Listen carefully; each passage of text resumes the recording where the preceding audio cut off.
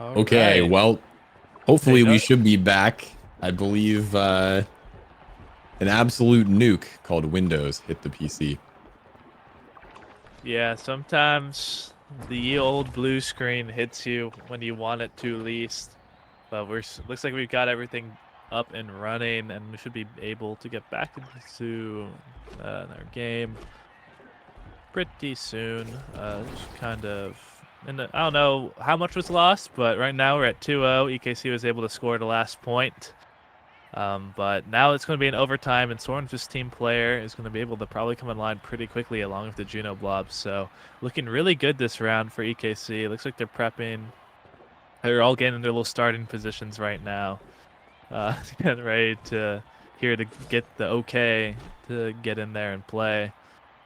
But um, assuming EKC can win this point, which is fairly likely, as they've gone to start, and you can see immediately Castano's able to get that first barrier with that increased speed from the overtime, and now NXCD moving on forward, looking for a dash punch on Liari. He's going to find a lot of damage, but not going to find the KO, which means a good chance for Bun Bun here, especially if NXCD getting taken off the map and then the trade from Liari being just a recovery drone.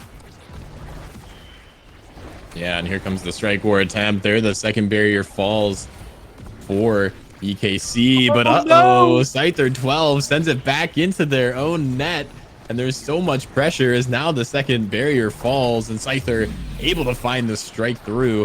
Or actually, Liari somehow found that one with that drone, I believe, but 1 point for EKC now on this second set, or Bum Bum and Anzo rather. EKC 1 point away from locking down set number 2.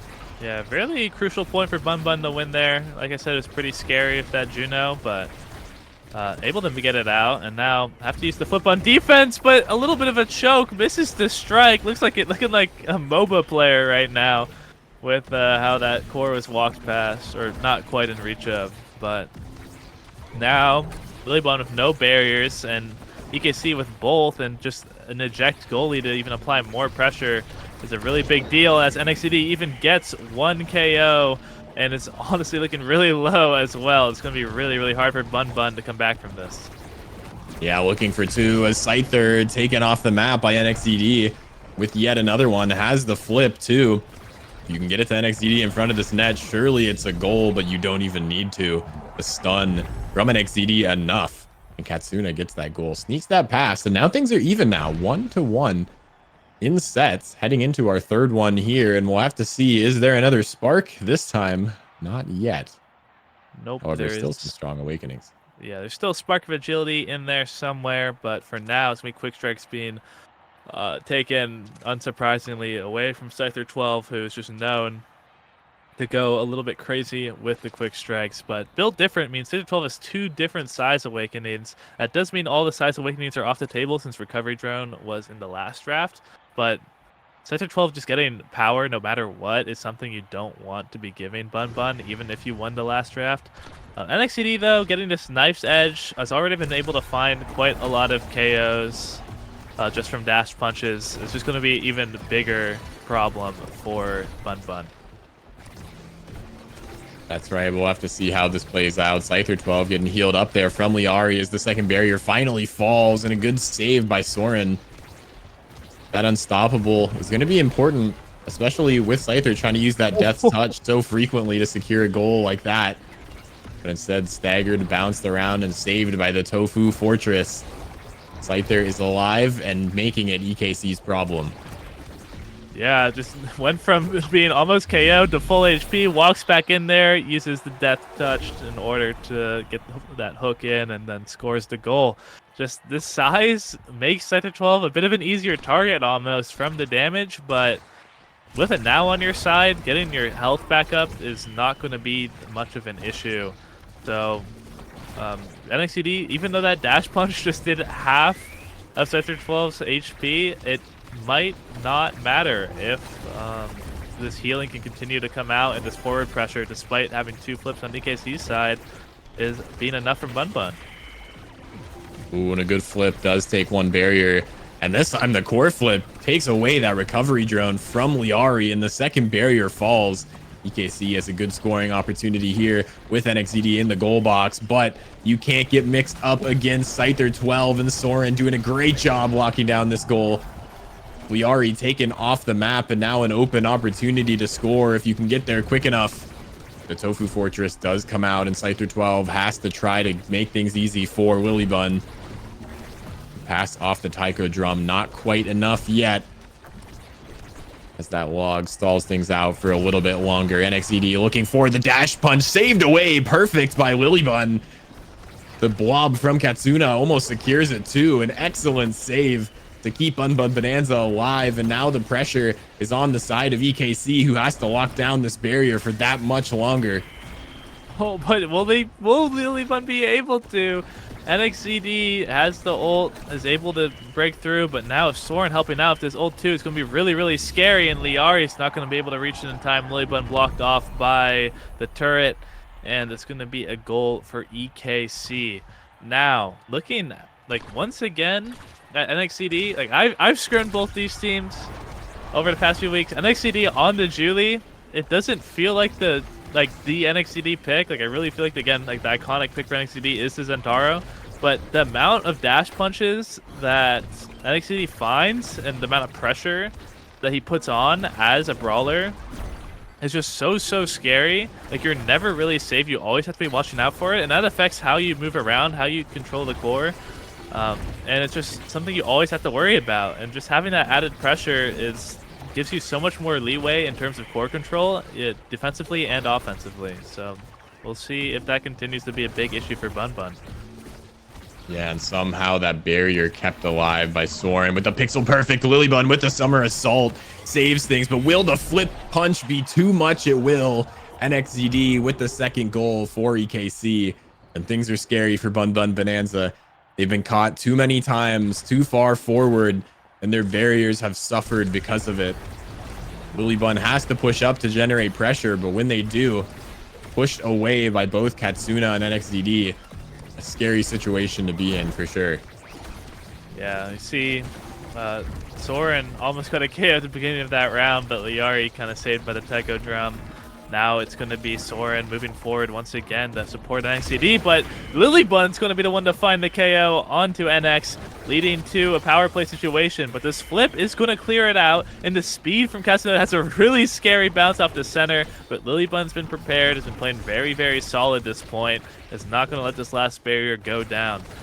Power play results in no barriers taken, but Scyther 12 does have this flip now, and if that can be used to get this last barrier, then Bunbun will be in a great spot to get back in this game. But the turret, even though the Tofu Fortress is right there, all the strikes, it almost reaches with Soren with that final clear, might be able to dig this one out. If they can get one fast core to go through, then maybe they get this barrier, but it won't. Eventually it does go through. Now Scyther 12 trying to find a goal, but doesn't. Instead, Willybun's going to not be able to roll to catch that one. Now Katsuna dribbles into the and is able to get that point from what's felt like an impossible situation. EKC comes back and now gets another chance at this draft. I'm gonna say it. EKC is taking this one 2-0. If you're playing like that and locking that barrier down for that long, there's no way Bunbun Bonanza can get it through. An absolutely insane defensive showing from EKC. I don't even know what to say. I'm lost for words, Fudgy. Yeah, just held it down. Did lose the barrier, but immediately got it back and scored. Just well played by them. But the amount of BIS going to both teams this round cannot be understated. Aerials and just a generally Jashed Awakenings on Juno are ridiculous, especially on this map. It's something that you always have to worry about now, is that Juno can just immediately jump across the map and take the core and hit it wherever they want. And it's going to be a 5-second pull and a KO of NXCD, who just picked up this 1-2 punch to do even more damage. It's a ridiculously strong Julie build. Soren has even more forward pressure with the explosive entrance. It's the only saving grace is Scyther 12 is found. Even though I said earlier all the size awakenings are off the table, the Among Titans has made Scyther 12 even larger, and the fight or flight has given Scyther 12 that much more carry potential. If they can make it through one more draft and Willybun can find this final spark, then that is Bunbun's last hope. But NXCD is crushing that hope as we speak. That KO was the icing on the cake, and now NXCD rewarded with a flip for all this offensive pressure. so quickly, and there's the recovery drone away from Liari. Now he's gonna have a difficult time trying to survive against that 1-2 Julie. But somehow, some way, once again, Soren clears it out and hits us with the Juno laughing emote. They are confident, they are locked in, and Liari's barely surviving off of those drums.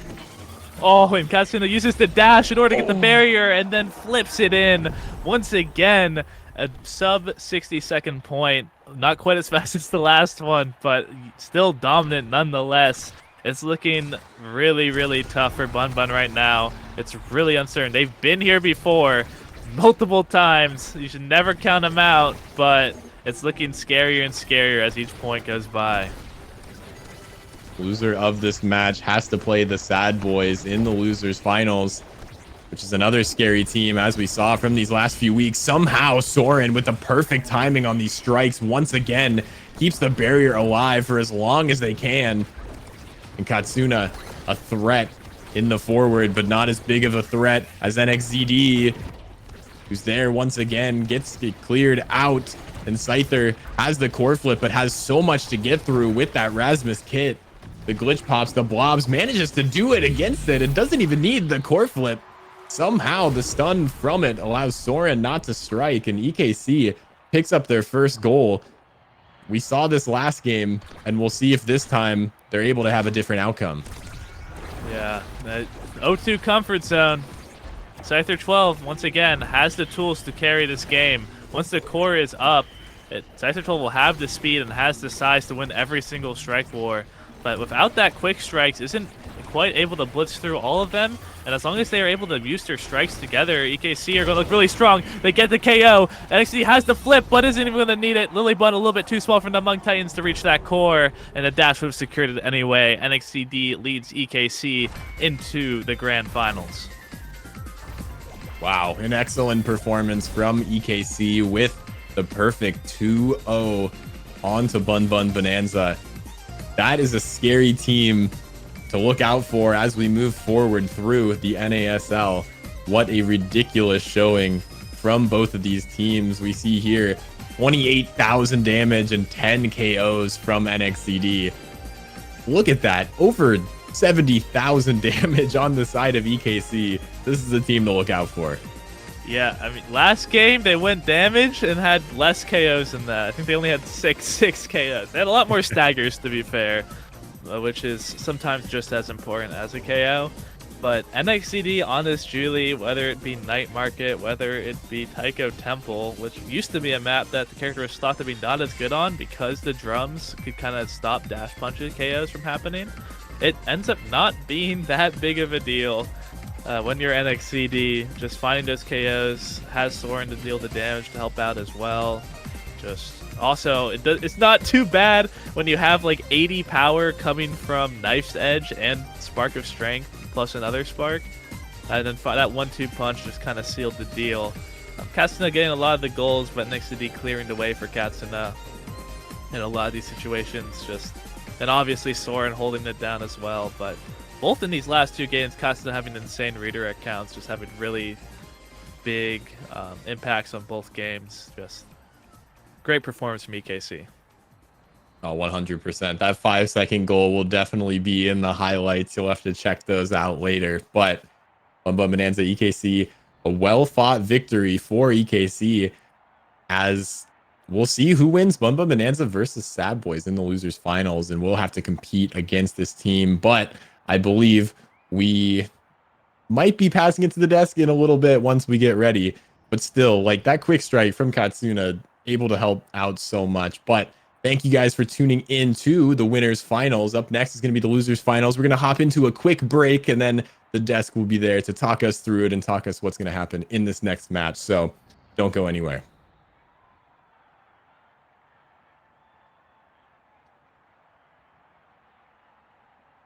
That's screwed up. What the hell? Especially against my solo queue games. Oh, not this is crazy. That is like not funny. That's not funny. What the If I'm gonna lose, it's on me. Hello, everybody. I am Brickbat. You might have seen me sometimes behind the cast, and I'm joined with both an NASL player and someone who's also joined me behind the cast at times, Liari. Liari, how are you doing today? Good. Rarely Ari camera appearance. I'm really excited to be here and earn my million bestie bucks and hopefully VIP in the channel. Yes. Yeah. Yeah, and it's much coveted. I believe the last earner was Katsuna, who basically went Wolf of Wall Oh. Street on his bestie buck betting. So I'm excited to see if we could get another person in the VIP Hall of Fame today. And I believe as well that I don't know if this means anything to the both of us, but there are 1 million striker credits here in the line in case a new character comes out from Omega Strikers. I mean, that would be intense, but we should always be prepared, as I believe Smokey the Bear says. So we'll be going right into it with some of these questions. I believe that neither me nor Liari has memorized these, but I've been previewed to some of them, so we'll see what we could get though. But I believe we have our question 1 coming up. I'm waiting for it to pop up on the stream here for 100 credits. Let's go and hit that play button here. I know 100 credits, gasp, you know. Yeah, out of these 4 characters, who was the first character to be released? Is it A, Zentaro, B, Vice, C, Kazan, It's or D, Asher. D, Asher? There's no way. Wait, dude, were you given that? Were you given that? No, I mean, I knew the answer from the I guess first that's question. fair. Okay, that's fair. Okay. Yeah, I'm it was actually just a Asher. genius. I can see the future. That's pretty real. Yeah, and Asher, first character released in beta. We both have wonderful memories of this character upon release, I'm sure, with the passive shield. But yeah, The first time I ever cried playing Omega Strikers was playing Coach Yoki in a house, and he abused the Asher passive shield and like just pushed me off the edge over and over. yeah, I remember like seeing clips from it, and I'm still like shocked that was like a thing in the game. Moving on to the next question here for 200 credits now. We're getting into some dangerous territory here. Who has won the most collegiate Omega Strikers lands? Is it going to be Soren, Snake, Brickbat, or Zoro? And Liari, I just want to say, if you get this wrong, it'll hurt me a bit. No particular reason. I just think I am known around the community as a bit of a difference. Wait, but you won CECC, or not the Texas Battle of Texas thing. Mhm. Thorin won one land, I think. But there were a lot of lands that like he couldn't go to because they conflicted with other like lands or other like stuff that he had going on. So I thought it was Zoro, but what you just said has made me really scared. I don't know. It's up to you, really. It's a personal I'm gonna decision. use my 50-50. Well, if you could take away the 50-50, let's see what we've got here. Oh, I've been caught. I've been Okay. caught. Okay, please, Zoro, lock it in. It's gonna be D Zoro. That was really scary. I've Well, never been more stressed out. I blew a lifeline, so hey, I've done my job. This was premeditated. I was put up to this by Achi, so hey, at least it worked. I got what I needed. Don't worry, I've only won my one. All right, next question. Question 3. 300 striker credits. Another 100 thrown down. So what we've got here. Which team has Gumi played for in tournament? We got A, the soon-to-be Strikers. B, Bounty Hunters. C, Westrado. And D, Chikara Cancel Dash Punch. I don't know, a bit of a stumper. Wait, hold on. Is it too obvious? I feel like I'm getting like baited to choose Bounty Hunters, but like surely it's Bounty Hunters. I feel like surely he also subbed in for Sundubu at some point in a weekly, but it has to be Bounty Hunters. Lock it in. They probably just want called Sundubu.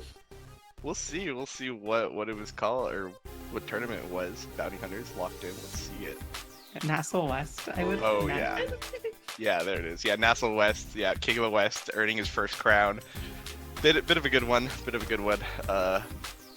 Memories, I'd say. All right, now the rewards are increasing. We're at 500 striker credits now.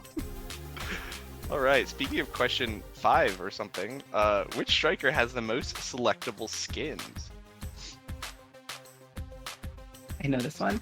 It's gonna be A, X, B, Rune, C, Asher, or D, Juno.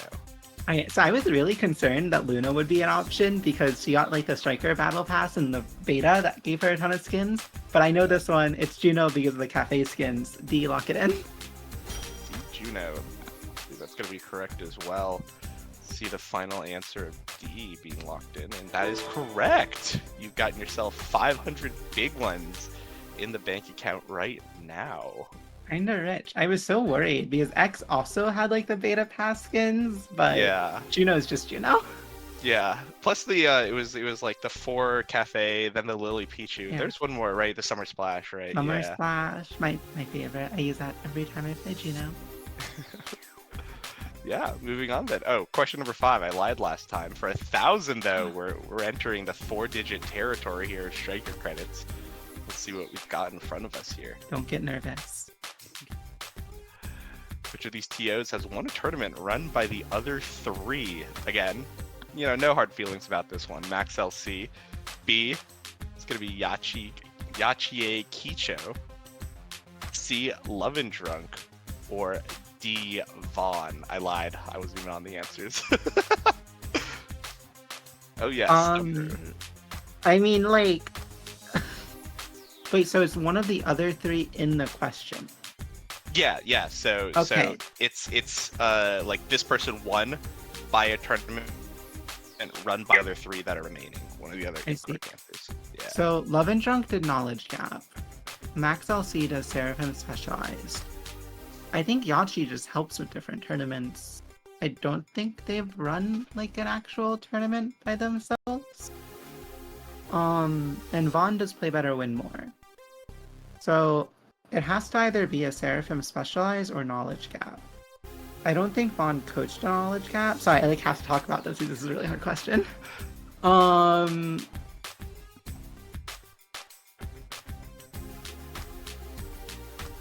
It has to be a Seraphim Specialized. And that was probably either won by Love and Drunk or Yachi. I think Love and Drunk's entered a lot more tournaments.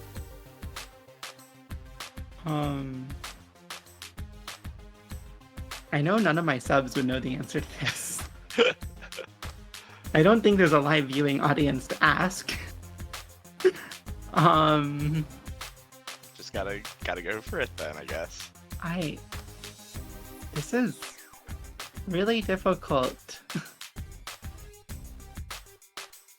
Yachi, lock it in. B. Alright, Yachie Kicho. Let's lock it in, see what happens. Looks like the Yeah, correct Love answer and was Love and Drunk. Yeah, I believe it was Seraphim Specialized, Love and One with Ratman Rob and Mr. Zur, I believe.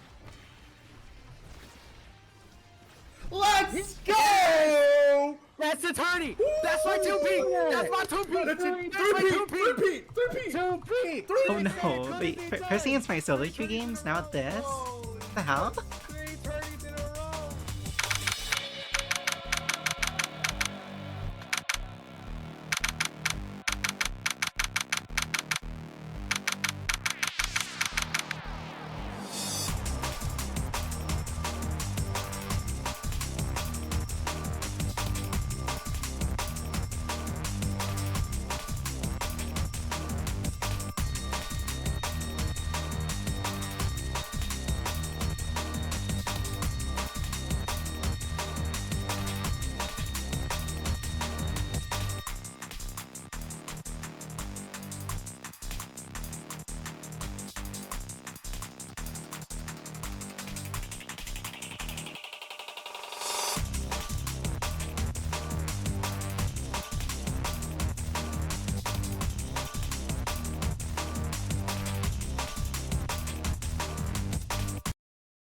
And welcome back, everybody, to Finals Day of the North American Strikers League Season 3. Thank you all for sticking with us through those technical delays, but we appreciate you all continuing to stick around because things are just going to continue heating up. It's EKC beating Bun Bun Bonanza 2-0. Gumi, give me your reactions to that series. You picked EKC. I think I'm the only one that was still here that picked Bun Bun Bonanza. Once again, I'm the best predictor that ever did Omega Strikers things. Gumi, what are your reactions to the last series?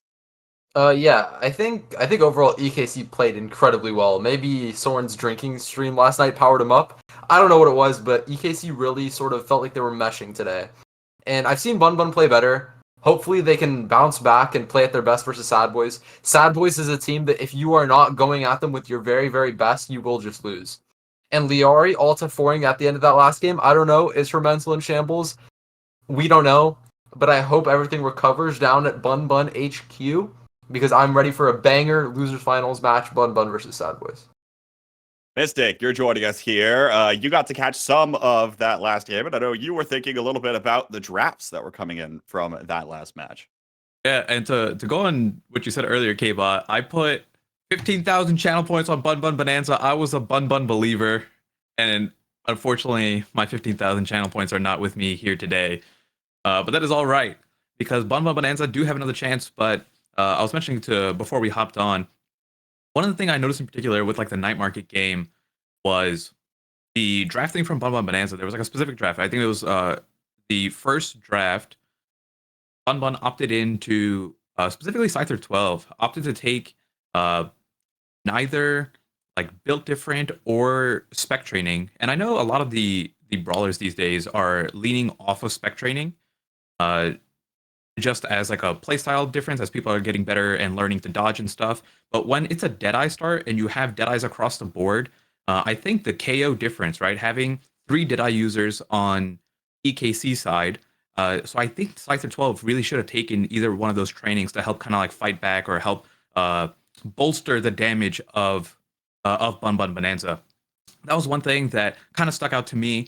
Overall, it was just like the KO power or the pressure was just higher on EKC side, and it made it tough to kind of hold off as you were either in a 2v3 situation or just like trying to live and recover your stagger. So that was just one of my takeaways from that first game. So now, 3Z, Sad Boys, it's finally time to talk about this team who continually seems to be at the top of the tables, but they've got to fight their way through the losers bracket here on their last life. Of course, so is Bun Bun Bonanza, but preview this team for me, right? They've obviously had to come through the season so far, and they were struggling a little bit in the midpoint of the season without having a lot of reps under their belt, but this is a team that looks practiced right now. Yeah, flashback to 2 weeks ago, they looked probably the most informed, the best Omega Strikers team I've ever seen. Just the way they were coordinating their offense with the Caleb on the Amy, it was just a work of art. I think if Bun Bun wants to win, they're gonna have to ban that Amy. Gonna have to find a way to stop the minds of Sad Boys from winning. Just that connection that they have there. I didn't really see what I would have liked to from Lily Bun and Liari just defensively in the last 3. So hopefully they can get it together for this one because you know that like Yumi said, Sad Boys are just going to be super coordinated and play at their best. So we do have the map picks for the next series. Bun Bun banned away Taiko Temple. Sad Boys banned away Gates of Obscura. That means Bun Bun decided to go to Atlas's lab in game 1, electing to go into Vaughn's lab. Sad Boys go to Clarion test chambers in game 2. And then Bun Bun, as the deciding pick, ends up going to Imizap, confident there in Scyther. Gumi, what do you make of this map draft, especially that first one? I think that's a very, very interesting decision to go to Vaughn's lab. But hey, I mean, that shows confidence. And in Omega Strikers, confidence is everything. If you're playing the game and you're confident, you will win. If you're not confident, you will lose. So simple as that, and I like the confidence by testing Sad Boys on probably their best map. All right, we'll get into predictions because I believe the players are ready to roll. 3Z, I'll send it to you first. What do you make of what we're about to see here? What do you make of the maps coming in, and who's going to take this one? Yeah, I like the first 2 maps for Sad Boys a lot. If you have a Rasmus ban on Atlas Lab, Scyther's probably gonna pick Kazan. Maybe it'll be Kazan Mirror, Zentaro Kazan, something like that. I don't know. I really like Atlas Lab for Sad Boys. Clarion as well. I've seen some footage from Sad Boys on that map. They look good. The one outlier is Amy Zap. I don't know how either of these teams will do on that map. So who knows? But I'm gonna go Sad Boys. I mean, I'm just a Sad Boys believer in general. After watching the Bun Bun performance from last game, I don't know if they have it in them, but we'll find out. Gumi, what are you thinking? This is the team that upset you all, or you lost, I suppose, to both these teams last week. Who you got making it into grand finals for that match versus EKC? You know, I was a little bit too mean earlier. I said that Bun Bun would win so that they wouldn't be the underbuns and they would lose to EKC. I'm really sorry. Liari, Lilybun, Scyther, from the bottom of my heart, I am very sorry for believing in you. I will be doubting on you from now on. You are now allowed to be the underbuns so we can have a bit of a banger losers finals. So I will be rooting for Sad Boys. Oh yeah, Well, it's Sad Boys sweep. It's a Sad Boys sweep on the predictions, and the reason Mystic and I aren't predicting is because Mystic, we're about to cast this thing. What do you make of what we're about to see here coming up? I mean, if history shows, although it wasn't the full Sad Boys roster, the current record of this head-to-head is 1-0 Bun Bun, right? At least in NASL. So it could go either way, but I know Vaughn is back in, ready to perform and ready to kind of like play against Bun Bun in NASL. I will say the map selection makes it feel like it's very favored to Sad Boys, and if it goes to a game 3, I mean they can't lose on Joe's app. Bring them to Joe's. Joe's app. Okay, well. Oh yeah. We'll see whether or not that ends up happening. Threezy and Gumi will be joining us on the other side of this series. We'll get their reactions as we head into grand finals. So, of course, stick around for those two. But for now, I think we're about ready to, or pretty close to getting into the game here. Of course, first up, Mystic, is going to be this Atlas Lab, right, in game 1. What kinds of picks are you expecting to see? Because it feels like this one could kind of start favoring the Sad Boys, especially for damage compositions here. But clearly, the Bun Bun Bonanza have something prepared. Yeah, so at least if history goes to show, Sad Boys typically picks not damage comps here as much, unless it's a Deadeye start, where you'll then see Vaughn pick something like the Luna and Amy or Amy for You Already Lose. I know he's been practicing a lot of Vice and solo queue as well, so keep that in mind. That could be a backup pick, depending on what type of Awakening starts we see. But besides that, it'll most likely be Bells on...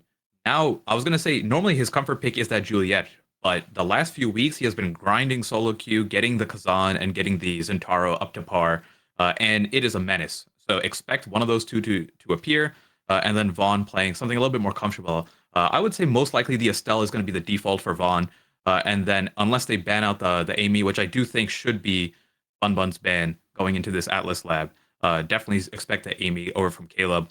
On Bun Bun's side, most likely you can expect the Estelle Mirror or maybe the Juno come out for Liari. Lilybun has been known to play the Finny quite a bit here on this particular map, but also I would say has more success on the lockdown goalies, as we're actually loading into the game now, but we can counter that with either a Dubu or an Atlas if we want a little bit more survivability. And then Scyther 12. I mean, if you give this man the Rasmus, he'll take it all the way. So those are kind of the picks you want to be looking out for in this first game. Well, it does appear as though the Bun Bun Bonanza is going to be banning away the IME here. Starter Awakening's Chrono Boost and Recovery Drone as Scyther's Rasmus gets taken away from him as well here, Mystic. Yep, I mean, this is an insane pick for him. So they understand that Scyther 12 is a beast on the Rasmus. Get it off. Bells is more than happy to mirror him on the Kazan, who he's been putting the effort into. And because of the Chrono Boost, we actually seen Octavia locked in for Vaughn, and there is the Vice for You Already Lose. Has been putting a lot of work into it. And with that extended duration stun, thanks to the Chrono Boost, if he ends up taking that, the Vice TP in the secondary is going to do so much damage and so much stun. It's going to be a lot of offensive pressure coming out for the Sad Boys team. The Octavia has been let through. We'll see what Vaughn's able to do immediately going into the flow state and contributing to a barrier here. You already lose. Picks up the Vice as well on the goal line, which is interesting pick all around. Of course, has considered playing a lot of these damage champions, and Eject Button especially made numerous offensive plays to net Sad Boys goals in their series versus Demons Raw in losers semis 2 weeks ago. See what ends up happening here, of course, but stalled out for the time being, at least up first. Finally, that barrier will fall as Bells is able to poke it right past Lilliput. Now, you see the Thunderstruck out. You already lose. Might be looking for something here, but it's the KO as Vaughn is taken off of the map. Taken off the map indeed, but one barrier still left up as you already lose, and some phenomenal clears. Gets it over to Bells.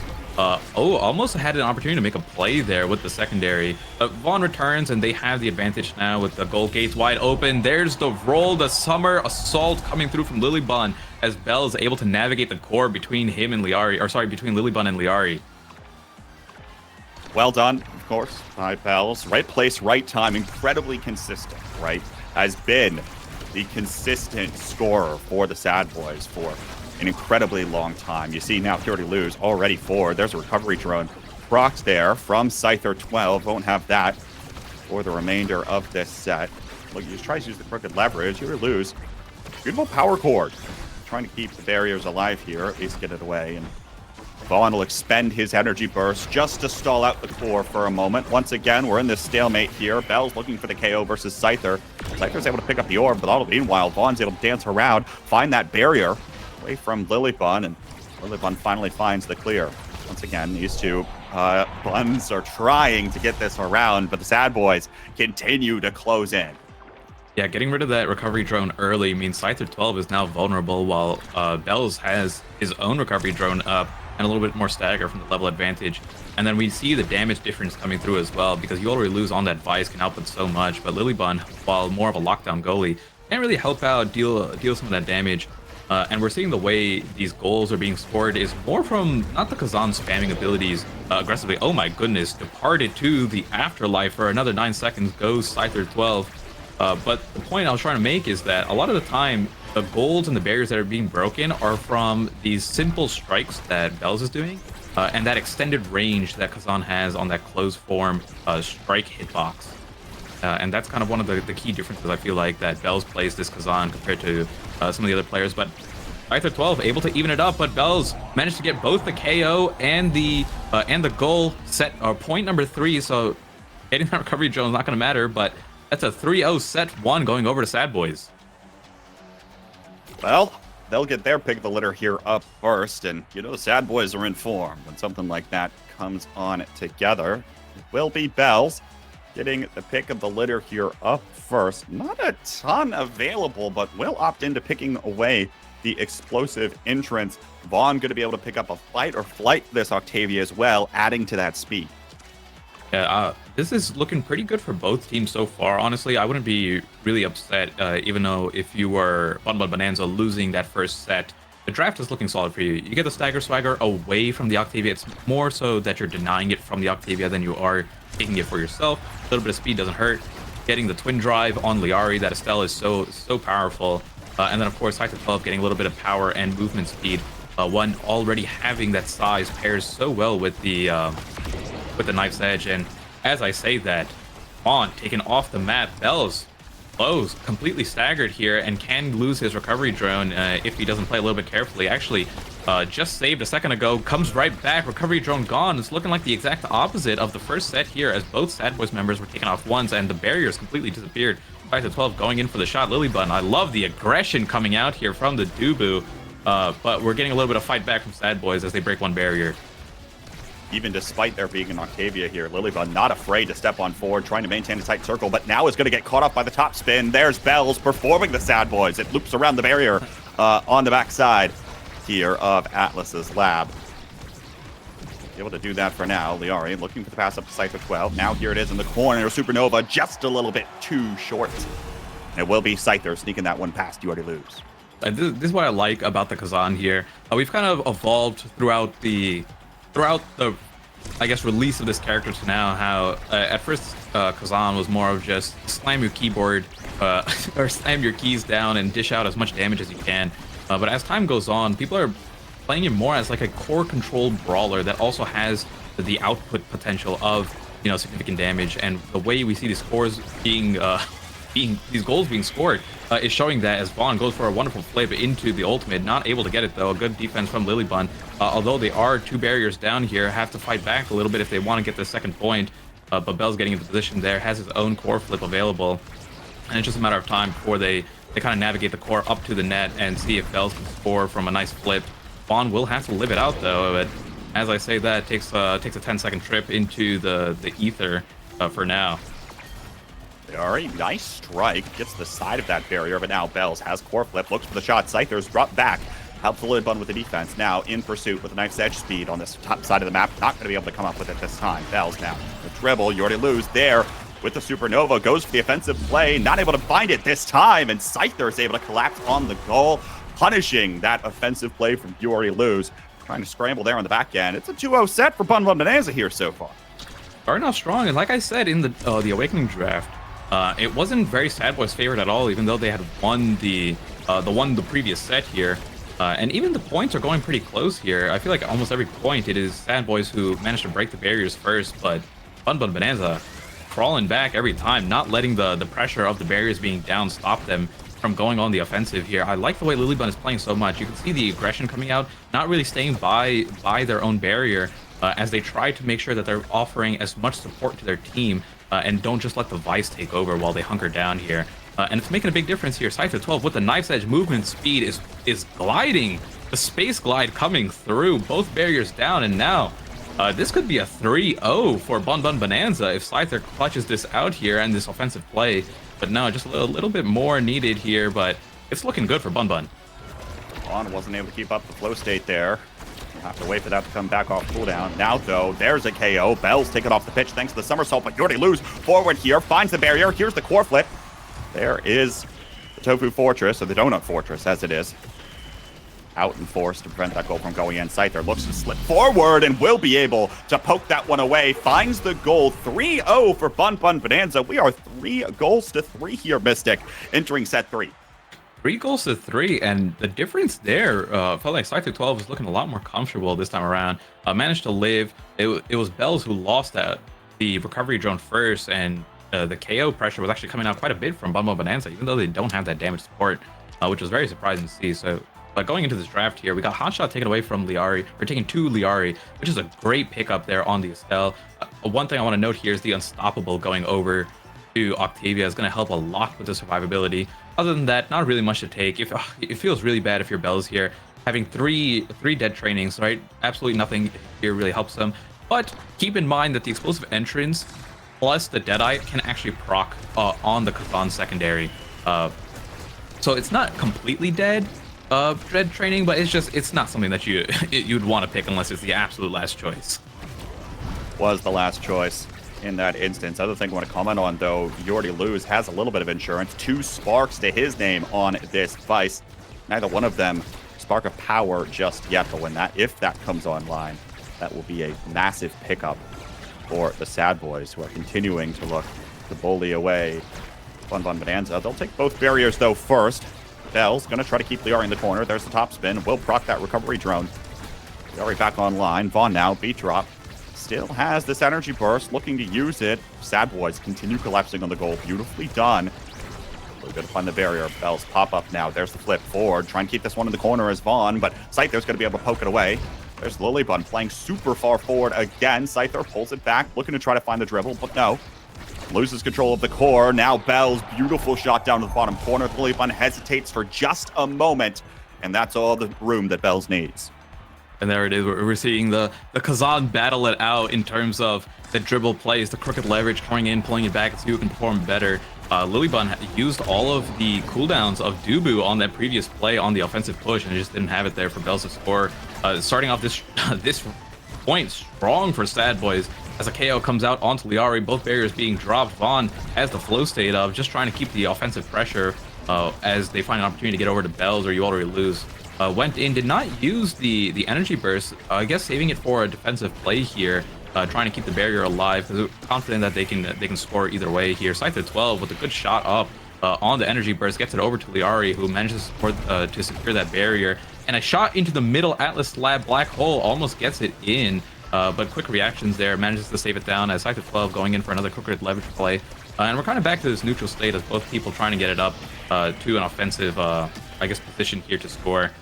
Oh, that was almost close. You already lose, nearly scoring on himself with that supernova, but is able to make it back in time. Now, though, Scyther in pursuit, looks for the slip again, but can't find the pop-up.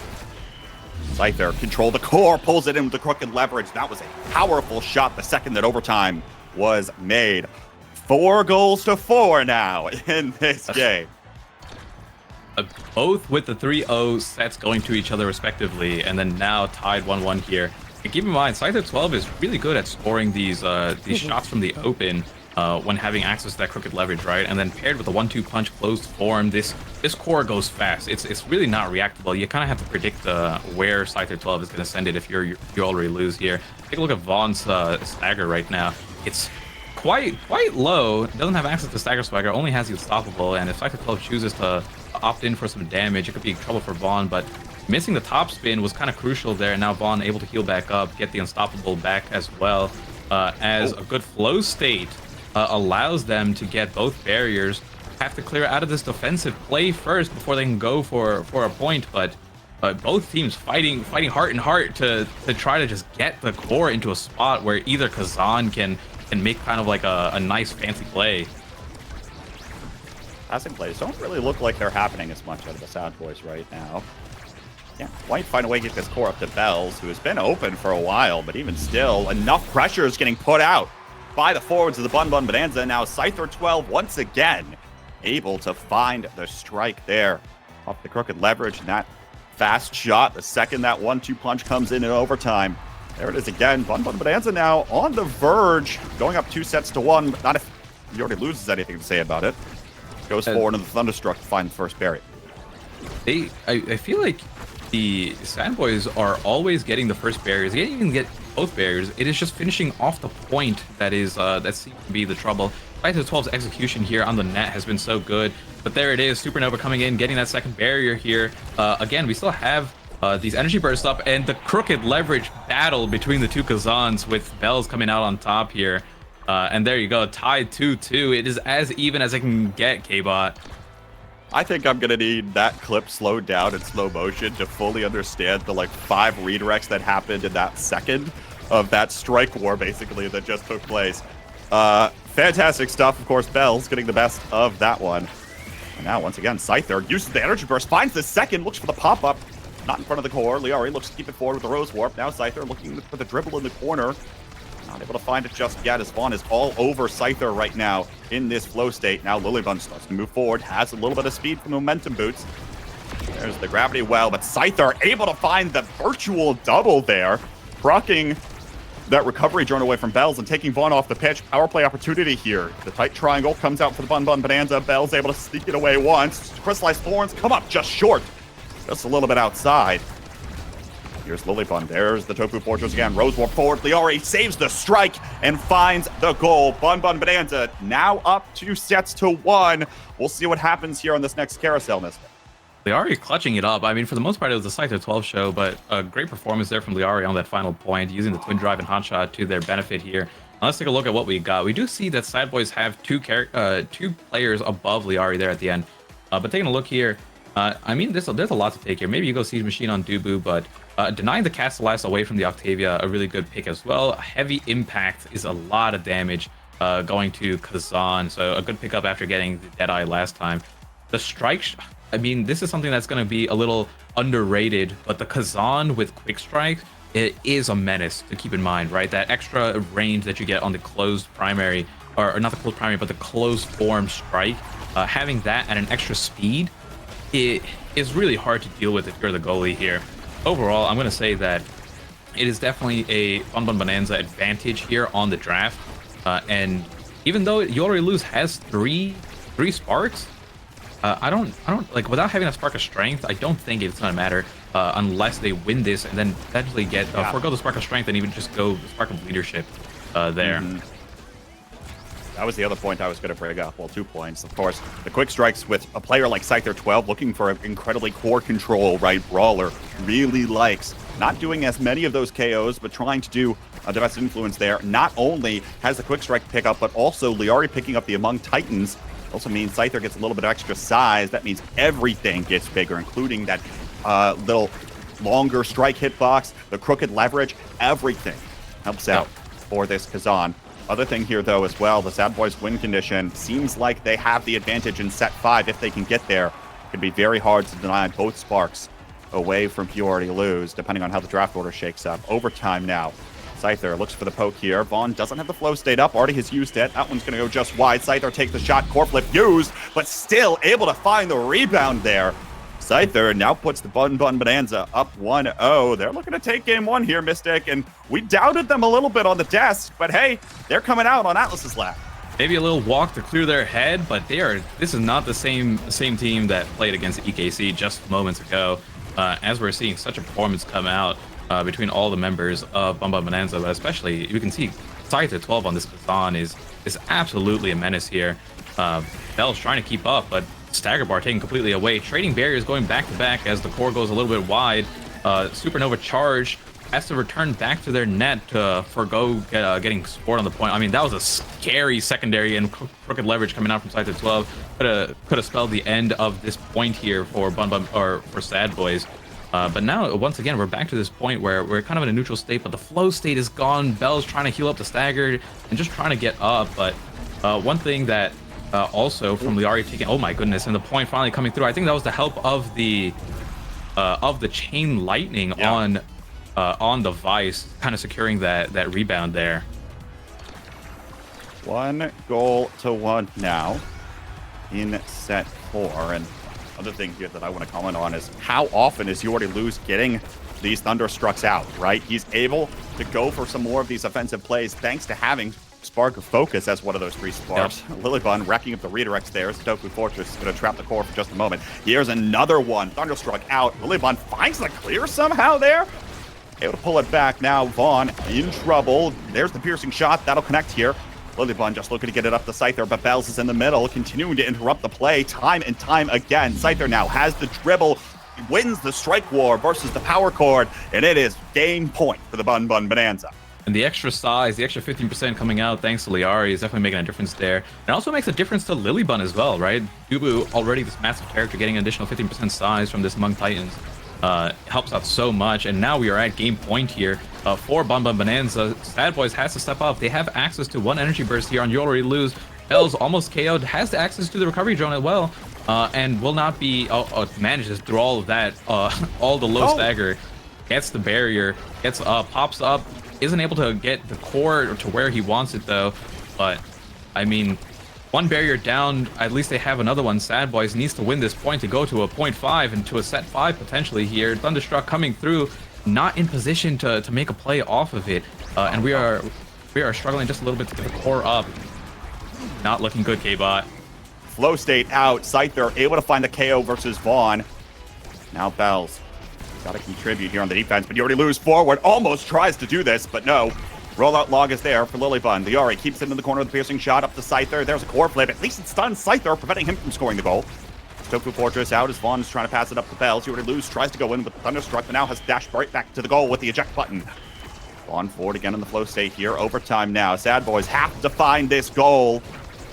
Scyther starting to get low. Flow state runs out. Vaughn doesn't have access to that for at least a little while longer. You Already Lose. Simple, clear. Here's the Supernova. Doesn't have that cooldown for at least a little bit. Bells maybe looking for a dribble play. Not quite yet. Can't find it. Tries to pull it back with a course leverage. And oh no! Core slips past everybody right up to Scyther. You Already Lose was looking for the aggressive play.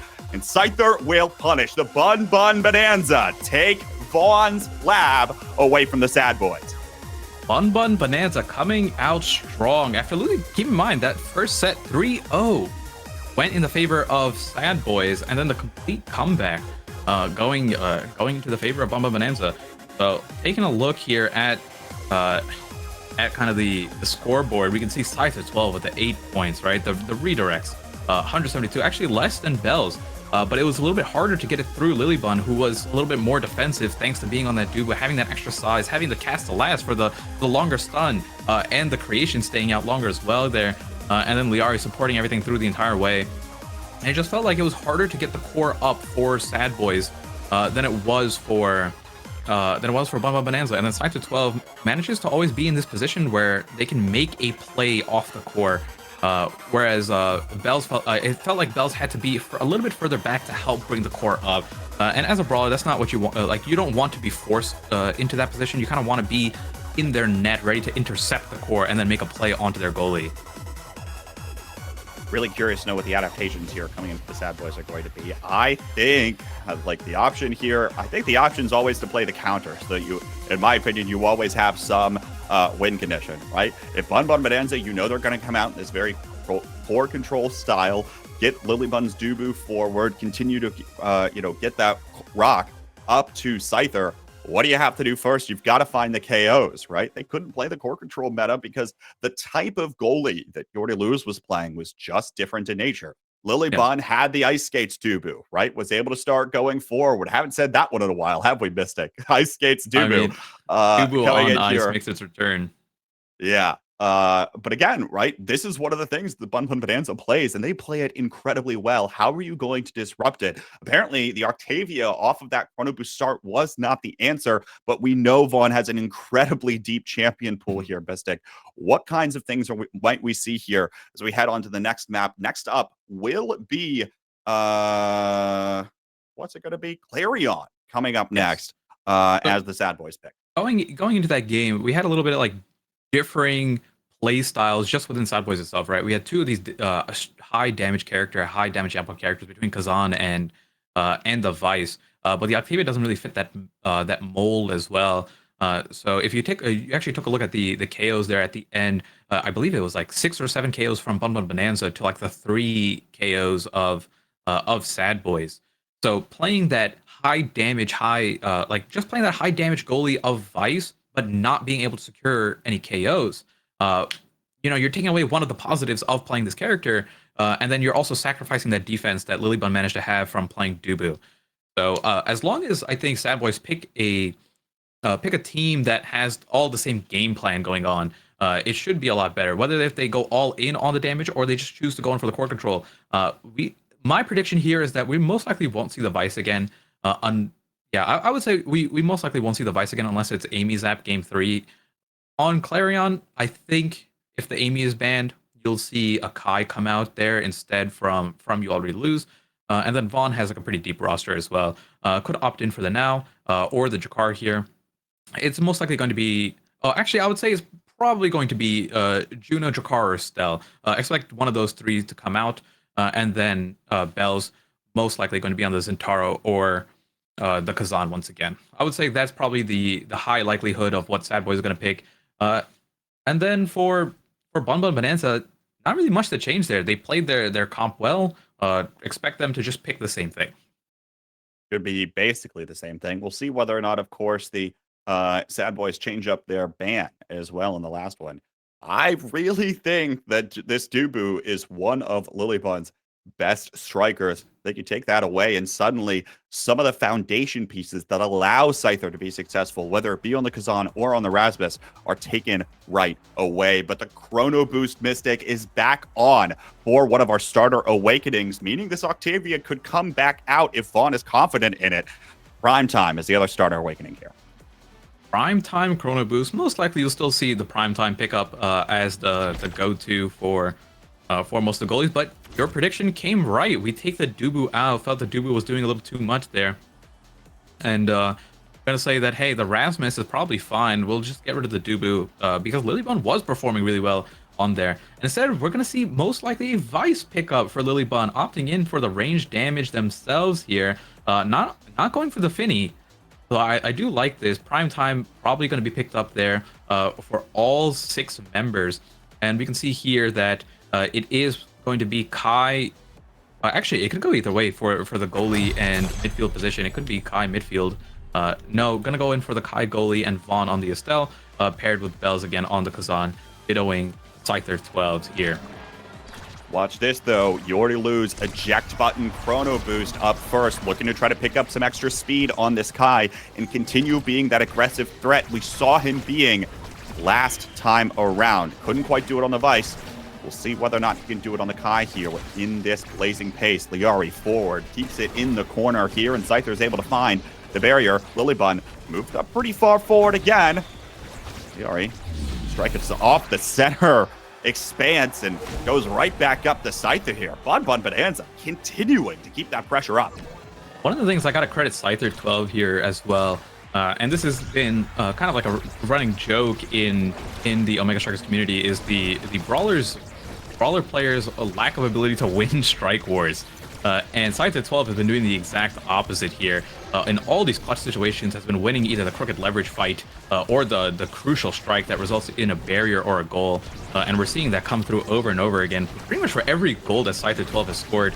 But starting off strong, Bun Bonanza has the lead. Vaughn has to pop the energy burst just to live. Tries to go for both the KO and core control at the same exact time. Scyther 12 is the one who manages to live as Vaughn was taken out. The poison cloud puddle pool of toxins are up and contributing quite a bit to the damage here as Liari jumps in, Rose Warp, energy burst into the piercing shot. Gets the point, 2-0 lead. I mean, 2-0, we started this set maybe a minute ago. And it's a 2-0 lead already, K-Bot. That's what these teams are going to do to you, right? They are continuing. Bun Bonanza especially. Keep up the pressure, punish every little mistake, and Sad Boys feel like they haven't found their footing yet, although, hold that thought, as now Scyther 12 is low, will get pushed back and pick up the goalie orb. And still has a little bit available here. Now looks like it's going to recover back to half, negating that stagger. But Lilybun going to drop both barriers away. Vaughn going invisible in the cloak of side streets here. And you know what's very surprising, K-Bot, is I'm just taking a look at the starting awakenings now. Bell's opting in for the siphoning wand here to pair with the prime time, and instead Scyther 12, who's been as healthy as a fiddle, has the slick kicks. And we're seeing more damage come out from Bun Bun than we are from Sad Boys. Good point on the whole, but Vaughn able to find the goal here. Liari can make those plays on the Rose Warp, so can Vaughn. One of the strongest midfielders the game has seen. 2-1 here in the first set. Mystic, let's do a little bit of a preview here. What are these teams looking for Awakening-wise? Awakening-wise, because of how high the damage is from both sides, Stagger Swagger is going to be a key point here to deny from whichever team. Cool. If you see Stagger Swagger in one of the drafts, expect it to be picked up, most likely first pick from whoever. It doesn't matter if they're the goalie or not. It's just one of those things where you don't want the enemy team to get that. So I would say that's probably one of the strongest things to take a look here. Pair that with when you have this prime time, you want rapid fire as well. And take a look at Scyther 12 pop off here as... Oh my goodness, it felt like, just watching that, it looked like this man had quick strikes. Takes the Project Maelstrom Orb, is just able to put in the work with it. Will be the set MVP and get his pick of the litter up first here. Spark of Strength, built different explosive entrance. I mean, all you could go online. so many ways here. Maybe the build different for the extra size. I really like that pick up there. Kazan with extra size, and when we've been watching how Scyther 12 is in winning these strike wars, and just having that extra range is so brutal to play against, whether you're the midfielder or whether you're the goalie. Putting a strike war against an enlarged Kazan feels like a nightmare every time, but we do have a little bit of firepower coming back here from Sad Boys as Bell's last pick manages to get the specialized training here, so maybe they're going to opt in for a little bit more damage this time. But Lilybun on the Vice gets explosive entrance, one of the best awakenings of all time on Vice. Every single hit is an impact here, so the damage is going to be coming through. Bell's going in for the pop-up, lands on Lilybun. Lilybun managing to evade that and live a little bit longer. But we're trying to see Bells go for some damage here. But the damage just keeps coming out onto Vaughn. Every time I take a look, Vaughn is getting hit by these stray hits as he's protecting the core. And the stagger just keeps depleting over and over again. As we are 1-to-1 in barriers, Scyther 12 is looking for the shot there, isn't able to get it. And I think it's now going to come down to who gets the first KO or not, which is going to determine how the points are going to go. I mean, so much good there for Bun Bun in the last draft. Here's a KO. Vaughn taken off the pitch. Scyther pulls it back with a crooked leverage. Top spin. Bells tries to interrupt this for just a moment.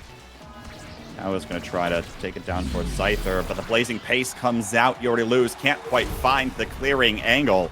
And that goal will go in as well. I feel like Mystic, the Sad Boys draft bank, hasn't really come out to play in terms of their luck and their ability to come in some of these Awakenings drafts. Like, that one was very clearly Bun favored, and now look at this, almost looking for the goal right away for the Bun Bonanza. Not going to find it quite yet, but you have to imagine it's coming in soon.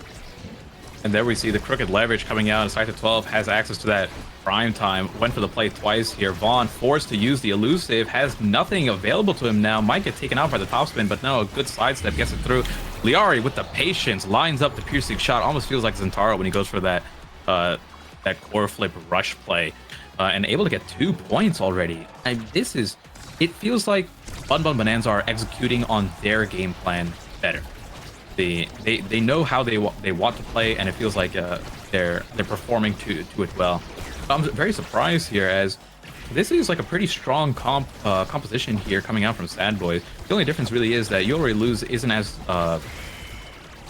on a damage dealing character like he was on the Vice, but now it's definitely Bun Bonanza that has the more damage output between their 3 characters, and we're seeing that with, take a look at Von Stagger, who might be taken out once again. Vaughn struggling here in the midfield right now. Can't find his footing, getting knocked around so much, but there's the barrier. Piercing shot will help collect that. Scyther looking forward. Here's You Already Lose. Nice barrage, keeps it away. Both barriers still online. Pass down to Bells, looking for the shot off the bouncy barrier. Not able to find it that time. Bells continues to go forward. You Already Lose. Blazing Pace, not going aggressive. Double barriers taken away right there as Scyther 12 is able to thread the needle, but Bells will find the goal off of the bounce barrier, and maybe a sigh of relief for the Sad Boys. Yeah, a little break there, as it's been consecutive points over and over again coming out from Bun Bonanza. Finally, we get a little bit of a breather going into this next point. The size, if it goes over to one of the Kazans, is going to mean a big deal for the scoring potential here. Topspin's being traded, but it is Scyther 12, level 6, who manages to win out there. Already paired with 1 size awakening. On top of that, has the extra size from Liari. This Kazan is absolutely monstrous, looking like a Titan for sure. But it is Sad Boys who got both barriers. Liari low, has no elusive as well. Bells looking for the KO, misses the Crooked Leverage, unfortunately. At least gets to deny the health pack over, as Vaughn healing up all the way. A little bit of a stagger visual bug. Is not currently staggered, so don't mind that. And now going in for the piercing shot. Oh, I mean, the Rose War piercing shot, trading these plays with Liari after one another. And now we're back to a 0.5. I mean, this is the momentum that we needed to get Sad Boys out. 2 energy bursts available as well, K-Bot. I was just about to say the energy economy heavily favoring the Sad Boys right now. Lilybun next closest, but no elusives even for Liari or Scyther to start the game. Blazing Pace activated from You Already Lose already and will contribute to finding the barrier. Now goes off the expanse. Vaughn in the corner, trying to get this one up to Bells, but Lilybun to find the clear. Now trying to go down to the bottom side, but Bells can't quite find the transition. Vaughn looking for the pass forward again. There it is, back to the corner.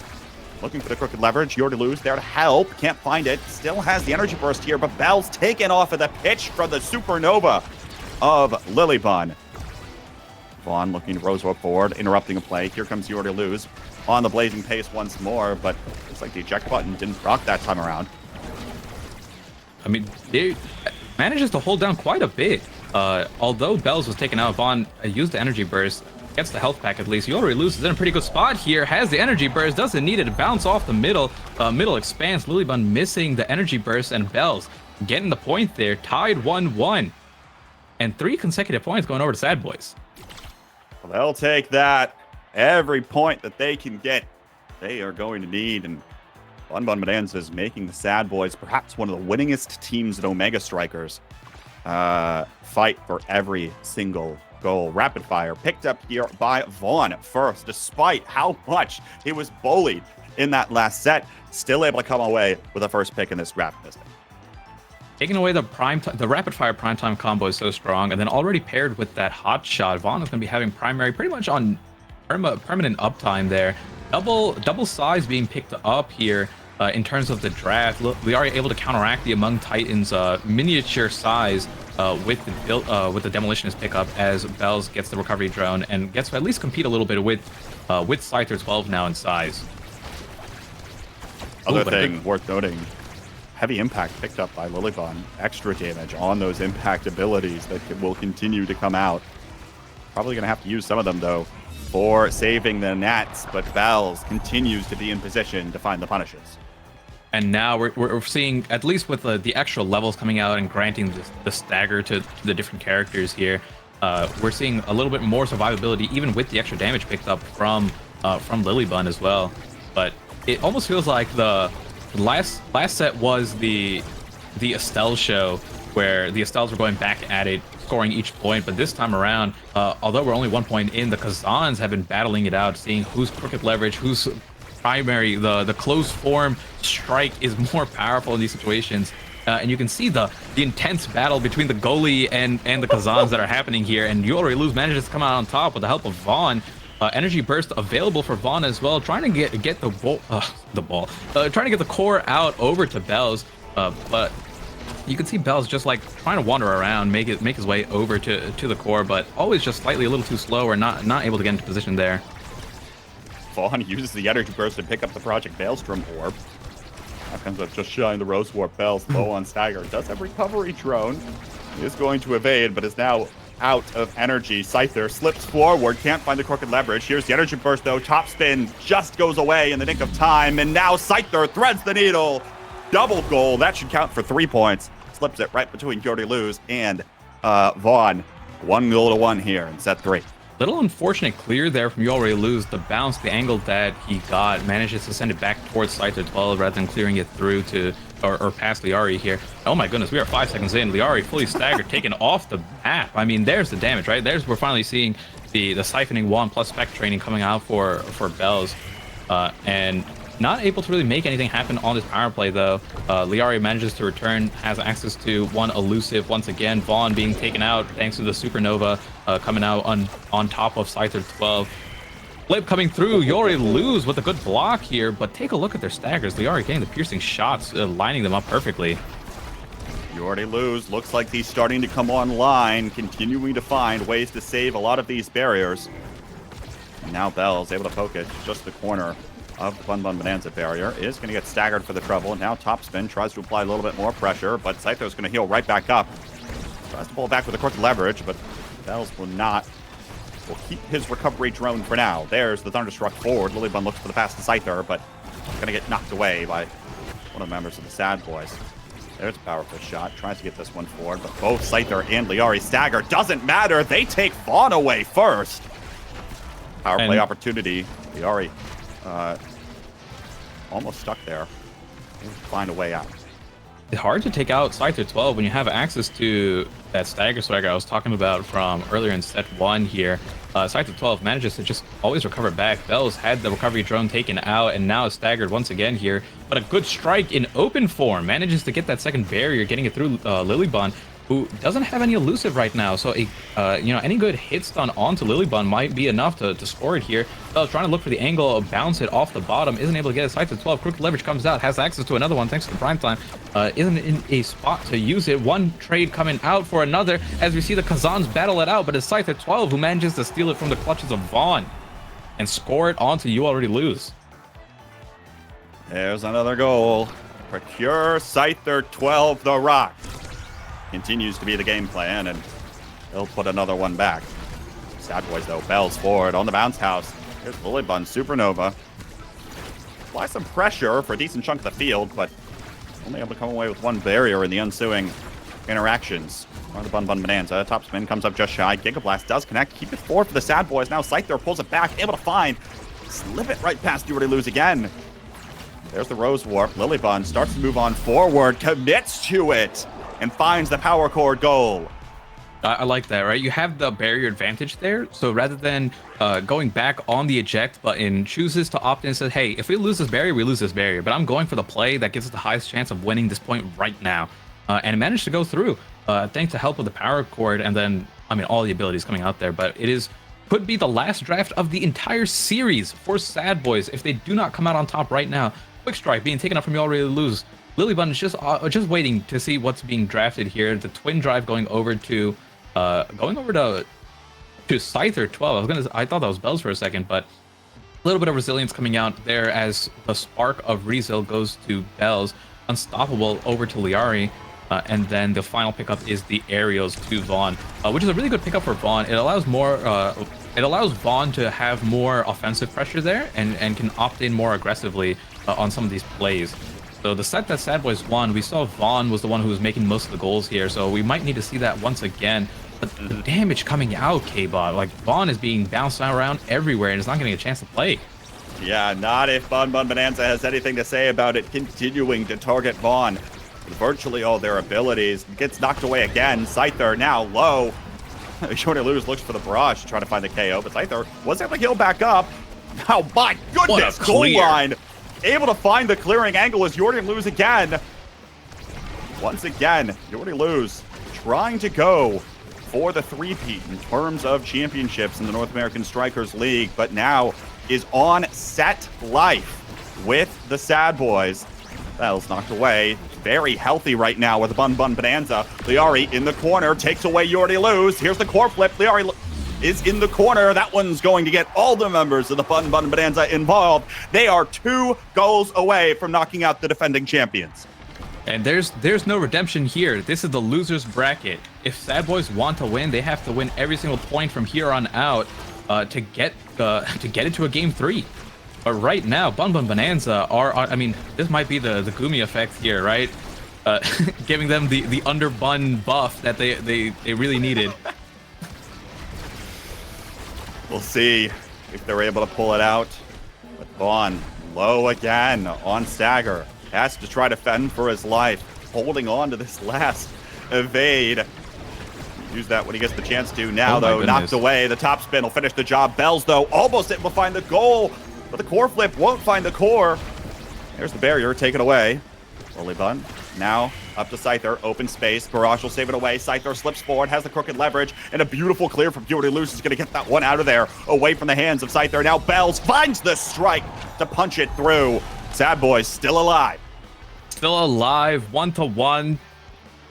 All they need is 2 more points to make it to a set 5, but we can see that the damage coming out is just a little too high from Bun Bun Bonanza. It's so hard, right? When you're trying to play and make these core control plays or just get the core up, it's tough when you have to also try to just dodge the abilities coming out from Scyther 12 and everyone. 2 barriers being dropped within seconds here as Scyther 12 and Liari line up their abilities so well.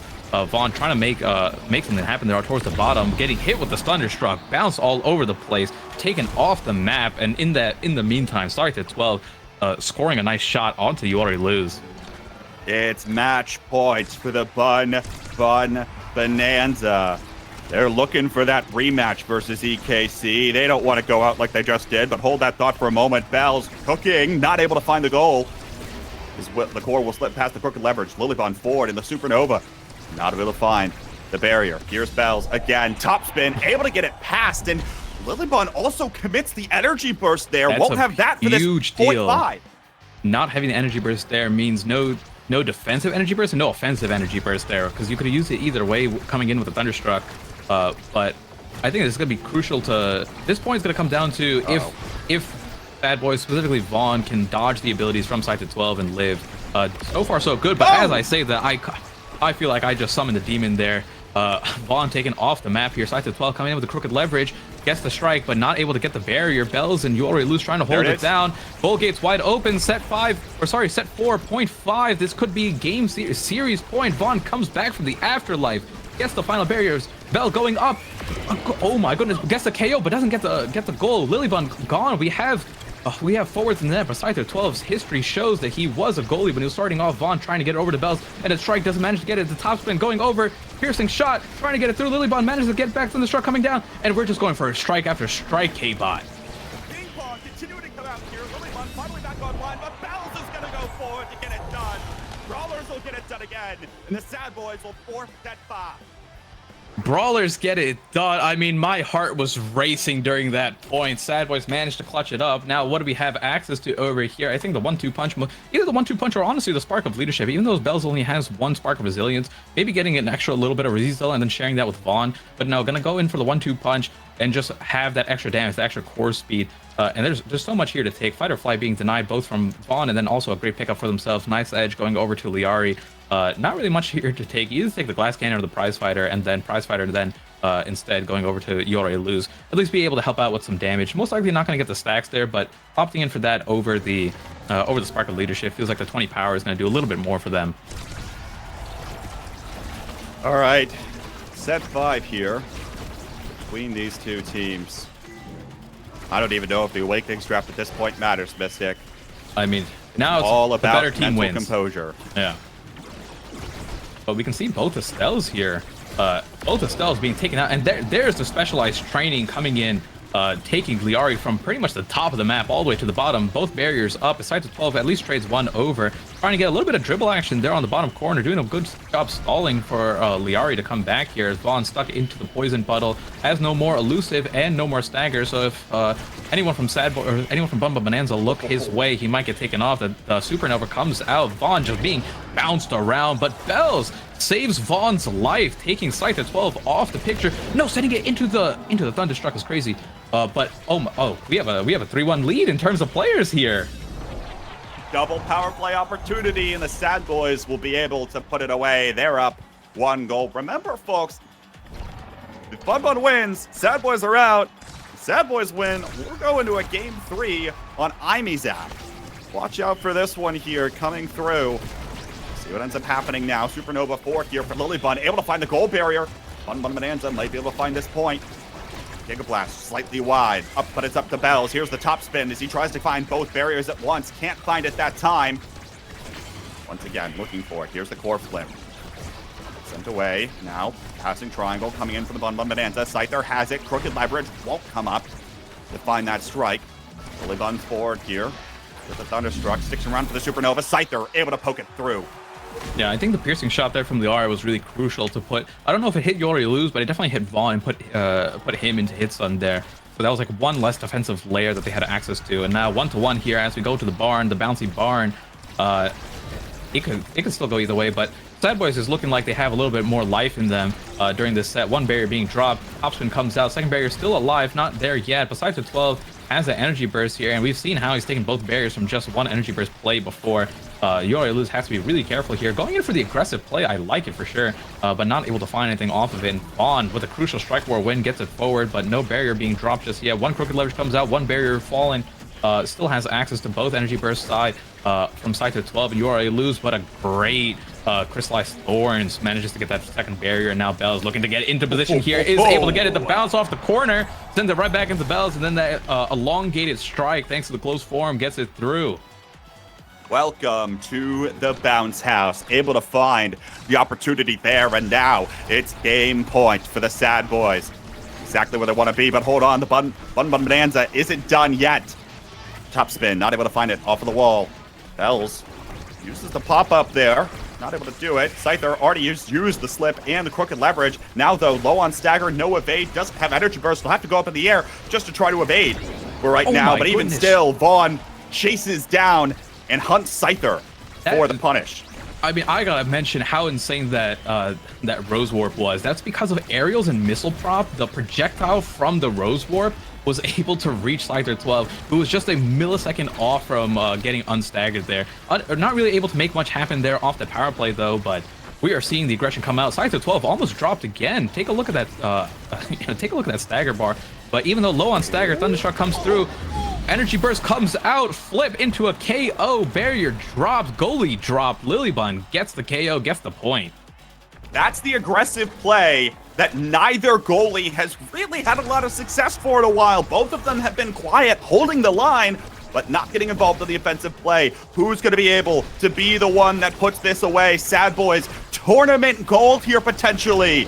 They're on their last life, and they'll find the KO versus Scyther as they take away his. Vaughn now, piercing shot, top corner, You Already Lose, blazing pace, doesn't have the opportunity to go forward, but gets a break thanks to that bounce from the corner. Vaughn, Rose Warping, looking now for Bells, but Liari's in the way. Here comes Bells, doesn't quite have the distance on the slip.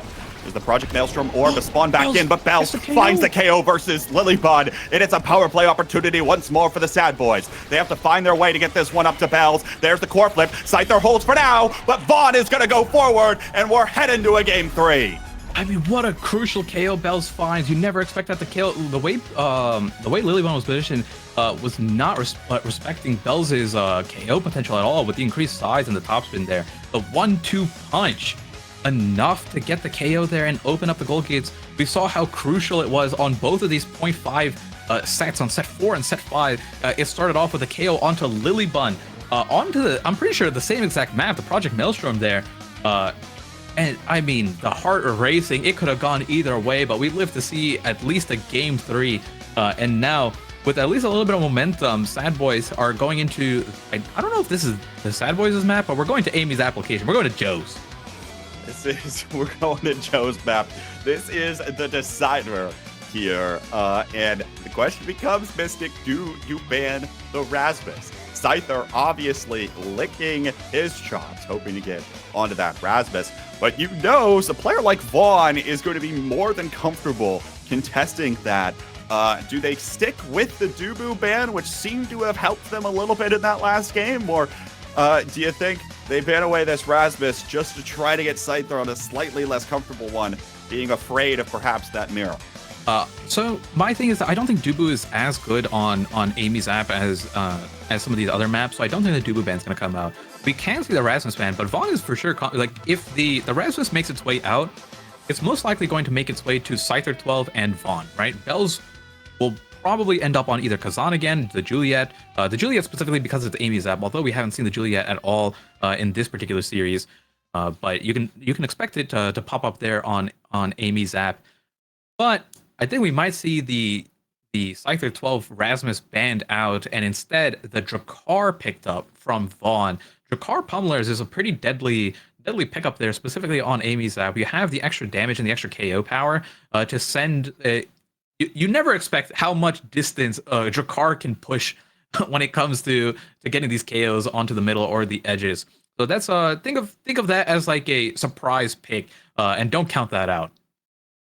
What a storyline it would be for Vaughn to be able to reprise the Drakkar, the champion that perhaps he was known for first out of everything in this Season 3 finals, as potentially the last dance for the Sad Boys. Of course, questions in the air of whether or not this roster is going to come back to play in the next season of the North American Strikers League, and only time's going to tell before we're able to answer that question. But even if they don't, Mystic, I think the main storyline is just how good some of these rosters have gotten and how quick they've been able to do it. EKC, of course, is still waiting in grands for the winner of this match. And Bun Bun Bonanza with Scyther 12 as the Rookie of the Year have been able to form this team together that looks near unshakable. I mean, just look back to the beginning of either NASL Season 1 or Season 2 with how dominant the top teams were. Either Demon's Raw coming in from the west, Sad Boys coming in from the east. These two teams, like, you would think about it. I mean, just even think back to the Primetime Tuesdays where we had, I believe, like the 10 plus or the 10 weekly win streak coming out from Sad Boys. The trio abusers before they were even together in NASL. You had people doubting, like, will anyone be able to even compete with them? And now we are in a timeline where it is going neck and neck. Sad Boys are no longer, they can still be the top, but the gap between the teams is minuscule at this point, and it is anyone's game. Who shows up better on the day is going to determine who wins, rather than the long-standing experience that these teams have. The new players, it took them a few seasons, but the launch players are here and ready to fight. And they have put in the hours to do that. This Bun Bun Bonanza team especially has been practicing scrimmage after scrimmage. EKC, much the same, continuing to keep up that practice. And they've had to do that grind throughout the entire season. They are in full form right now. Whether or not the Sad Boys are, especially, one of the things here that's really been paying dividends, I think, for the Bun Bun Bonanza, that IME ban from Purity Lose, he hasn't had nearly as an impact on these games so far as he might have if he was playing the IME. That's another thing I'm looking out for here, Mystic. Is he going to pick up another champion or another striker that we haven't seen yet? Or, and is he going to be able to perform the extent to which he was doing on that very IME versus Demon's Raw? We might see the Vice return on Amy's app. It's a map where the Vice can perform a little bit more. Stacking on the damage helps a lot for getting these KOs. And if you have a composition, maybe along the lines of either Zentaro Kazan on Bells, Drakkar specifically for Vaughn, and then pairing that with a Vice is definitely going to synergize really well. You'll have a lot of damage coming out, and we might see something similar on the on the reverse for Bumba Bonanza. We saw the success of Lilybun on the Vice here, right? Definitely, I'm still looking at the stats here. 3 KOs, 45k damage. That's 10,000 more damage than the next highest person, which was Vaughn on the Estelle. The amount of KO pressure coming through, even if Lilybun wasn't the one getting the KOs, the damage helps so much in Scyther 12 getting the KOs or Liari finishing it up as well. So pair that together, we might see Vice on both sides, honestly. I don't think the Dubu ban is going to make a reappearance this time around. We'll see what ends up happening here in this next game. Of course, it is worth noting that Scyther opted away for the Rasmus in the last one to play the Kazan there, probably for the pairing with that Vice on the goal line from Lilybun. Game 3, Aimee's application. The Sad Boys, perhaps the winningest team in Omega Strikers, is on the ropes again this season. They've been put in this position time and time again and have prevailed. They're going to try to make sure that today is no different. Starter Awakenings, cast to last, Spark of Leadership. Interesting there. I think the option to try to remake is still available to these teams when Spark of Leadership start. We'll see whether or not that actually happens. We're seeing the Aimee ban come out, and yeah, I'm not sure if the teams are going to opt in for the Spark of Leadership remake, but the Castellas is not too well. Now that Castellas is out, I can see the Dubu being picked up, right? Having the extra stun duration on the Summer Assault, and then the extra creation duration as well will help a lot with the Log and the Tofu Fortress. We're seeing Scyther 12 on the Drakkar and Liari on the Rasmus. So this is not what I was expecting at all. Zentaro picked up, Vice being locked in again, and then maybe the Drakkar Ditto coming out. I would love to see it. No, gotta lock in the Rasmus. When the Rasmus is up, gotta pick the you gotta take the Rasmus. You can't let one team have it and the other team not. Well, we'll see what ends up happening here. Everyone's picked Spark of Leadership. I think we're playing this game, but I guess we're about to find out. Interesting to see. You mentioned that Drakkar, but it is Scyther picking that one up rather than anyone else. And looks like it's game on here. Game 3, Spark of Leadership start. Couple extra stats to start this one off. And we are seeing the Zentaro come out for Bells, and then you already lose making a return onto the Vice. But Lilybun, going back to what worked in game 1, sticking to the Dubu. We did not see the Dubu ban come out, but instead we're seeing Sad Boys take the first barrier here as Liari is looking very low as well. Bells, first one to hit level 2 here, comes out with the Oni's Blade, using that passive to finish off Liari as well. And now we have the power play coming out from Sad Boys as Vaughn tries to make a play off the center, get a bounce here. Power Chord coming through to get a rebound, but no play able to finish off this point just yet. This is starting to look like the Sad Boys I know, Mystic. Surgical in their precision. They're looking for some of these plays. Oh my Nothing's god, come what an up angle. quite yet. What an angle. Able to get that one past, and now Vaughn is able to find the Death Touch into the Aimee Zap pit. That was a crucial The Death Oni's Touch laid too. out his- And the ultimate from Zentaro, getting both the KO and the point. We can already see the EXP advantage coming out, but that Death Touch was absolutely monstrous because Scyther 12 had Energy Burst there. Getting a KO on Aimee Zap or on Aimee Zap when you have full energy is always such a feels bad for the person who got taken out there. And you know that's a mental shock as well. Starting off strong though, Bumba Bonanza get the first barriers. Vaughn, while in the animation windup, Vaughn manages to sneak one in onto Liari. And then a KO coming out with the pendulum swing, the flip, finding another one, but actually a really good Tofu Fortress manages to block that as Liari just trying to walk up and make an aggressive play here. Knows that they can't hold it down if they stay back of the net here. So I really like how Liari handled this and manages a 1v3 to hold it until the rest of Bumba Bonanza comes back. Okay, Liari, don't need to play forwards in the net when you're just able to stop it at the midfield line. Vaughn looks for the Death Touch again versus Scyther. Not going to find it there. It goes in the cloak, and Scyther's able to pop out with the lock and load to put that one away. I've been hesitant with this composition and this draft of the Bun Bun Bonanza Mystic. I know Liori can play the Rasmus, but it feels like you want the Rasmus on your best, especially if you're going up against Vaughn. But apparently the Bun Bun Bonanza are confident in their play, and I think they'll continue to adapt. One of the things I've noticed the Bun Bun Bonanza has been able to do is they're able to find their footing as the sets go on, even if some of the early points don't go their way. Yeah, I completely agree there. And then going back to that Rasmus pickup here. Oh, good Thunderstruck, and then a strike from Yori Luz finds the first barrier at this point. And Liari managing to get the KO onto the Rasmus counterpart there. Vaughn taken off the map. Definitely crucial, as Vaughn has been making a lot of these plays here, getting their own KOs or getting some good passing setups onto Bells. But we are in an aggressive position here as the flip comes out. Yori Luz has to use it defensively. Vaughn manages to make a return. Death Touch comes out. Liari probably has their own as well, so you got to be careful here around the middle. Scyther 12 almost KO. Flip comes out that there. energy burst. Stays alive. Here's Bells. Core flip finds it down to the bottom corner. As the Lily Bun was looking for the strike, but wasn't able to make that happen. Set point now for the Sad Boys. 3 consecutive energy bursts used within a 5-second span, but it was Bells who came out victorious here. And now we're once again into a neutral state as the Rasmus are going to have to battle off to see who manages to get the first one. But Scyther 12, and that's exactly what I was talking about when I was saying that Vaughn might bring it out there.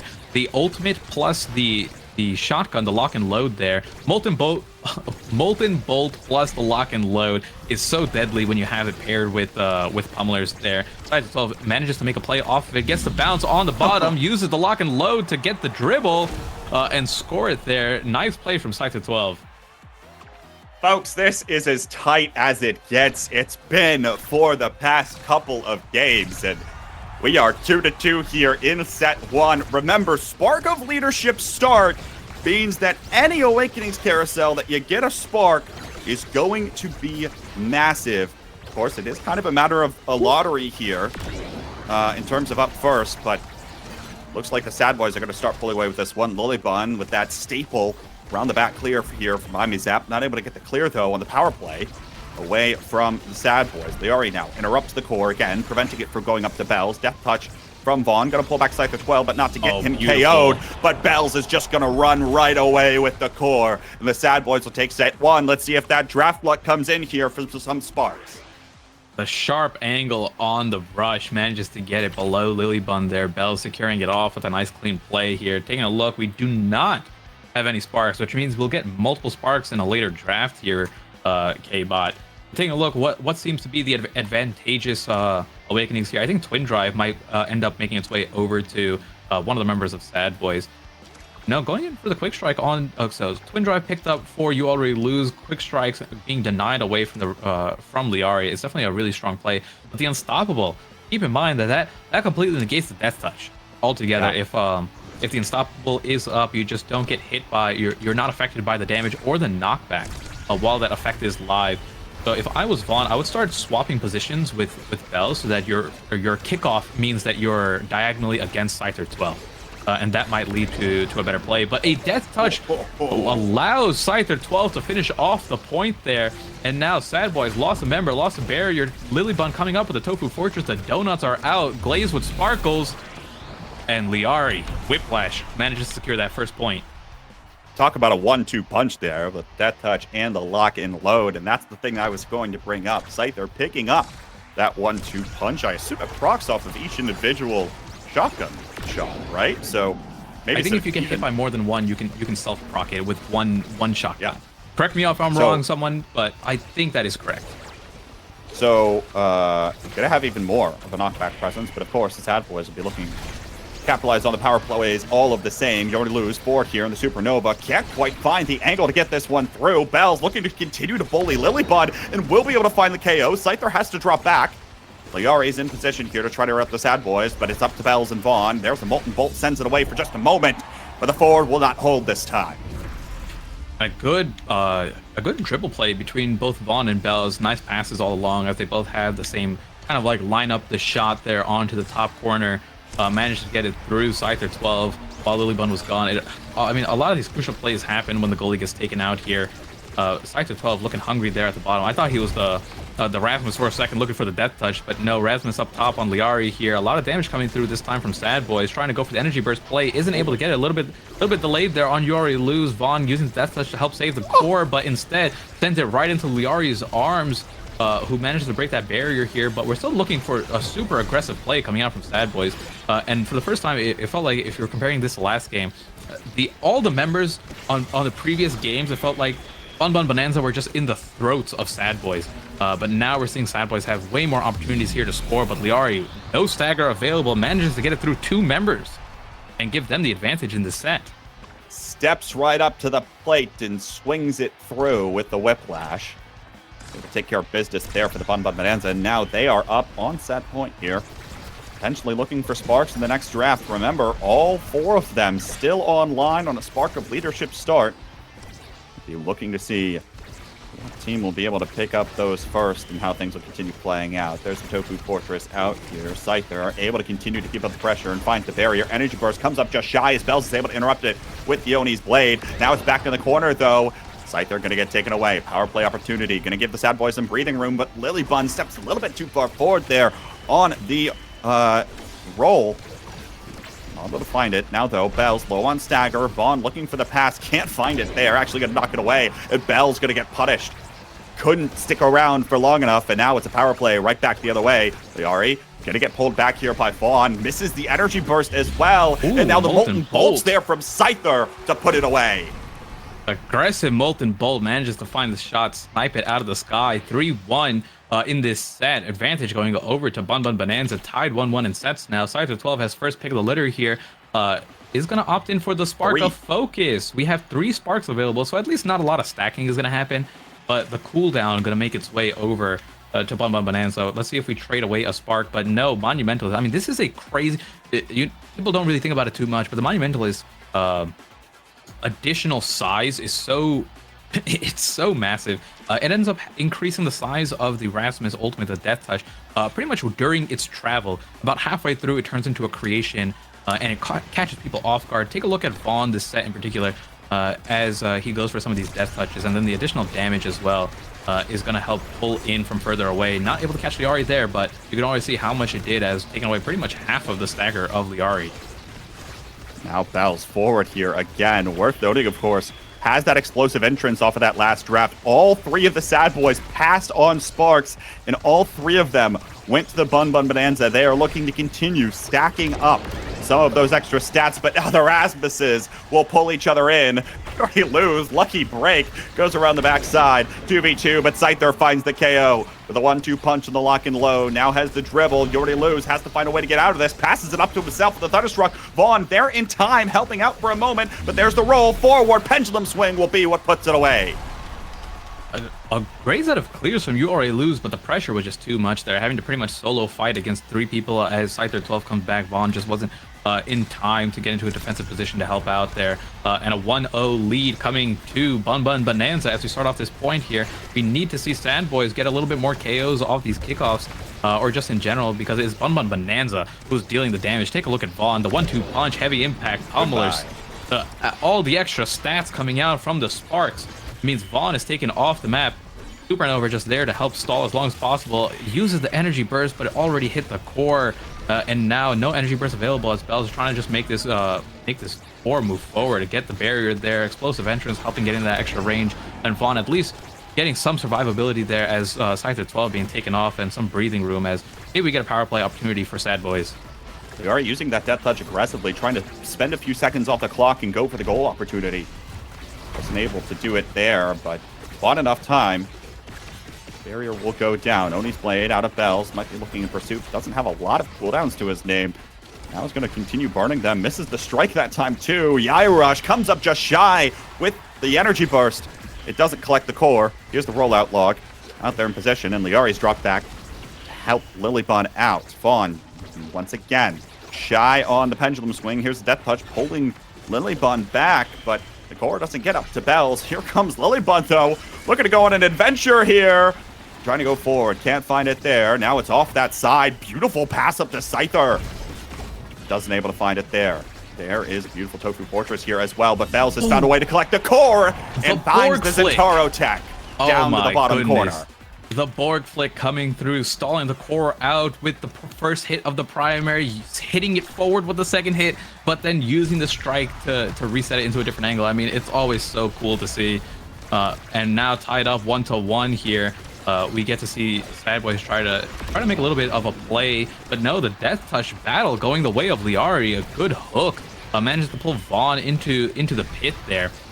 And now it is the power play coming out from Bon Bon Bonanza. Scyther 12 managed to get it with a lock and load, has access to the energy burst, has to get through You Already Lose, and manages to do so. A good flip as the pendulum swing was coming down and while Vaughn was stuck in. So that he dodged both the Thunderstruck and the pendulum swing, and during the cast time of those animations, manages to send it through Vaughn, and then the core was just too fast that it couldn't really react to that in time for You Already Lose. That point now for the Bun Bun Bonanza. So many resources committed there all at once, including an energy burst out of You Already Lose. But Scyther 12 starts to get bullied away. Bell's not going to be able to find the KO thanks to getting Molten Bolt into the process. Lilybun forward, though, continues to play this Dubu incredibly aggressively as Scyther recovers on the back lines. The RA dodges away the Monumentalist Death Touch there as well. Sad Boys not able to keep up the pressure as now Liari back healed up. Scyther as well, looking for the pass. Here comes the Bun Bun Bonanza, but no, the core slips past them, goes right over to Bells. Easy strike for the barrier. Vaughn trying to get it up to him, but the energy burst comes in just shy. Here's the whiplash as well. Bells able to steal it. Doesn't collect the core on the Oni's blade, but it is Liari that got KO'd, and Vaughn's able to find the pendulum swing for the goal. With set point for both teams again here, and only one spark remains. Neck and neck as we go into this final point of this set here, set number 3 here, as tied once again as you can be. And I like that Vaughn is swapped here on the kickoff. I mentioned it before when we first got into this round because of the Unstoppable. You want to have that angle onto Scyther 12. It hasn't come into play just yet, but I think it'll give them more chances there. Power Core doing quite a bit of damage to Scyther 12 here. And now we see all 3 members of Sad Boys stuck in their own half here. Scyther 12 with the 1-2 punch manages to get the KO onto Vaughn and now has another 5 seconds until they return here. Sad Boys has to hold down and make an aggressive play, but Scyther 12 is just doing so much. Now looking for it again, not able to find it. Defense full force here from the Sad Boys. Here's the eye rush from Bells looking to the other side, but worth noting at this point Bells does not have any size awakenings to his name. Not feeling as good on the Centauro as he might have been hoping for at this point in the game. Also worth noting, next thing in this draft, Liari might actually end up being MVP. Okay, maybe with that KO, it looks like Scyther ticked over to Omega, so we'll see who ends up being the set MVP, but Liari with 2 or 3 sparks and one of them being power could be devastating on some of these Death Touch, as that one comes up just close. Doesn't find the KO versus Bells. Overtime now. You Already Lose. Forward here, looking for Bells. Tries to find it, but no, it gets sent away. Scyther trying to slow the core. Wasn't able to do that. And now Liari putting all the moves on the core. Getting this one to the other side. Bells, though, intercepts with the passive. Now it bounces off the center. Vaughn looking for Bells again. Here's the pendulum swing. Not able to collect in the Oni's blade, but there's Bells in open space. Easy pass for Vaughn. And the Sad Boys go up 2-1. A simple strike is all it takes. It felt like Bun Bun Bonanza usually has the points that end up going to Bun Bun Bonanza. They're so quick to score it. Sad Boys don't have an opportunity to do anything about it. For the first time, it's not misexecution there. It just took them a little bit longer to make a play happen, and Sad Boys took advantage of that extra time.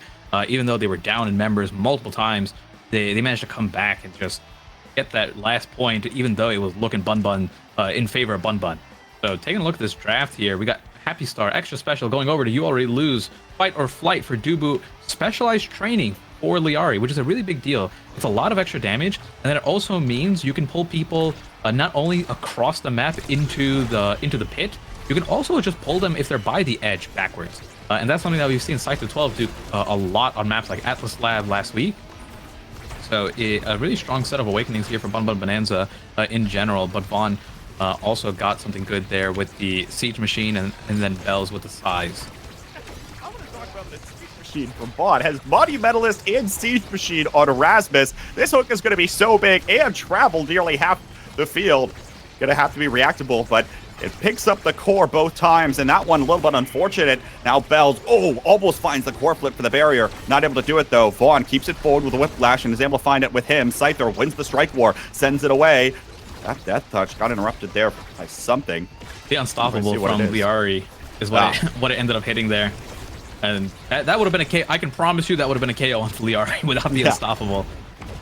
Oh, there it is. One life coming now with the recovery drone.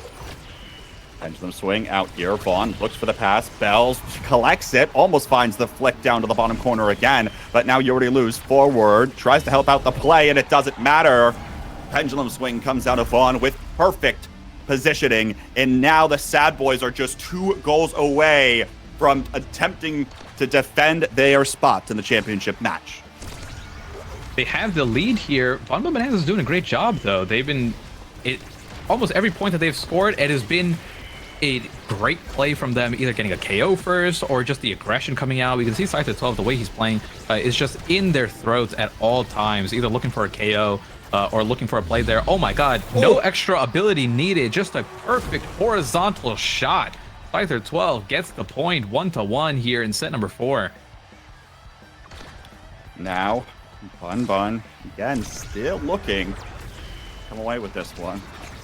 Death touch once again hits the core. Haven't seen a lot of KOs in recent times. Yuri Luz able to find Liari on the Thunderstruck. Now looking to keep this core forward. Gives it a time for Vaughn to come up to the midfield line. And now is forward again. There's the Supernova. Finds a KO versus Scyther. And now Liari's going to take Vaughn off the pitch with a pendulum swing. 2 versus 2. Power Chord going to slip it past Bells. So close to collecting the core. But now Liari's going to punish it with a Death touch. Here comes Lilybun and Liari looking for this one versus Yuri Luz, but it's just enough time for Vaughn to come back on in. And now it looks like everyone's going to be on back online in just a moment. Liari able to keep this one back behind the Sad Boys. It finds the barrier. Here's the core flip. And now Liari's the one to get sent away. There's the death touch by Vaughn to find a second. And now it's just Lilybun versus the world. Tofu Fortress already used. Isn't able to find the clear she's known for, and there's You Already Lose. Formality to put it away. It is now match point for the Sad Boys. They are so close to getting a taste of that grand finals appearance again. I don't think the score does justice to what's happening in this game. It is so neck and neck. Every single point can go either way there, but Sad Boys 1 point away from making an appearance in over there in grand finals, or sorry, winners, whichever one before the reset. You know what I mean. But we have one barrier drop. You Already Lose has the energy burst, manages to clear it out there. Scyther 12 unable to find it, low on stagger. Bell's trying to make the play there. The slice and dice into the wall bounce passive. Zentaro with a quick point. Bun Bonanza, it was a beautiful run, but you can never doubt the Sad Boys. They will take it yet again and advance on to the grand finals as their last potential dance continues. Fantastic play from everybody there. Bell's able to come in quite a bit on that Zentaro, throw in a couple mix-up plays, having that lateral dash to cover the field so much. Seemed like it was a thorn in the side of the Bun Bonanza Mystic, who wants to continue those passing plays, and the composition here with Liari going over to the Raspis didn't quite work out at the end. I feel like Liari was doing a good job as well, and same thing with Scyther 12. But the not having access to that brawler up front, right? Not having the Zentaro or even the Juliet there, you can see a little bit of the difference in execution. Bells was able to make plays from further away, having that dash, having that rush enhanced by the explosive entrance, made it so that he could just jump in. And then a lot of the times, these plays that he made, like you would use the rush to hit stun both the goalie and then score at the same time, which is something that Scyther 12 on the Drakkar can't do. But the trade-off was Scyther 12 had quite a bit more KOs than Bells, and then had a lot of the shots that Scyther 12 made were these nice, like, pin the needle shot through like a small angle rather than like a brute force hit stun, use some sort of damage to push it through. And that's I'm not gonna say that's what the difference was, but that was one of the differences that I noticed here in this game. Yeah, absolutely. And so much went well for both of these teams. But again, end of the day, Sad Boys continue to find a way to get it done. And that means we are so close to seeing yet another grand finals out of them, Mystic. Talk to me a little bit more, of course. This team has continued to persist through the thick and the thin at the top of the Omega Striker scene for oh so long. This time, though, their rivals, Demons Raw, knocked out early. They're the last stand in terms of the old guard here as they go up against EKC coming up.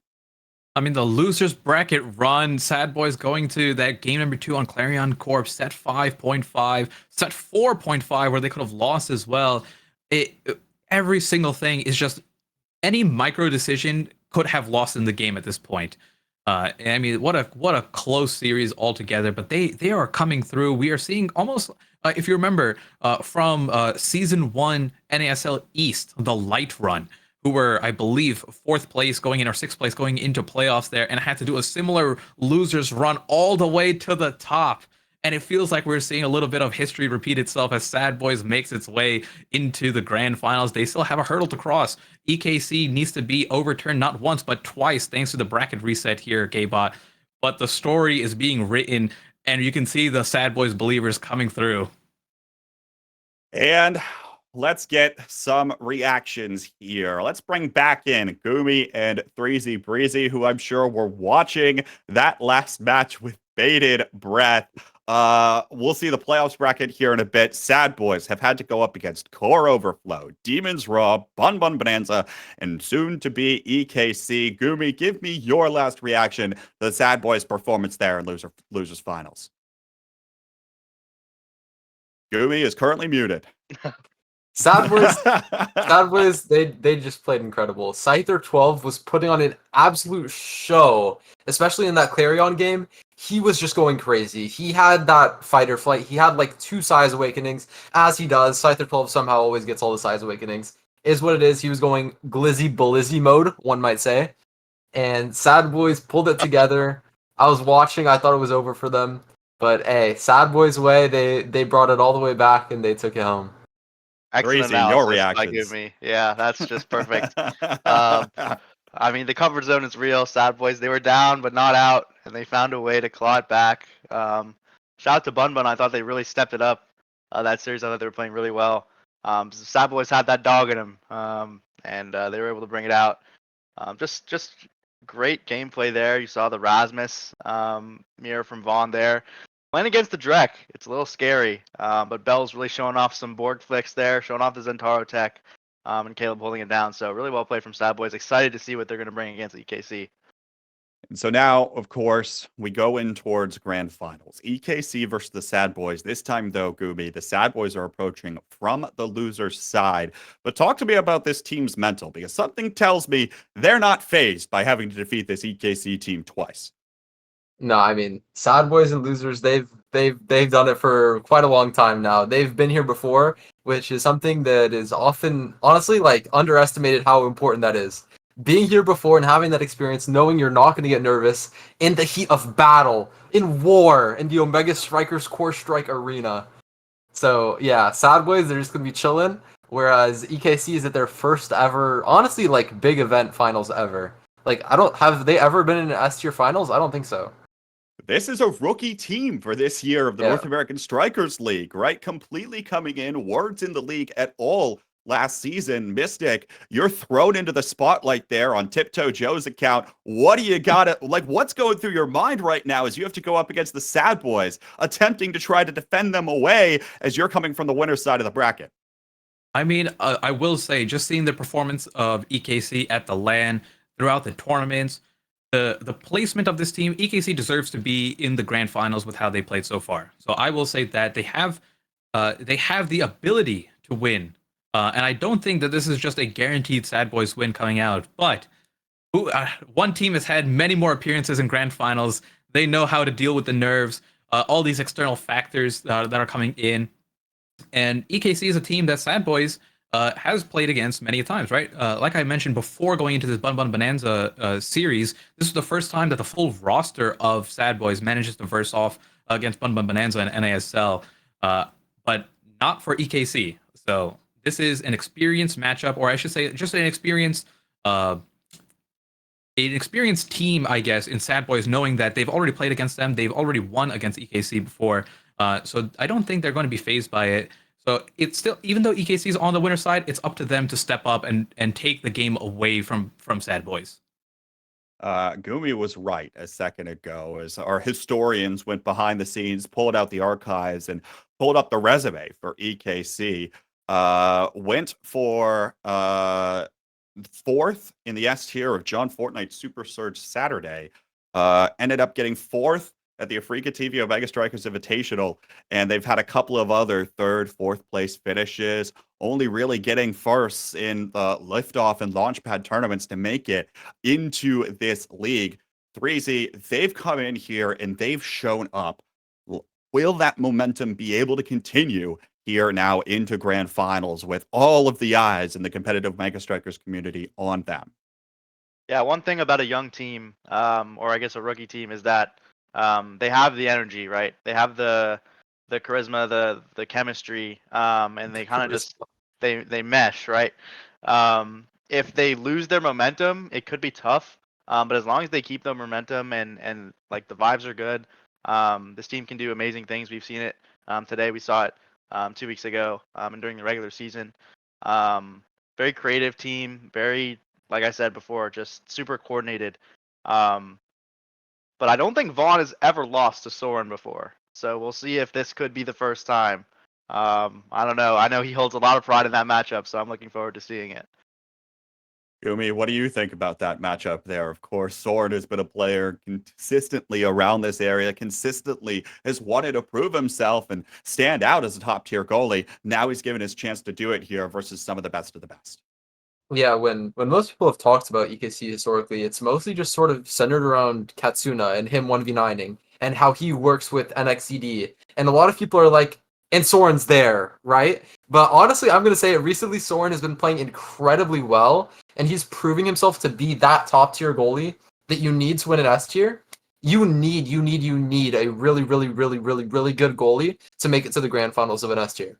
And Soren is trying to prove that he's there among the best.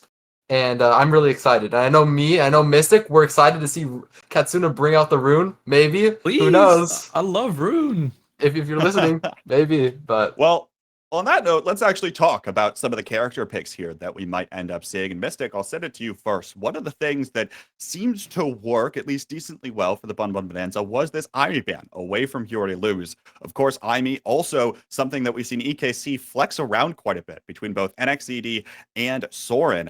Do you expect that Aimi ban to come out again, or do you think You Already Lose is going to be able to get back on that striker?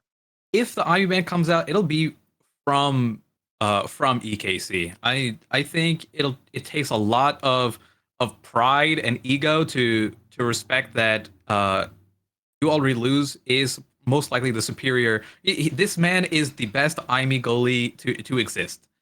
And while Aimi might also be Soren's best goalie, I think they have to respect it and try to take it off the table, because You Already Lose he will gladly take the mirror match on that play. And even if NXED and Soren can flex it, I don't think that's enough to keep it on the table there. But it'll definitely not be banned by Sad Boys towards EKC. I can say that for sure.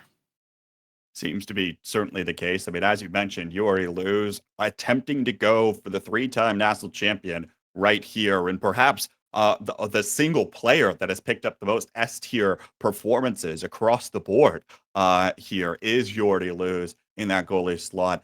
Freezy, I'll send it to you here. Let's continue the train of thought of the goalies, because obviously you've had to play against both of these two. What kind of picks do you expect to see if it's not going to be the Aimi out of these two? Yeah, if it's not a mirror, I think you have Vice for both goalies. You saw both of them play it in the previous 2 series. You also have Comfort on Kai for both of them, right? All beta goalies started on Kai pretty much, so both of these players really rooted in that character. Don't know if we'll see Soren pick it, haven't seen it in a long time. He also favors the Rasmus a bit, which, obviously isn't a very popular pick. Don't know if we'll see it. What I am interested in is the potential for this to be like a pretty much full mirror. If Sad Boys maybe ban Zen and then get NXCD on Kazan, Bells has been grinding that character, so it'll be interesting to see the forward matchup there. Maybe like a Luna mirror from Vaughn and Katsuna could be really, really fun to watch. And then an Amy mirror as well. I don't know. There's going to be an interesting strategy for both teams in terms of how they're going to approach draft. Well, we now have the map pick ban done and completed. EKC was the first ban, took away Odie Village. Sad Boys banned Gates of Obscura. Haven't wanted to play that all day today. And EKC is picking Vaughn's Lab against the Sad Boys here. It worked out for the Bun Bun Bonanza in the last game as well. And the Sad Boys are going to IME's app for game 2. Boys ban away Nut Market, and EKC picked Clarion in game 3, a map that the Sad Boys have also been comfortable on. So, Gooby, feels like both these teams got a lot of what they wanted here in this map pick ban process. Yeah, I think what's just going to come down to the series is just who's the better team. I don't think we can really read into the maps all that much. It's really just going to be whoever shows up in these games and who performs. And I'm predicting a bit of a banger series. I think a lot of people are predicting a bit of a banger series, especially with even more players flying off of the pitch with KO after KO and starting on this Atlas's Lab 3Z. This is a pick even you've gone over to the Luna historically. You mentioned that Ditto. Is that something you think is incredibly likely? Like, give me the odds here, whether or not we're going to see that Ditto or that mirror come in between these two bids. Yeah, if I'm Vaughn, I'm saying, hey, I'm the Luna Godfather, right? Just like Caleb's the Amy Godfather, right? Like I'm gonna pick this character, right? Katsuna, he's a little bro, right? I'm gonna show him how it's done. I'm taking the mirror, right? That's who Vaughn is. That's what Sad Boys are. They want to prove that they're the best, and they're not gonna shy away from anything like that. I would love to see the Luna mirror here. If not, it would be something like Estelle. But hey, if Luna's up, I expect both teams to pick it. We'll see what ends up happening. But first, let's get into predictions. The teams are just about ready, and that means we should get into this one here. Let's say who is going to win overall. Remember, Sad Boys need to win 2 consecutive best of 3 series versus EKC to come out on top and claim back-to-back North American Strikers League championships. For Yordi lose back-to-back-to-back. Mystic, I haven't given you the opportunity to talk in a while. Give me what you expect to see in this matchup and who's going to end up taking it. I mean, there's only one team I can vote for. There's one team that I'm a member for. So it will have to go over to the Sad Boys. They will get the bracket reset and they'll take it all the way. They're gonna close out this series one last time before maybe they split up, maybe they don't, but it's going to Sad Boys. Crazy. Your thoughts? Yeah, we were talking about before about the team with greater experience. When you have to battle back like this through losers, when you have to win essentially two series in a row, you trust the man charge, you trust the veterans, right? Storm the keep, as Borg would say. Sad Boys, they're ready. They're ready to take this one, so I'm gonna give it to Sad Boys. Go me. Will it be your rivals or will it be the rookies? I'm gonna have to go against the grain a bit, and I'm gonna believe in EKC. They can do it. Katsuna, lock the rune for me, boss, and let it fly. I think this is gonna be a great series, but hey, let's see if the rookies can pull it out. We'll see if the rookies can pull it out. Again, they only need to win 1 best of 3 of the next 2. But I think the Sad Boys are going to do it again. Every time you put this team in pressure and they don't go up against Demons Raw, they perform and they're able to pull it out at the end. But folks, expect the fireworks to come out. The North American Strikers League Season 3 Grand Finals are coming up in just a minute. It'll be the Sad Boys versus EKC. Don't go anywhere. It'll be Borg and Gordo on the cast after this quick intermission.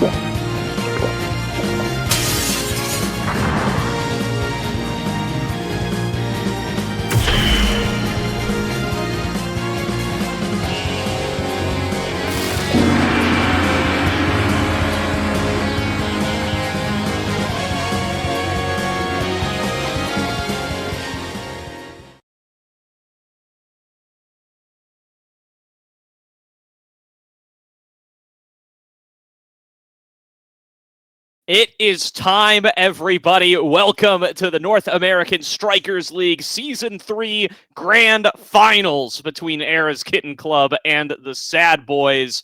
I'm Gordo. I'm joined on the cast by Borg. We had to do it one more time for Season 3, Borg. We're back on the cast. Oh, most definitely. I mean, I had to take a quick little intermission, get a quick 5th place, but I already said since the beginning of the season, you can ask my teammates, guys, we can't make grand finals because I got a job to do with my man Gordo. I'm so excited to be back on the desk. I love playing, but this is pretty close to, if not around the same as playing for me. It's just these high pressure moments of other teams playing gives me almost more anxiety than actually playing. And just being able to cast it and be behind and just be a part of these games is so much fun. So I am glad to be a part of this game with you. And what better than to have the veterans, Sad Boys, the winners of so many tournaments against the rookies who they've won a few weeklies, right? But they're really on their first big break here.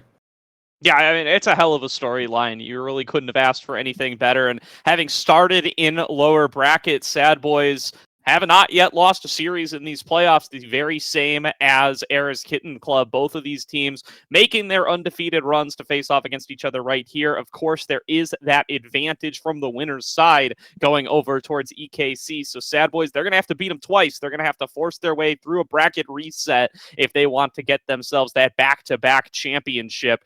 But Era's Kitten Club, it's a tough ask to be able to take these guys down. They have been through it all. They have won so many tournaments so many times. You could see it even in that last series up against Bun Bun Bonanza. They can clutch it up once it matters. And it is going to be needing to do that one more time if the Sad Boys want to walk away with it. Yeah, I mean, EKC, really scary team right now. We saw all season they just been spamming damage comp. It almost became, I mean, it did become a meme for that team. It's like, oh, they're just going to play damage guys. But you saw in the Bun Bun game, that map too, they actually kind of changed it up there. They played the Julie, they played the Juno, they played a little bit different picks. And I think they're showing that they're more than just one-trick ponies, right? They can play at the highest level of play on multiple different types of comps, multiple different types of characters.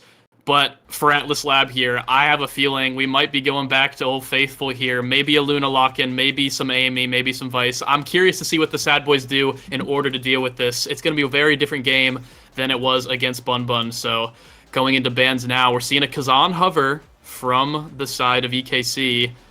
What are your thoughts here on the upcoming bans as we see? I'm assuming it's going to be, a Luna ban. Respect to Vaughn paying to Katsuna. Yeah, I mean, they're going to look to take that one off the board. I mean, it was either going to be that or you got to give some consideration towards NXZD's Centauro. This guy has been absolutely cracked on it the whole way through. I'm feeling a little justified at this point, Borg, because I was one of the black sheep voting for NXZD over Scyther for a lot of these rookie brawler awards, and he's the one that fights his way to the finals here. Do not disrespect this guy, even up against some of the best in the scene. He has shown up time and time again. And these two forwards are going to be a hell of a matchup to watch in today's final. Yeah, I mean, I'm excited. Zentaro Mirror, personally, I love to see that. NXCD, I mean, right up there. I mean, I respect this player so much for what he can do on the character. Definitely, I would say, like, if I wasn't putting me up there on the Zentaro, I'm putting him because he's really, really good on the character. I've shown it all season long, showed it last series, and now he's going to show it against Bells. We'll have to see coming in clutch here as we start the game. Atlas Lab, Estelle into Juno, Zentaro Mirror into both damage goalies. This is going to be a banger. Absolutely here. Game number 1, off to the races. It's going to be the first barrier falling on down in favor of the Sad Boys, with the pressure returned on the opposite side by EKC. It's going to be one barrier down apiece to start things off, but the pressure coming on through for the Sad Boys already. Bells trying to get in there with the rush, not quite going to be able to take his control yet. They will move it back on over to Vaughn. NXCD going to steal it back away. Supernova channeled in midfield, not going to find anything. And Soren saves it at the last moment, but Bell's going to be able to push it on through, and the first point will go to the Sad Boys. Yeah, and one thing to actually note here is I think Vice is slightly worse than the Amy against the Zentaro as a brawler in that one-on-one. That's more in a vacuum. Obviously, there's more factors that come into play. So I would say really just pay attention to how Bells plays around Soren here in this one-on-one and how Vaughn looks to back him up, because that's going to be the biggest, I guess, thing in this game. And can Katsuna kind of halt their plans? Oh, NXT looking to halt their plans now, has the core flip, wanted to make a play there, gets both barriers, settles with that. Now you already lose in a scary situation here, flips to try to save it, but NXCD with the flip times it just on the top corner there, puts it in for a one-on-one. All right, and there we go. No shutout in the first set. Going to be tied on up already. Is Ares Kitten Club able to go and find a way to equalize? Dueling back and forth at midfield, going to already be taking the first barrier there. Bells been pretty quick on the draw in these early parts of sets and going to be able to get the second one coming on across. There's going to be the Oni's blade on across along with that sentry turret. You already lose, nearly going to be able to push it through thanks to that one. And Bells is not letting up. He uses the flip to stun up NXZD, and that's going to send it on through. Yeah, flip for good measure, can't be mad at that. And this, honestly, it's kind of just the battle of Zentaros so far. I think very, very strong character against both these goalies and on this map in general. So we're seeing kind of who is the better brawler this game, maybe. But you never know. Vaughn and Katsuna both could sneak their way in here and maybe make a play of their own. We'll have to see coming in here soon, Gordo. Yeah, I mean, I wouldn't have it any other way. Love to see the Zentaro gameplay coming out at a high level here, and this is the highest level you're going to get in the NASL Grand Finals. Bells taking both barriers there back-to-back. Katsuna's just kind of stuck on the back foot, trying to chase behind him on his tail, but not going to be able to get any hands on towards the core. Dueled back and forth now. Going to be a lot of damage on NXCD, finding himself in the stagger, regenning back up pretty fast, though, to help out Soren on the defense. You already lose, going to be able to regain control of this, send it back forward. Soren comes out of the wood, though, is going to be able to get it pushed on forward for that second barrier. Open goals on both sides now. Vaughn has the core flip available. He's the only one with it, and that can make the difference here as Bells finds the KO. There's the flip right into the score, and first set will go Sad Boys' way. And there we go, Vaughn putting it in that top corner. Great core flip usage on top of getting a KO as well. So gets enough XP with the KO and the goal to secure the first pick. Now this pretty interesting carousel here, nothing too crazy. So I think it'd be a pretty even.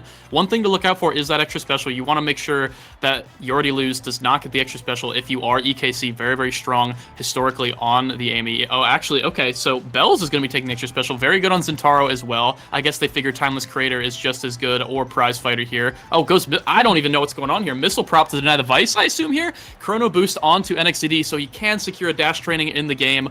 Vaughn getting size doesn't matter too much, and one thing to look out for in the future here, Katsuna getting that spark of focus. You never know where sparks can take you, Gordo, but this could be a possible game winner down the line. We'll have to see, but so far this game is all Sad Boys. Yeah, I know, and really interesting that the Zentaro dash training coming on through for NXZD, but not for Bells because of the priority on that extra special, so we'll have to see how exactly it can make a difference. Bells doesn't seem to feel it at all, though, as he just dashes forward, gets both barriers in an instant, and now NXZD not able to get control with the rush of his own. He finds himself out of position, going to be able to regain it before the score ends up coming on through, getting himself back into the aggressive stance, but there's going to be Bells passing up forward and right to Vaughn, right into the goal. It's just too hard for Soren on the Vice to be able to respond to that two-pronged attack. Yeah, Vice, not necessarily a very defensive goalie, obviously. Amy, I think, a little bit better at guarding the characters on the forward side of EKC. The Estelles and Taro, very, very strong combination, been pretty prevalent throughout all of the NSL season. Hold the phone here, Bells and Vaughn, right as I'm saying it, very strong combo, takes both barriers right off the bat. The Vice just does not have the stopping power to defend all this. No, yeah, it's just way too tough for Soren here, and once again, it's that top corner time and time again. Vaughn finding the weak point in the armor and hitting it repeatedly, going to be able to take themselves up 2-0 in game number 1, set number 2. Yeah, and keep in mind, I mean, not too many awakenings that really mattered too much came in that first carousel, so Sad Boys win this one as well. EKC could be in real trouble. Yeah, really could find themselves down pretty far, but look at that damage coming out of NXCD, going to keep health bars low across the board and maybe give them a little bit of space to play with as long as Katsuna doesn't get taken off the bottom here. Health bars coming back up already. There's going to be the flip setting up for NXCD to be able to take that second barrier. Fired back on the other side is Vaughn going to be able to find one for himself, and Bells is going to open things up, nearly going to be able to push it through. Vaughn goes in for the flip, tries to set up with the Rose Warp, not going to be able to do so. Now NXCD and Katsuna on a little bit of a breakaway, not going to be able to push it past. You Already Lose, gets sent back over. Bells into the special, trying to push it forward. There's going to be the flip into another flip into a score, and that's a 3-0 set for the Sad Boys. I mean, power of friendship right there on the flips. Absolutely exhausting the energy economy right there. Sad Boys putting it all out on the line. Love that out of them. You Already Lose with that goal secure. Great play. Just, I mean, this is kind of just a Sad Boys comp in general, right? This is a new school Sad Boys comp where they all just get in there, right? You Already Lose plays his best when the core is forward and he does not have the stress of being in the back foot, right? Get forward, help out your team. and now they're getting rewarded. Big thing here, though, I will say Sparkle leadership now going to be going through for Katsuna, so they do have a win con if they can get this set, but with Vaughn getting rapid fire, you already lose getting more damage with the 1-2 punch, and Twin Drive going over to Bells. It's going to be a little bit hard. Now, the one caveat this draft is the quick strikes from NXDD. If NXDD can get the core, has a lot more playmaking potential now to get some of these barriers, but it's going to be a tough task the way that Sad Boys are playing. Yeah, it's going to be really looking at NXDD to be able to find their way through this. He has been the breakout star of this team and what they've been able to get done in this first season, and really going to look to see if they can take things back around for him. Going to be, so far, really good defense from You Already Lose on this IME, coming away with both. But as I say that, there's going to be both barriers coming on in there for NXDD and Katsuna.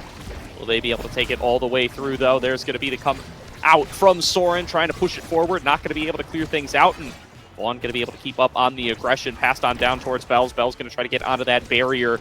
Not going to be able to get it past Soren, though, and Bell's going to just keep up that aggression. As long as Soren can keep one of these standing, though, they've got themselves some space to play with. There's going to be that sentry turret pushed past by NXTD's core flip, but it's just not enough. Now it's going to be on the Blobos to try to push it forward, but with 2 members on defense, there's just no chance of getting that through.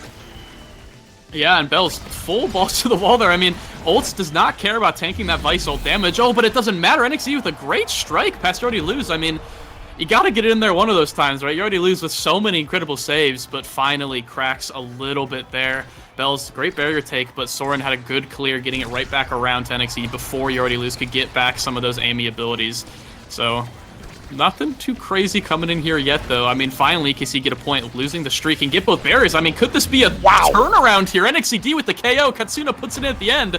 I mean, EKC, if there's a turnaround point, it could be now. Yeah, I mean, they're waking up in set number 3, just pushing 2 points through back-to-back in an incredibly short time frame here. And great use of the flip there from Katsuna just sets up everything for them to be able to close on out that point. Now keeping on the aggression, all 3 members coming out of the goal, taking that full-fledged assault page out of the Sad Boys book like you were bringing up earlier, Borg, and as long as they can get the goalie involved, it's just so hard to be able to keep up the defense. Here's it happening to Soren once again. As You Already Lose, looking to thread on through those glitch pops. Not going to be able to push onto that barrier quite yet. Bells, though, really forced to get on through and has You Already Lose back on the backup. Going to walk their way on back now, and yeah, just able to keep getting on those rebounds, keep able to send things in towards a more aggressive direction, where Bells and Vaughn have been critical in being able to just keep on pushing forward that damage, keep on pushing forward those shots, going on into the Oni's Blade there, but gonna get sent back out by Soren Supernova. Soren coming back on out with the Thunderstruck. Gonna get the stun, gonna get the push forward, and that might be the opportunity that EKC were waiting for. Vaughn very low on health. Katsuna the same, and both Zentaros smell blood in the water. NXCD gonna be the one who comes on out with the KO, and now the passing play can be way more strong without Vaughn able to come back on the defense. Bells able to sneak it away, though. Gets it past that Gumi, and is gonna be able to find her past Katsuna, rather, and they're going to be able to send it on past.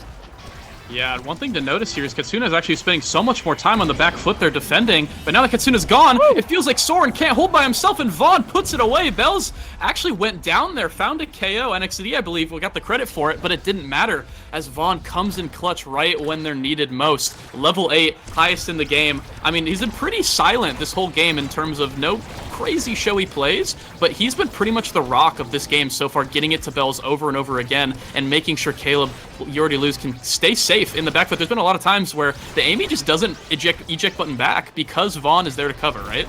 So Sad Boys, I mean, I think they're finally warmed up now. They are playing exactly like Sad Boys normally plays, just absolutely a full team force to be reckoned with, and they're, I mean, looking amazing. EKC, a mountain to climb on this one, but they're 1 point away from that first step.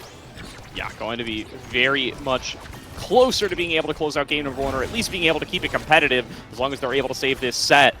Talked about the comeback moment. Momentum been interrupted, but will it be enough to actually be able to push it on through? NXZD now stuck in this top corner, but doing a good job of juggling it back and forth. Goes in for the dash, not going to be able to find it, but these quick strikes are doing their job. The last second save from You Already Lose will buy Sad Boys some more time in this first round, and KO found on an NXZD now means it's a power play for the Sad Boys. They're going to try to sneak it back away. Katsuna goes in for the Blobo bounce, trying to layer on down these blobs to see if they can help out in the defense where NXZD can't. He's back on the field now, coming coming back over, going to move on towards the top side, goes in for the rush, not quite going to be able to find the core. It's going to be Soren clearing it back up towards the top side. NXCD brawling with You Already Lose, seeing who could win out on this strike war. Katsuna has access to the flip to set up for a terrific pass. If they can set up the opportunity, they use it and don't find anything. But it doesn't matter. You Already Lose went in for the cyber swipe, doesn't find it, and a score for NXCD will win the set for EKC and take us to set number 4. Yeah, I want to say rare misplay from You Already Lose, but that was actually a really hard one to read because most forwards there will hit it down into that bottom angle, but NXCD kind of hit him with a fake out, hit it pretty much right on top of him, so a really well played shot there. And I mean, I think MVP for that round, Katsuna, definitely just holding it down on the backside, helping out Soren, but also just keeping core control and making Vaughn's life so much harder. Now they get rewarded in the draft. Fighter Flake does go over to Vaughn, going to be very, very difficult to take advantage of, but heavy impact is huge on the Zentaro here. And then also Spark of Strength here, too, with the Spark of Focus and the Spark of Leadership on Katsuna. This might be EKC's reawakening here, as they have a lot of chances here and a lot of playmaking with these awakenings.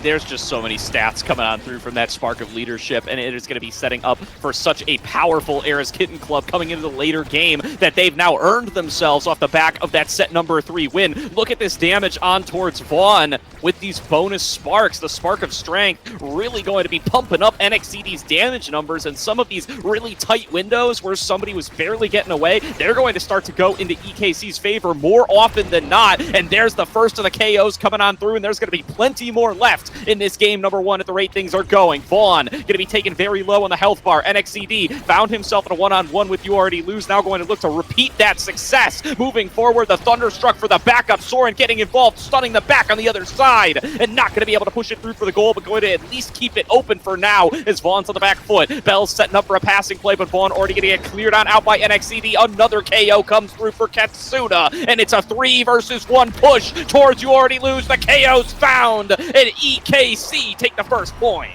The sparks just might be too much. I said it on that first draft, right as Katsuna picked up that Spark of Focus. I mean, you kind of just realize that this isn't your draft. You pick up an early spark and hope that it can scale, and scaling it has, as EKC is just looking so incredibly strong. Now keep in mind, it is a Stagger Swagger start, so Sad Boys does have some counterplay to the damage here, but even with Stagger Swagger, because it's Atlas Lab, it's so hard to live throughout all of this, so Sad Boys are just trying to rush through and get everything, and right now it's working for them. Vaughn to Bells gets both barriers. You already lose holding it down on the backside. NXT has the flip here, but it doesn't matter. Vaughn almost scores there. Soren manages to save it last second, and now they finally have stabilized. EKC need to score here to stop Sad Boys' momentum. They definitely do. Looking for Katsuna to get the pass back up towards NXCD.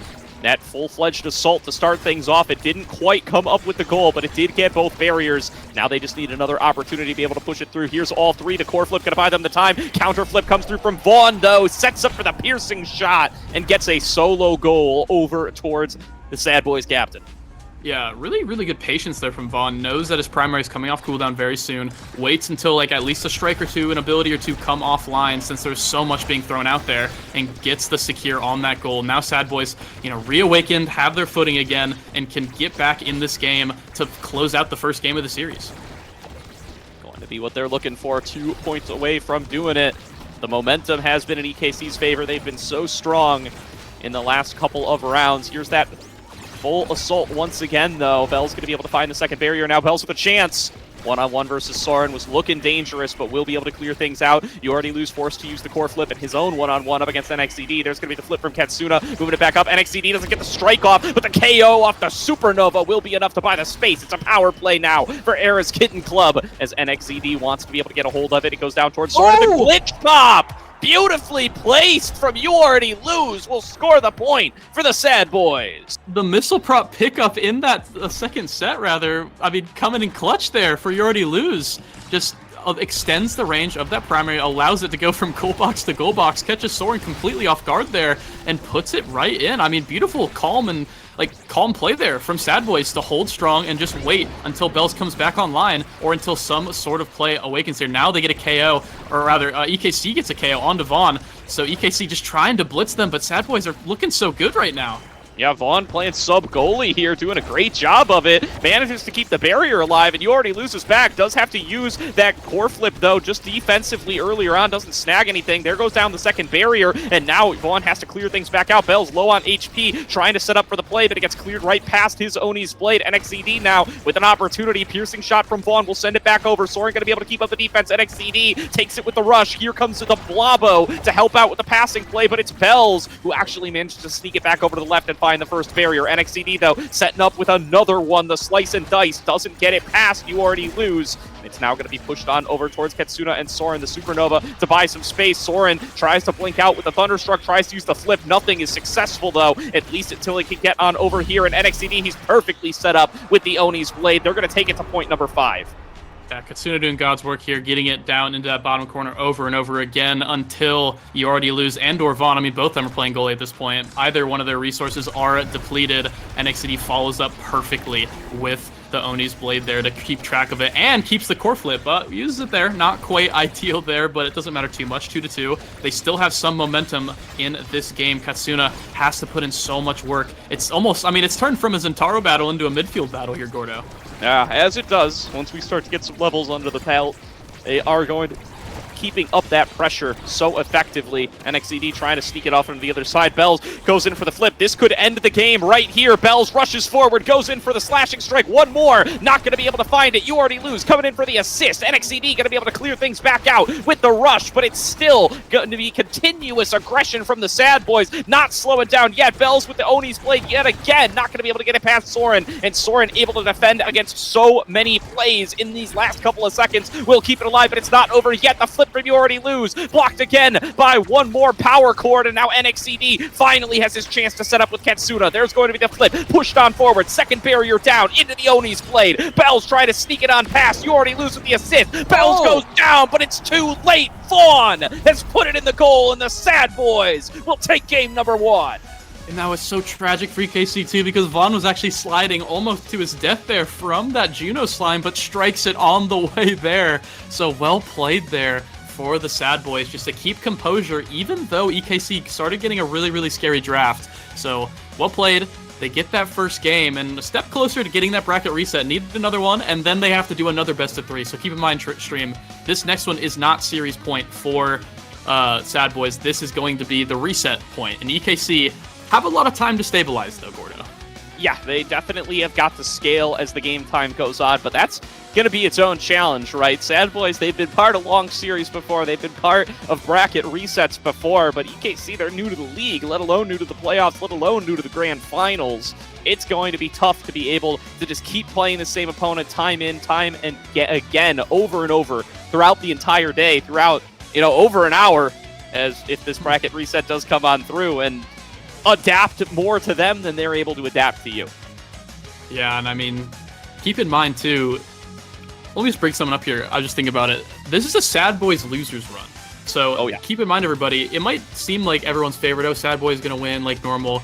They were 6th seed going into this playoffs, and they started at the bottom of the bottom they could have started with and come out now to grand finals through a bracket reset they have to do. If Sad Boys can get this done, this probably will be the greatest losers run of all time. This might just be the greatest run of all time. So lots of stuff here, and then on the other side of it, EKC, if they can win this, that's a full sweep through winners, and also they're rookies in the season. This could be another, there's history being made on one side here, Gordo, and I'm super excited to see as we get into this next map soon. I believe it'll be Amy's app.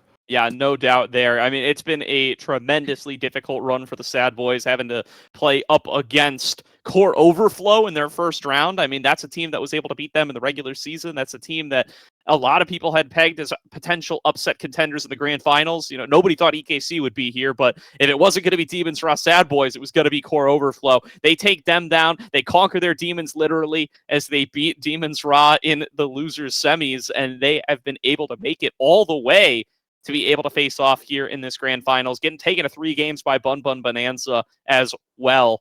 And they're not slowing down. They come in with the game number 1 win. It's going to have to be 2 in a row if EKC wants to close out here. Otherwise, we're going to that bracket reset. Yeah, I mean, crazier than March Madness. I don't think anybody saw this bracket coming. I certainly didn't. I actually don't think there's a single person, at least that might have submitted a bracket or submitted a prediction that is 100% on this still. Please correct me if I'm wrong on that. I mean, whoever gets this right or has this right, I mean, please send me your information. I'll give you like $5. Not even kidding. But on to Amy's app now. On to the character select. I'm seeing. Yeah, I mean, I need proof. I need a screenshot of it happening. I need some dates. I need timestamps. Get to it. But I doubt that's the case here. Rasmus Band hovering on the Amy's app. Keep in mind here, a lot of people forget. Actually, I don't think anyone forgets. The Drakkar here for Vaughn is pretty patented. The Pummeler's Drakkar. So we might be seeing that come through. Katsuna's hovering the rune. I'm very interested to see if that comes through. Amy getting locked in for Soren. No surprise there. And now, this could be You Already Lose or it could be Vaughn. I'm not really quite sure on which one. But we'll have to see here coming into in the rune. Looking like it's going to get locked in here. Nope, it's going to be the Juno. We got all baited a little bit. Juno, not a surprise here. Juno Zentara, very, very strong composition. Oh, is it going to be Juliet on the Amy's app? Not going to be something crazy yet. Going to be Juno, Juliet. There's some interesting stuff here, Gordo. I believe this is Vaughn now. I think that seems most likely. I'd be surprised if it isn't. The rest doesn't make too much sense to me. It is. Yep. Yeah, okay. It's Vaughn now at the midfield. So, I mean, if this is the time to start bringing out some new tech, or at least some unique tech, and Grand Finals is the place to do it. Not gonna be getting another chance here until potentially Season 4, and that's if you still play. So, here's the chance. Be able to see if it's gonna be enough to earn them their second title in a row. Cleared back on out, though. Ooh, nearly being able to snag that lucky barrier off the bounces all around the field, but You Already Lose going to be able to escort that one safely around the side. Soren keeping up with the defense as well. Vaughn following up, though, throwing out these drones and finding success with them as the first barrier going to fall. And there's going to be a KO as well, and NXCD gets a little disrespectful up in front of the portal there. Will get sent on into that gap. Now going to be pushing on in, and Bells with a maddening descent pushes it through for goal number 1.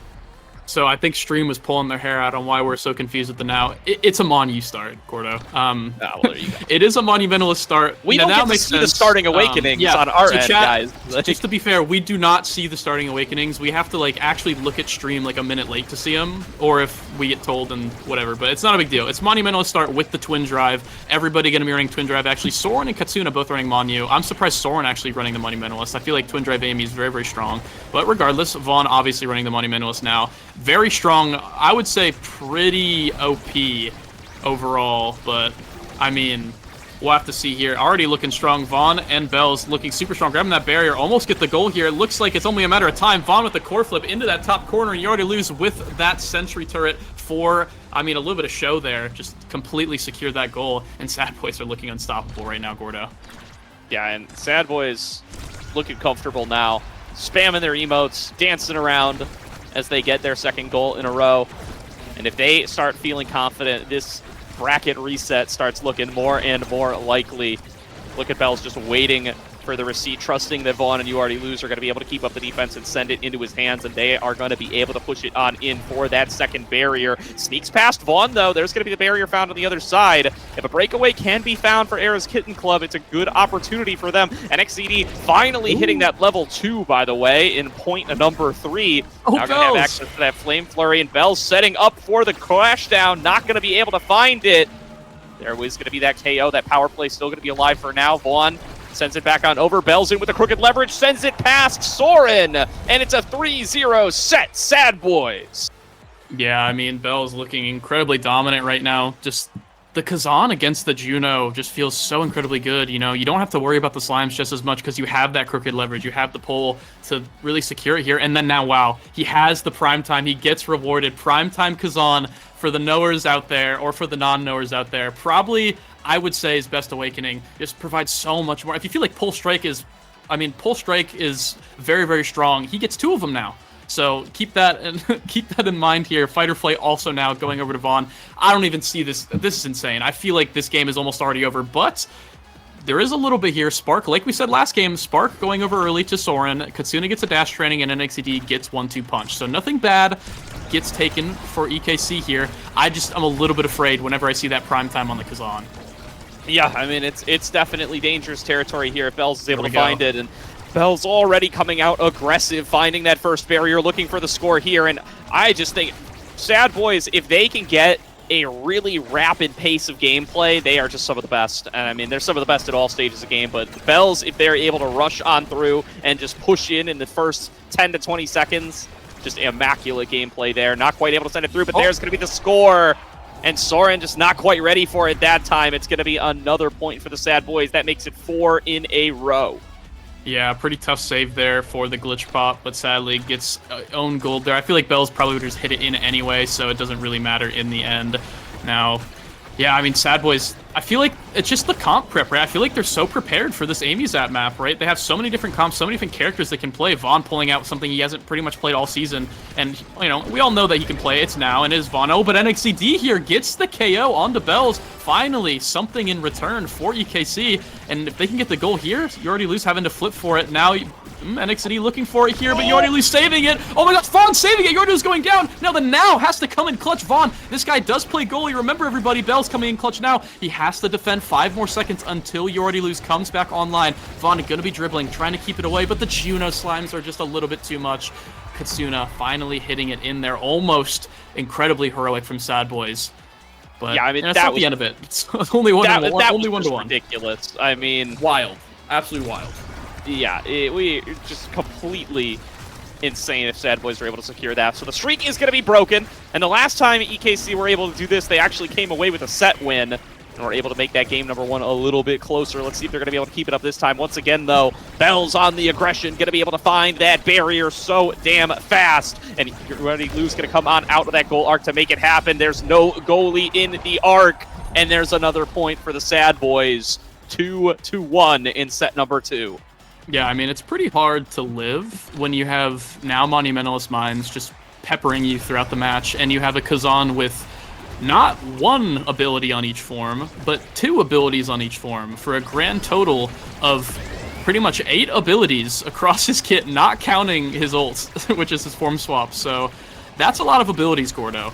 And Twin Drive Primetime, I mean, like I'm saying, it's a little bit much. So EKC are gonna basically have to get a dash punch KO and then make a power play off it in order to win this game. That's the only really real win con I can see from them at this point. Gets the barrier early, which is a good thing here. Bells keeping the pressure up. You already lose as well, but they have to do. There you go. There's step 1. Finds the dash punch. You already lose. Now trying to keep a save, but the power play coming in clutch here. Katsuna with another slime goal. Gordo, things could be looking up here for EKC.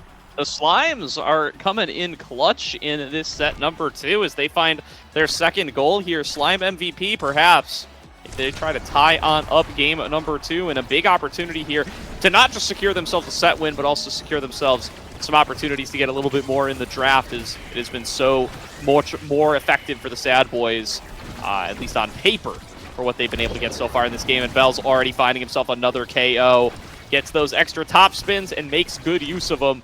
Soren going to be back on the defense. NXCD just trying to keep it open, but will not be able to do so. The Sad Boys close out another set, and it is 2-0 Sad Boys in game number 2. I mean, what a long journey for Bells all season to be the #1 hater for Kazan and Zentaro to now being probably one of the best Kazan and Zentaro players in the entire league, if not the entire world, if you want to even put that out there here. Just putting on an absolute clinic right now. Vaughn getting first pick here with all the support, gets that quick strike, so incredibly valuable for the midfield position. Rapid fire going over to the Juno Slimes, going to be very nice. Specialized training not going to be picking up for the Kazan, instead denying that extra special from Soren. Very, very good pickup in Yordilu's getting team player. Really pretty even draft overall. I would say Sad Boys are slightly favored. The quick strikes is just such a strong awakening, but you can't sleep on Katsuna. You can never, ever sleep on Katsuna, and with that rapid fire, it's going to open up so much more playmaking potential for the Juno. Yeah, more slimes, more big slime goals. If they are able to get those blobos coming on up huge, see if those opportunities can be made. Still keeping up that pressure, and again, right out of the goal. Going to be able to find those first barriers and just doing it so fast. But NXCD gets another dash punch KO. The win con is found once again, pushing on through with the Flame Flurry. Going to be able to find that barrier. Now sent on forward. NXCD gets another one. The bonus range has just been too much, and Katsuna goes in to pick it up. It's an ace from EKC into the first goal of set number 3. And you know what? In set number 3, it's EKC time again, Borg.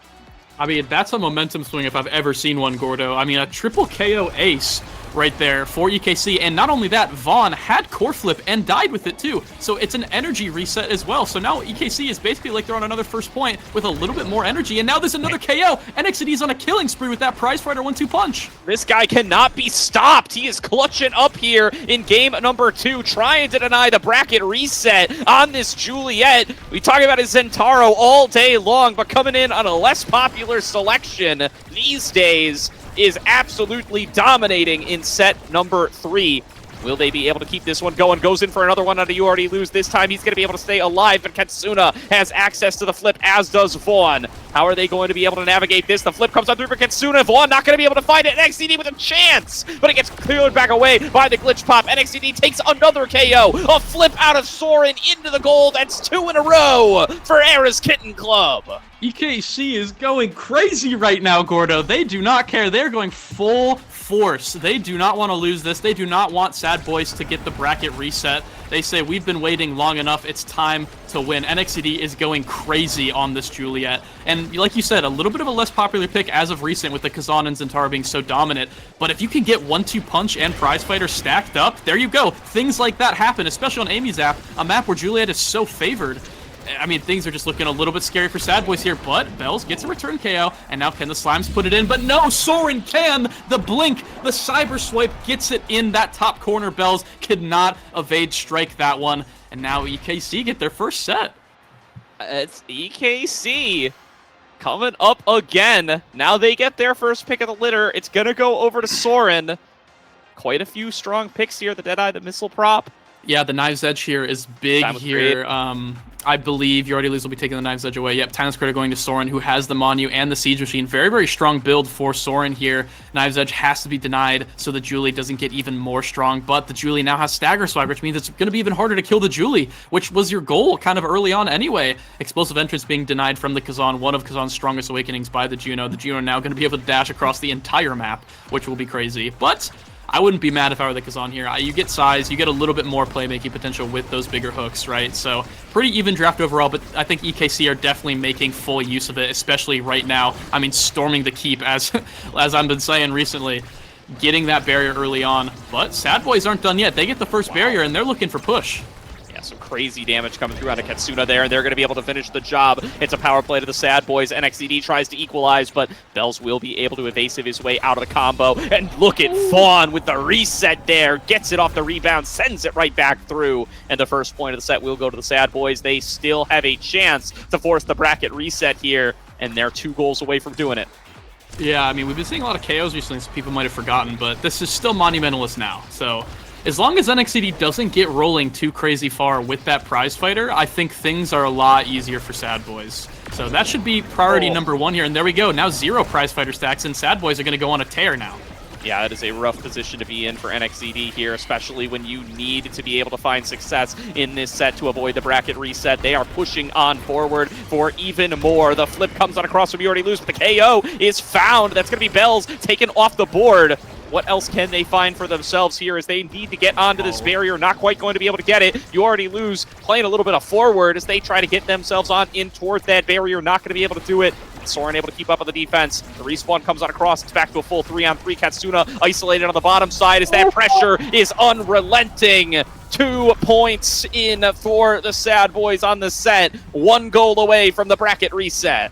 I mean, all midfielders might go to heaven, but Vaughn is tearing up the earth right now with this midfield play. He is just gapping the whole lobby. I mean, after last set, he just got a little bit fed up. He said, no more. We're not going to die to dash punch on repeat, and now is just winning every single strike war, winning every midfield interaction. It's impossible to play against this guy. I wonder if Katsuna is starting to regret all this dash range because they just keep ending up isolated into awkward situations where they do not want to be. The KO, though, huge for NXCD. Gets that prize fighter stack back, now back into 2 stacks. Now Katsuna with an ability to go in for the flip here and close things out. You need to take those when you get them, and we will go to another point in the set.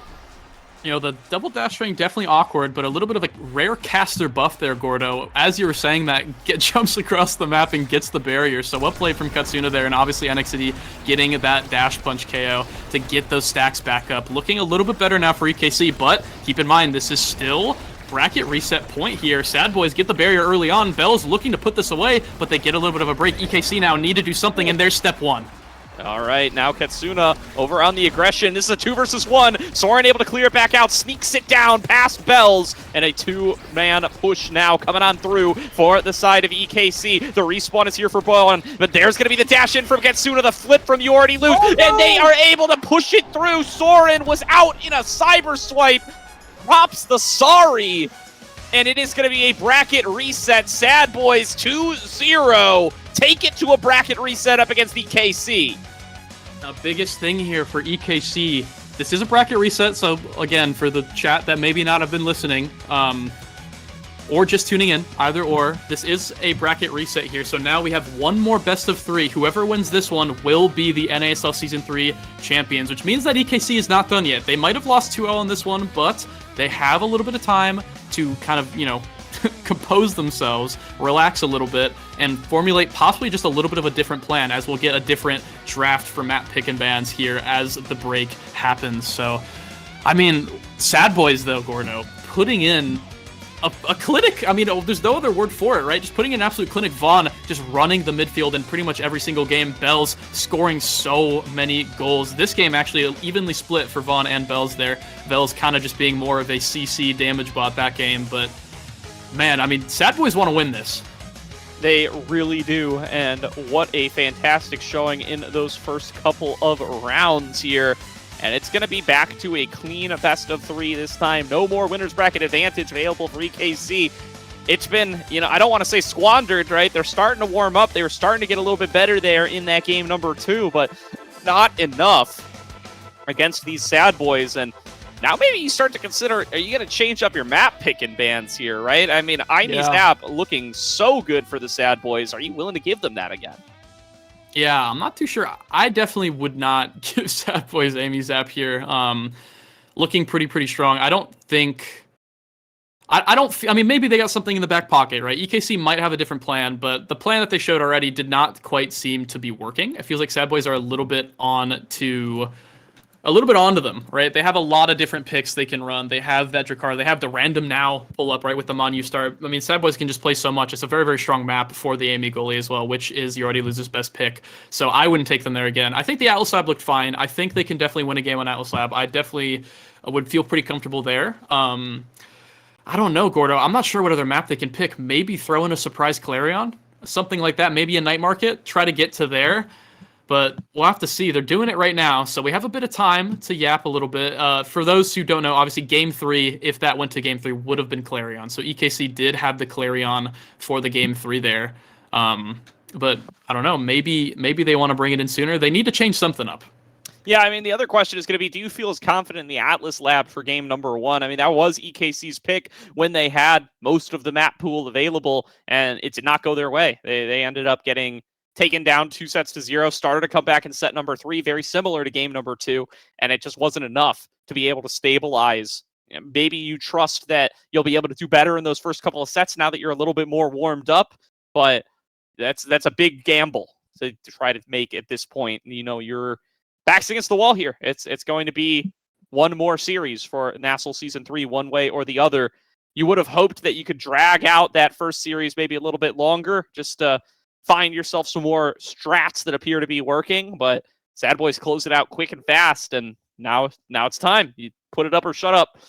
No other opportunities available. I see the map getting swapped over, so that makes me wonder if the map draft is done or if we're just clowning around. Yeah, we'll see here soon. We'll update you guys whenever we see the map draft being selected, but like you're saying, I mean, I think the biggest thing here, at least from playing, one thing that I noticed is you can't go back on your plan, right? If EKC had a plan going in, like maybe make some slight deviations, but you can't go too crazy and just change everything up, just don't first time, like you can't go crazy. They got to stick to what they're good at. I think they're good at Atlas Lab. I think they could have won that game. That was definitely a very winnable game for them. I think they stick with it. But we're going to see the map pick bans here, actually. EKC bans Oni Village. Boys has banned Gates. Same thing as last time. EKC picks Night Market this time. Boys obviously picking Amy's app, and then the same thing. It'll be a Clarion for Game 3. So Night Market now, instead of Atlas Lab, is going to be the pick for EKC. They look pretty strong in it all season. We'll see if they can bring it to the Sad Boys now in this Game 1. Yeah, and, seeing a big opportunity here that it could very well be just trying to change up the momentum, right? Yeah. Night Market going to be a new map coming in for map number 1. They're going to see if, and notably, a very short break, I think, between that first series and the second one. Could definitely have milked that a little longer if either of these teams wanted to, but EKC, they say, hey, we're going right back in here. We're now both losers bracket members. We're on equal footing. We're warmed up. We're going to try to turn things around for series number 2. Yeah, the Kazan Luna bans. Luna being banned all series. They do not want Katsuna on that comfort. It is a cast-to-last extra special start here, Gordo. So, gonna be seeing, I don't think anything too crazy. Maybe, I mean, I hope not a surprise Octavia again. Maybe Vaughn likes it more on Night Market, but we'll see. Yep, no surprise there. Will be the Drakkar, actually. And then the Rune being pulled out by Katsuna, teasing us no more. Finally gonna be pulling out the Rune. Pretty interesting pick. A lot of people say the weakest pick in the game. Some people like to say it's not quite the weakest pick in the game.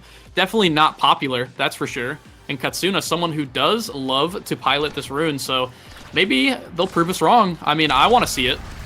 Yeah, I mean, this is the kind of thing, this is the kind of X factor you can give to yourself here. Bring out something that other teams aren't pulling out. Bring out something that you are going to present differently than any of the practice that the Sad Boys have gotten so far, and see if it's going to be enough to take you through and get this series a little bit more competitive. But there's that quick start once again out of Bells, already level 2, already both barriers down, and the pressure coming in onto NXCD is substantial, falling lower and lower on that health bar. Katsuna trying to get the Banish. Banish available now with the goal open. There's going to be that glitch pop coming on across. Nice push away from Soren. The Banish lands onto 2. Vaughn waiting for it, but the Anomalies are waiting in turn, and a KO into a goal. Vaughn finds them both.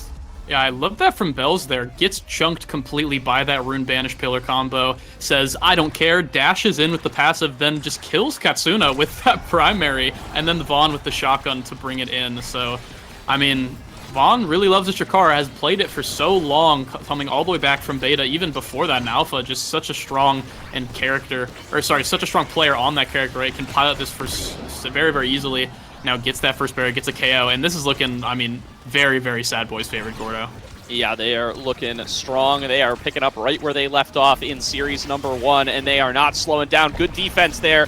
Katsuna able to get the Banish, able to save the barrier, puts it on in with that Anomaly, saves it for some time, but it will not be enough to clear it out. Vaughn is waiting on the Drakkar, shoots it forward again, and comes up 2-0. And notice how they don't even care about the Rune, right? As soon as a Banish comes out or a Pillar comes out, Vaughn backs up, you already lose jumps in, and they just keep forcing it in that corner. The Pillar will run out at some point, does not have Timeless Creator yet or anything like that. So, I mean, it's going to be pretty hard for Katsuna to feel like make a difference here, but as I say, that gets a Pillar, gets that first bear, NXT almost gets the second, but you already lose the great save. Now Bells and Vaughn back on that counterattack, and Soren just can't hold. We've been seeing it kind of this whole game so far, and really a lot of the series is Vaughn and Bells just kind of have Soren's number. It's really hard to hold against these two forwards. Yeah, I know, even back on the comfortable Aimee not being able to find the success. There's the KO on Vaughn, though.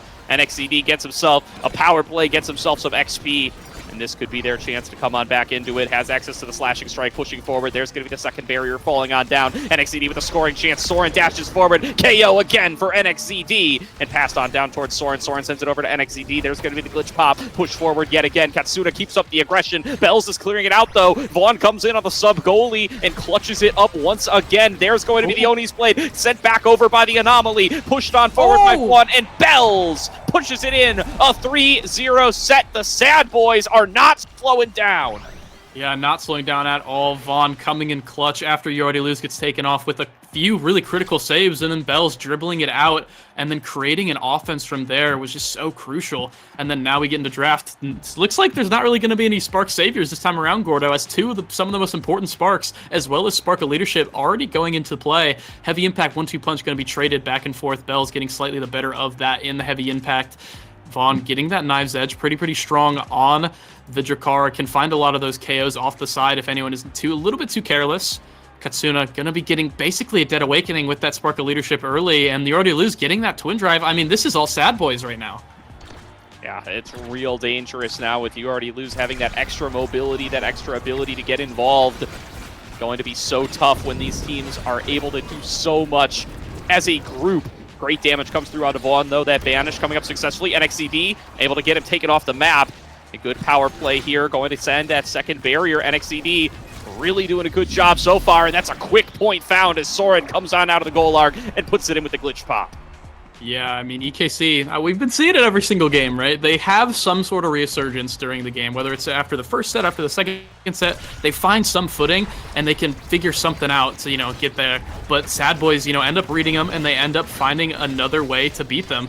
And we'll have to see if it goes here a little bit. It's only the first point. Like I said, no need to get too crazy. Vaughn bringing it forward. Nothing new so far. You already lose with that twin drive, jumping in once again, and now get that first barrier, but loses both in return. NXD with a great play now opens up the goal for Sad Boys, and EKC, they need this set.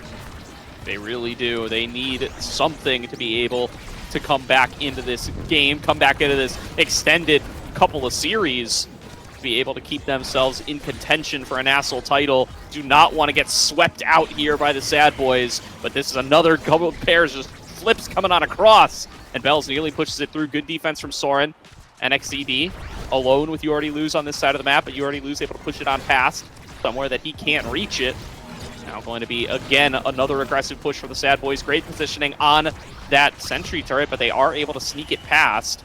The addition of Katsuna's Unstable Anomaly going to throw an extra wrench into the plan. NXCD goes into the Oni's Blade, sets up for it in a beautiful place where the glitch pop. Soren is the one who actually, I think, found that. NXCD gets credit for the goal.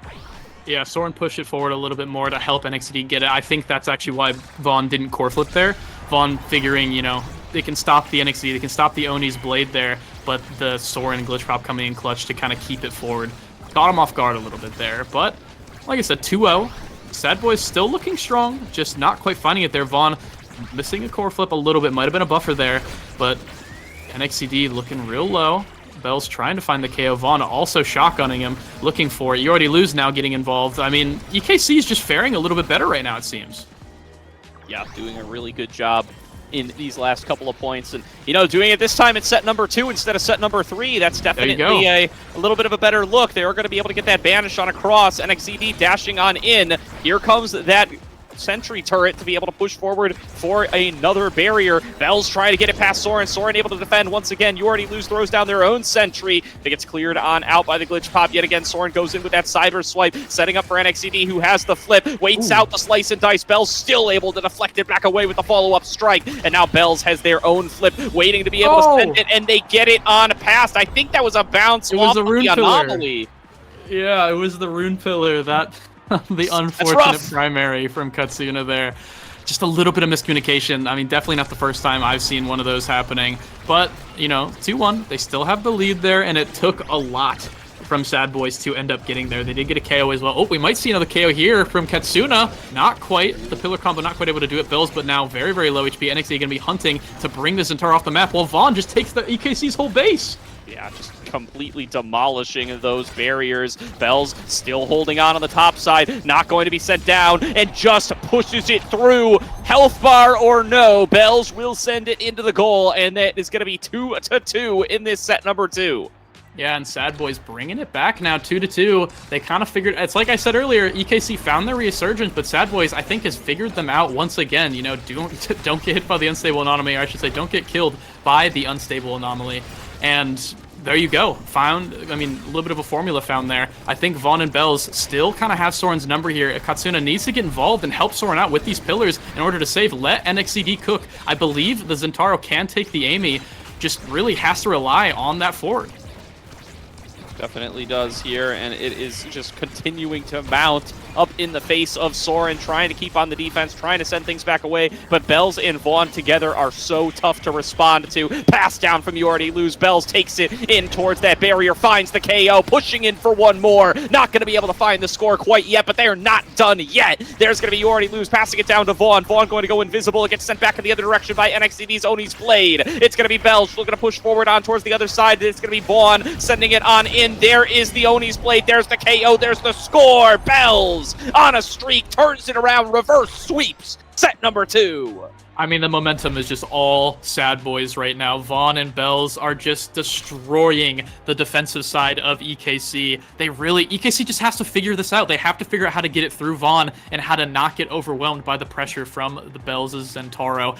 But that's going to be even harder now as explosive entrance with the heavy impact getting picked up for Bells. So much impact damage and a dash training going to open up the Centauro so much more. But slight caveat here, the hot shot and the aerials, right? So Katsuna getting a little bit more cooldown with that hot shot going to help out the runes so much. And aerials, not quite explosive entrance, but going to be helping out with that extra dash range and also the passive projectile increase for NXCD. So pretty good here, but one thing sadly that feels like it's happening every single series for EKC is Vaughn getting fight or flight. I mean, very strong awakening. Has been getting it every series and has been performing with it every single series.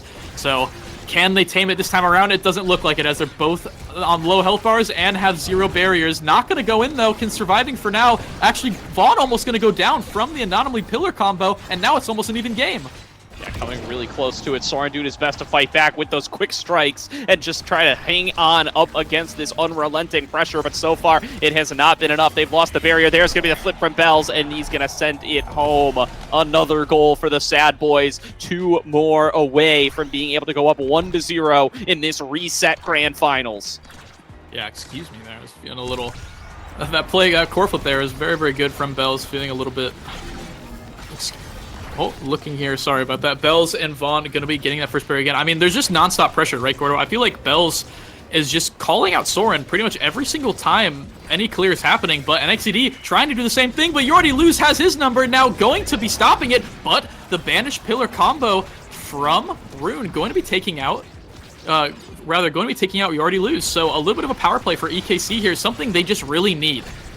Yeah, absolutely. They need to be able to find themselves some more space to work with here. And there's going to be a send back on over from Soren. They are looking to keep it on towards that bottom barrier. NXCD going to be sent on in. There's going to be that extra damage coming through onto Vaughn. He's staggered, but they've found the barriers anyway. And this has been the constant problem for EKC. They find the KO onto Vaughn. Vaughn's off the map, but Bells is pushing in his absence. Soren passes it to himself off the glitch pop. Here's You Already Lose on the additional aggression. The goal bar is empty. They are going to be able to move back on over, but You Already Lose is not slowing down, goes in for the flip. NXCD saves it, sends it back down, but Vaughn is back. He comes back from the grave and puts it in the goal one way or the other. It's 2-0 for the Sad Boys. Vaughn is inevitable. If Bells can't put it in, if You Already Lose can't put it in, Vaughn comes in with that strike shotgun. There's only so much you can stop, and Sad Boys are all on top of it right now, and they're 1 point away from being on championship set.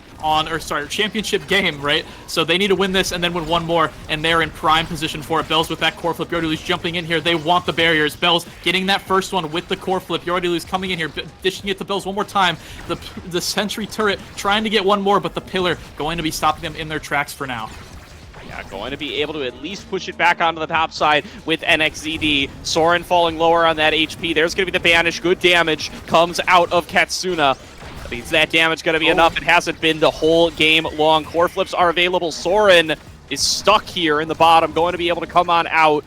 Now just continuing to blink back and forth, just trying to avoid Vaughn, who is constantly looking for that KO. Katsuna able to come back on the defense. There's the KO that was found by NXCD. Bells is off the map. This is a power play opportunity here for EKC. They cannot continue to lose these points or this game is over. It's going to be the push forward. NXCD comes in on the top side, goes into the Oni's blade. Katsuna ready to receive at the bottom. Vaughn finds the KO. It's 3 versus 2. The Sad Boys have the numbers, and Bells will send it in. Hit stun plus that strike pushes it through 3-0. Another set, 3-0 in sets in game number 3. And the Sad Boys have just dominated 3 games in a row. And Gordo, that was EKC's map pick. That was what it feels like their last chance to get it done.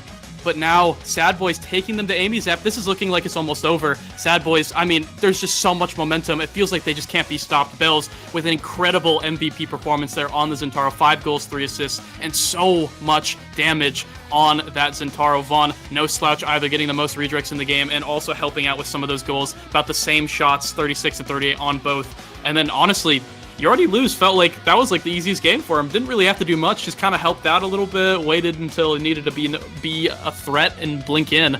And once he did, found a lot of those opportunities. Sad Boys just have EKC's number this one. EKC need to come up with something here. They need to pull something out for this Amy's app. Yeah, they really do here. They need to be able to restabilize, just shake off these last couple of games and turn things around in their favor, because they have continuously not been able to change up their fate. They constantly have been finding some spots to play in, a little bit of a comeback after losing that first set, after losing that second set, and every time it's just been too late. And now really just going to have to find some kind of change. It doesn't look like the rune was it. What else have they got in the tank? I mean, this is the last opportunity. I'm not sure. I mean, if I were them, I think I'd just go back to what they're good at, right? I mean, Katsuna's really been doing good on the Juno, can also pull out the Estelle, and NXCD still has his Zentaro open. You got to trust yourself on it, right? You can't go back. You can't pull something out last second. I think they really just got to trust themselves on this. I think NXCD should pull out the Zentaro on this. The Julie looked good on that last game, but he also got 1-2 punch and prize fighter, right? So would it have been as good without those 2 awakenings? Who knows? But I think NXCD pull out that Zentaro. Katsuna, let's see the Juno again. Ban out exactly what you need to ban out. Maybe, I'm not sure, maybe the Drakkar, maybe ban out that Rasmus. I guess you have to ban out the Rasmus if you're not going to play it. It feels like everything's stacked against EKC right now. Yeah, it's an unenviable position to be in. You got to beat a team 2 times in a row who just beat you 3 times in a row. And it's just going to be harder and harder the more that you lose that momentum. So, I mean, if Sad Boys come out swinging in these first couple of sets, if they go up 1-0, it feels like it's going to be so tough to be able to stage that comeback from EKC. They need to be a totally different team coming into game number 2. And it's, unfortunately for them, going to be back to Imi's app. Yeah, back to Imi's app. I mean, I've just been trying to think of something. You know what EKC need? EKC need like a heavy impact or a extra special start, or not extra special start, a specialized training start. They need something to where they can just force it down Sad Boys' throats pretty much right off the get-go, right off the bat. They can start putting on this damage. They can start putting on this pressure because that's when they perform. And Sad Boys need to get their momentum crushed if EKC have any chance of winning or any chance of coming back in this best of 3. And Sad Boys, I mean, really all they have to do is just do what they've been doing, right? Play exactly been playing. Don't let off the gas. Keep going. You have your map pick. You have a map that you just destroyed them on in the previous, right? There's pretty much full everything you want, right? As a player, Sad Boys has right now. They have their map pick. They have the flexibility of the characters on this map. They have everything that they could ever want. They have EKC on the back foot. This is all EKC to see if they can come back and surprise the world. Yeah, it's all coming down to this one. This could be our last game of NASL Season 3 if the Sad Boys are able to come up with it. Getting into this free pick phase. Katsuna's still looking at that Luna. I don't see any reason to change that Luna ban, though. Yeah, I mean, there's no way, shape, or form Sad Boys doesn't just keep banning Luna. It's been working for him, right? There you go. Kazan ban going to be coming through as well. I believe it will just be an Amy mirror here, as it is Fight or Flight, which now Vaughn is going to get again because he's gotten every single game so far. Now gets it on the start. Fight or Flight, explosive entrance. I'm feeling like there's going to be some Zentaros here. Locked in very shortly. Katsuna, whoa. Atlas. There's no way. Okay, there's no way. It's not. You don't leave the Rasmus open and then go Atlas. I don't think that works out for you well. Does not end up doing it. Gonna mirror the Rasmus. I mean, last bit here, gonna be that Zentaro, Rasmus, Amy mirror. Doing it the old-fashioned way, right? If you can't win on any of your little sneaky picks, you just man mode, mirror, comp, everything. Play better than them, and you will win. Let's see it. The last game, possibly, we're on series point, on championship point here for the Sad Boys. EKC need to bring it back. Who's going to take it? Let's see. Yeah, and you know what? It was Katsuna with the aggressive start, but Bells turns it back around on his own. Blink and you miss it. Bells finds the first point there. Katsuna thought he had the opening, but it gets stolen away and converted incredibly fast. Yeah, I mean, I tried to hype it up a little bit there, and then Bells just kind of put it away. So, I mean, well played, Sad Boys there. Great play from Bells and getting the barrier once again. Vaughn getting it through to Bells there. Bells looking unstoppable, as normally he does in these championships. So, I mean, we'll have to see EKC. Oh, okay. A little bit of a Zentaro bug there, I believe. I don't know what knocked him out, what knocked him back there. Had a Zentaro bug, got hit in the middle. A little bit of a clip through that middle there. NXCD holding off on the Vaughn hook there. I'm just a little bit shook from that, Gordy. You got to take over. I did not like seeing that Zentaro. You know, you take those as they come on in. NXCD looking a little shook at himself there as he wasn't able to quite line up that rush. But seriously, you got to be able to convert off of these if you are Era's Kitten Club. Bell's looking to sneak on past. NXCD just taking damage, taking shots from both sides, but finally going to be able to stand back up, going to try to turn it back around. Vaughn with a well-placed pendulum swing, though, and Bells on the slashing strike sends it in again, and the Sad Boys are just so comfortable. I mean, something must have happened on the Soren drinking stream yesterday, because Bells has not only his number, but he has all of his social media accounts. He has his stream key. He's got everything. Social security. He's got everything that Soren owns right now, except maybe his mouse. That's pretty much, or his mouse pad. That's about it. That's all he doesn't own from Soren's, because Bells is just calling him out on absolutely everything. You already lose, now calling out NXCD with that core flip getting the KO, and Katsuna looking incredibly low now, but Soren trying to turn the tables, trying to show us that Bells does not own your entire life. You can do something yourself, gets that barrier, but lose. Oh, saves it too. All right, Soren, keep cooking, young man. Get it through. But as I say that, Katsuna now goes down. It only seems like a matter of time where Sad Boys just puts it in. Yeah, it's going to be NXCD helping out on the defense, but the pendulum swing will send it home. Bells pushes it through. That's every goal in the set to Bells, and it is not looking different from the last couple of games here, Borg. This is a very, very dangerous position to be in if you are EKC. They're hoping for a miracle in the draft. Yeah, I mean, hoping for a miracle, and it's looking like they're not going to get it, as Knives Edge spec training is both in the pool. Vaughn going to be taking away that Knives Edge. I believe you already lose might just take away the spec training here as well. But that does open up the Unstoppable for Katsuna to take here to kind of stop a little bit of the aggression. Takes the missile prop instead. That's another good option in order to just combat the Knives Edge a little bit in terms of power with that hook. But in turn, Bell's now going to be getting that Unstoppable. So good luck hooking a million move speed Knives Edge Vaughn with Fighter Flight, and or Bells, who's playing Zintaro, who has a free evade as well as your other evades, and Unstoppable. So we'll see if Katsuna can pull out a miracle here, but it's looking a little bit rough. It definitely is here. Let's see, though. They get off to the aggressive start. This is what they were looking for. Sentry turret going to buy them some space. Here comes Soren helping out on the aggression. NXCD just can't get it past. You already lose, though. Can't find a way onto that barrier. Now here's the turnaround opportunity from Bells and Vaughn. Bells going to be able to find the barrier off the bounce from the backboard, and Vaughn going to find a KO off the death touch. Katsuna try to do the same, but he's just going to get two members right on top of him, finding the stagger, looking to get taken off the map, and it's Soren trying to get it, but goes evasive, and he's going to end up giving another point to the Sad Boys. I mean, I want to hear the Sad Boys comms right now. They're probably having so much fun, just absolutely. I mean, I hate to say it, but this is almost a stomp, Gordo. They're just vibing out and getting so much done. NXT and Casino are trying. They are in the flow state. They're getting so much done, and You Already Lose just feels like an unbreakable wall in front of Katsuna NXCD. Can he do it? I don't know. I mean, it's pretty... Ooh, okay. Bells almost goes down to Katsuna. The hook not quite doing it, and Vaughn is staggered, so there might be some hopes here for EKC to get something done.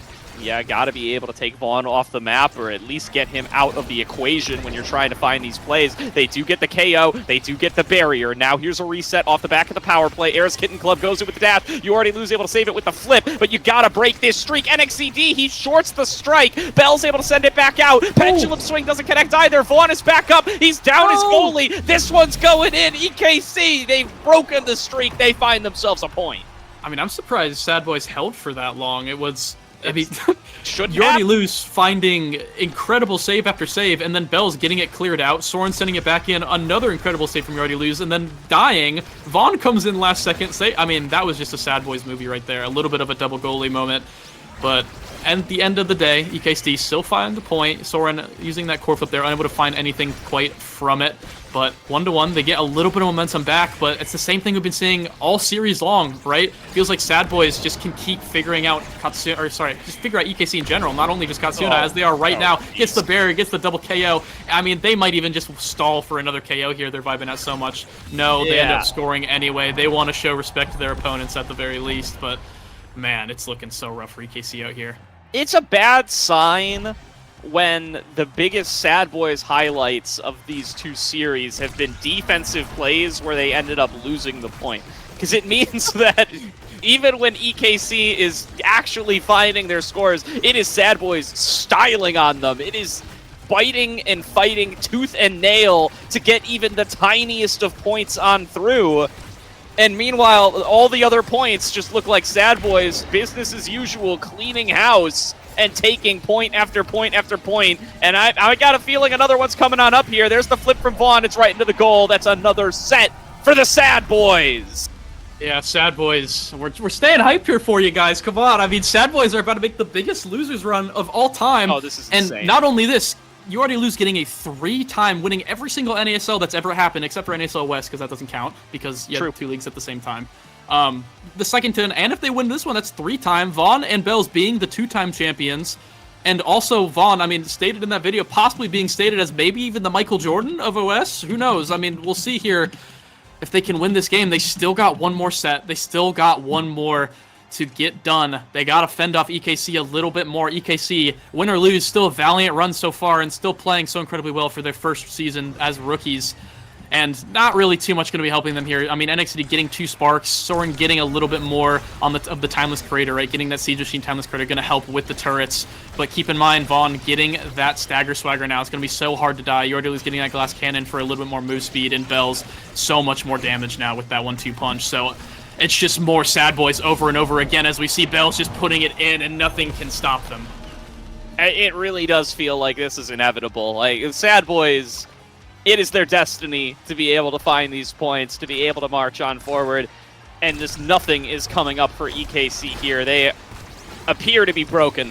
They're just trying to find these shots, trying to find these strikes, pushing in for another aggressive play, gets cleared out by Vaughn, missing the death touch, and now here is going to be the counter swing from the Sad Boys. Bells pushing on forward, looking to be able to find it on towards this barrier. Actually going to be able to mount a pretty good defense here, our EKC, sending it back over with that glitch pop. Vaughn finds himself falling pretty low. They're going to be able to use the flip to be able to deny the barrier from going down. They keep it standing. Ooh. There's going to be Katsuna brought back by the Reds. Now, will they be able to actually get it on over? Neither barrier has fallen down. It's a slower-paced game than we've had in a while. NXCD gets his dash interrupted, and now there's going to be the pressure coming on through. There's going to be a KO found and a potential another point before long. The KOs, they're just coming in all over the place for the Sad Boys. And that's Sad Boys on championship point here, Gordo. I mean, we said it all already. They have the momentum. They have everything. EKC don't even have a point. What else can I say but take it away? Let's bring this one home. Yeah, they're going to be looking to end it all right here, right now. Katsuna finds the death touch. The KO, though, is on NXCD. Sad Boys are 3 versus 2. They found themselves another power play. They have gotten every KO they possibly could in this grand finals. 3 versus 1. NXCD's back on the field. Will it be enough to buy that space that they need? It doesn't look like it. Bells and Vaughn send it home one more time. A 6-win final, a bracket reset, another win set of every single set they could find. I mean, this is going to be 2 titles in a row. Sad Boys are the best Omega Strikers team in history. Sad Boys cementing history right now, Gordo, with 2 back-to-back NASL wins, and in dominant fashion, pretty much in both cases here, especially this season, the best losers run of, I would say, all time here. You already lose the 3-time best goalie in the entire world, the 3-peat, as they'll say. They're just looking absolutely unstoppable. The best team in the world, Sad Boys. I mean, just a quick moment, just everybody at home, please just clap. Like, this is insane what Sad Boys has managed to do here. Yeah, I mean, it wasn't the closest finals, but it didn't need to be. I mean, that's what happens when you're up against the best.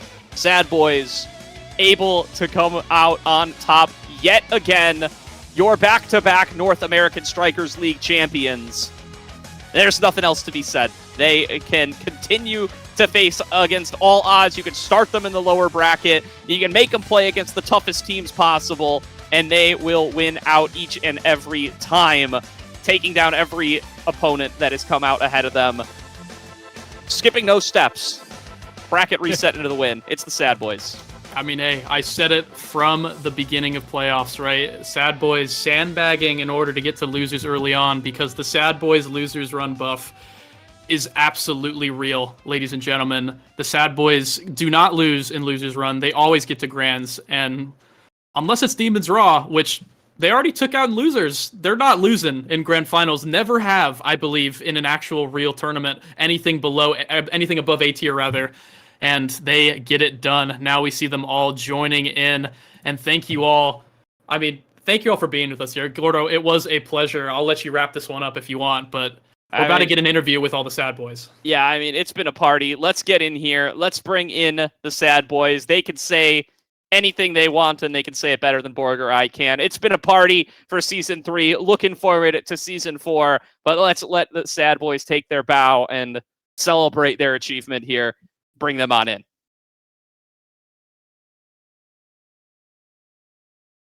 Oh, okay. Our transition isn't ready yet. We got to keep yapping. Dang it. That sucked. That was beautiful, by the way, Gordo. That was a beautiful ending right there. Sorry, chat. We got to yap a little bit more. Yeah, I don't know. We got to bait it a little bit. I mean, let's talk more about the Sad Boys. How about those Sad Boys, huh? I mean, yeah, right now, currently, we want the stream to be as best possibly done. K-Bot will be interviewing all 3 of the Sad Boys members. They are all here. Ready in just a moment, I swear, this time. But we already said our goodbyes. We were just kind of yapping a little bit more. You get to look at my face, I guess, and Gordo's face a little bit more. So there's your little treat. But, whew. Yeah. I think it's time. I mean, I think it's about time. We'll let you guys know. Well, we're at least we got to set up their cams and stuff. So I think the clip's gone. So like the VOD, cut off the VOD right after the end of Gordo's thing there, right at the end of that ending, and then we can cut it to now the interview. Yeah, where it'll be very seamless. Nothing ever happened. This did not happen. just remember, everybody at home, if you take away nothing else from today's broadcast, remember that these last 3 minutes didn't happen. And yeah, that's all right. We'll have the Sad Boys on here in just a couple of seconds. I mean, back-to-back champions. It's gonna be a tough record to match, if ever. And I think they've certainly cemented themselves as the best team in Omega Strikers history here. So many titles, so many tournament wins. As you said, that undefeated finals streak, at least in A-tier plus. These guys are clutch, and these guys have been able to just run through. As the bottom seed in playoffs, by the way, I mean, it was enough of an upset for them to start off at 6th seed. You know, this could have been a lot of people pegging. This could have been Demon's chance. This could have been anybody's chance, really. Could have been Core Overflow's chance. Could have been Eros Kittens Club's chance. Could have been Bun Bun Bonanza's chance. They were able to at least take a match off Sad Boys, the only ones in playoffs to do so. But no, it is going to be the Sad Boys once again, walking away with the crown. Yeah, and I mean, I guess to prep for this interview, I mean, something that you guys might be able to expect. I mean, there's been some, yappins recently. I wonder what's going to happen with the Sad Boys roster, right? I mean, a little bit of some whispers behind the scenes. Actually, not really whispers. Vaughn did a whole stream kind of talking about it a little bit, but might retire next season, at least take a break. Just been playing so long. Vaughn been playing probably the longest out of the competitive players since the beginning, since pre-alpha, right? Since literally the beginning of Omega Strikers, and has cemented himself at the top of all time. So I hope that Sad Boys stays, and I think we all do, right? Sad Boys, I mean, especially right now, looking like the absolute best team in the world. But if not, might be some shakeups, something to talk about, something to hear from them, the team themselves, maybe the man Vaughn himself. Now that he wins, maybe he'll stay. Who knows? I mean, you got to feel good winning this, right? So we can only speculate as the casters on the desk, the yappers on desk. But I don't know. I mean, for sure, I know that Bells and You Already Lose will be playing next season, I believe. They have told me, at least. So, I mean, I don't see why they wouldn't. But maybe some shakeups happening, maybe not. If so, I mean, there will be absolutely Titans for next season if they stay.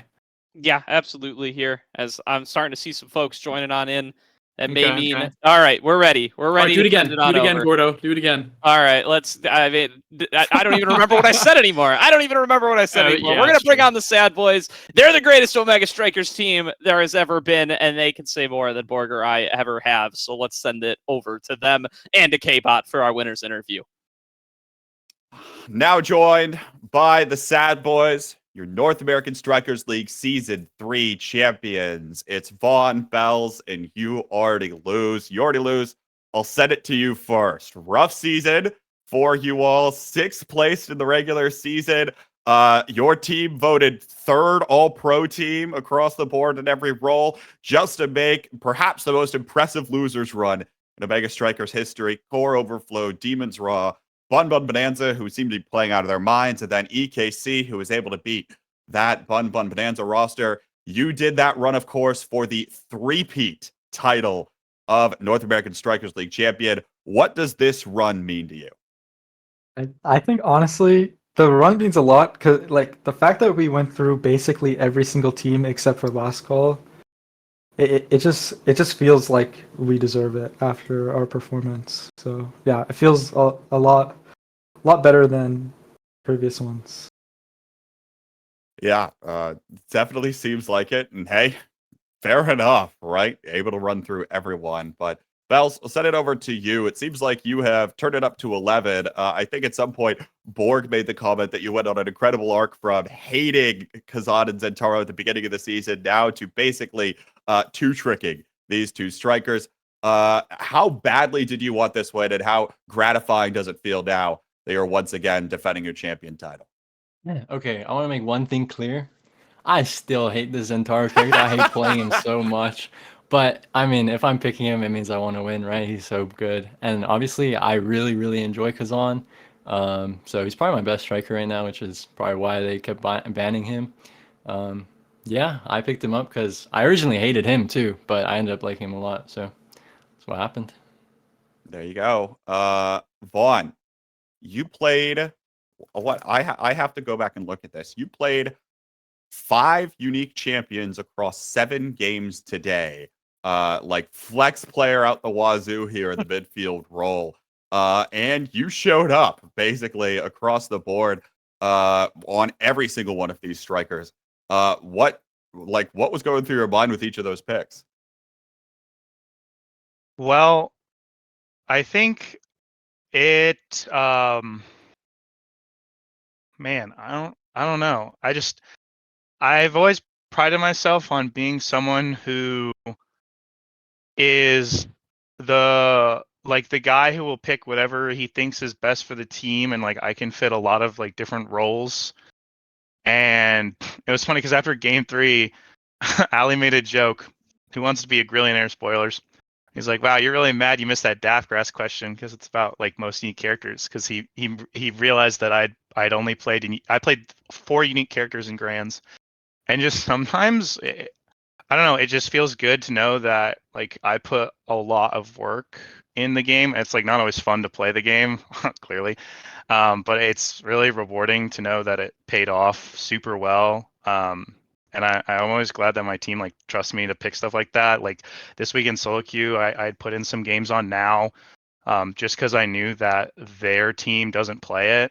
Like I wanted to make sure like if there was a start for that character, they would never ban it. And like I had enough games on it. It wasn't a crazy amount, but it's like enough that okay, I can pick this character. And then all the other characters I won with, especially like Comfort on like Drek and Rasmus. It was just taking care of business. I felt very confident in Grands after we won losers. I felt like I was unstoppable. So it was really, really satisfying. Seemed like the whole team was completely unstoppable. And now I want to pose an interesting question to each of you. And I have no rules or stipulations here. Mm-hmm. Who is the greatest player in Omega Strikers history? You already lose. Starting with you. It's us. It's our Kind of. team. It's our No, team. I want a player. Sorry. I don't want a team, Vaughn. I want a player. Yeah, Give me a I'm player. giving Kainu. Kainu still. Why? Like, why Kainu? Double rank one global, and also he's a demon. I'm Fair sorry, but enough. it's got to be said. Got to give the shout Fair out. enough. Bells, what do you think? I think historically, I want to say Vaughn. This is unbiased, obviously, but playing with this Caleb guy, it's like I can Yeah. just do whatever I want, Yeah. and it's like this guy will always show up. He's so consistent. He keeps the vibes up, and I don't know. I just think Caleb's the greatest. Like Yeah. this guy just gaps everyone on his role so hard. Vaughn? I literally agree with Caleb. I mean, is there? I don't think there's been an S tier except for the one, John Fortnite. I don't think there's been an S tier in the game's history, including beta, that Caleb hasn't been in. Like he's He's the beast. He's just. I mean, I literally. I mean, Ali and I were good, but we never could always fit it together until we had Caleb in the back, especially in the Bun Bun series. It felt so insurmountable. They played so well, and Caleb, like, I mean, Caleb has a Super Saiyan gene inside of him, so I really do think like there's no better example of competitive like excellence than my goalie. So I would definitely say Caleb. Like, there's just no way I could have the success or our team could have this success without him. So it's got to be Caleb, Caleb high for sure. praise from your teammates there. Yeah, I love you guys. Well,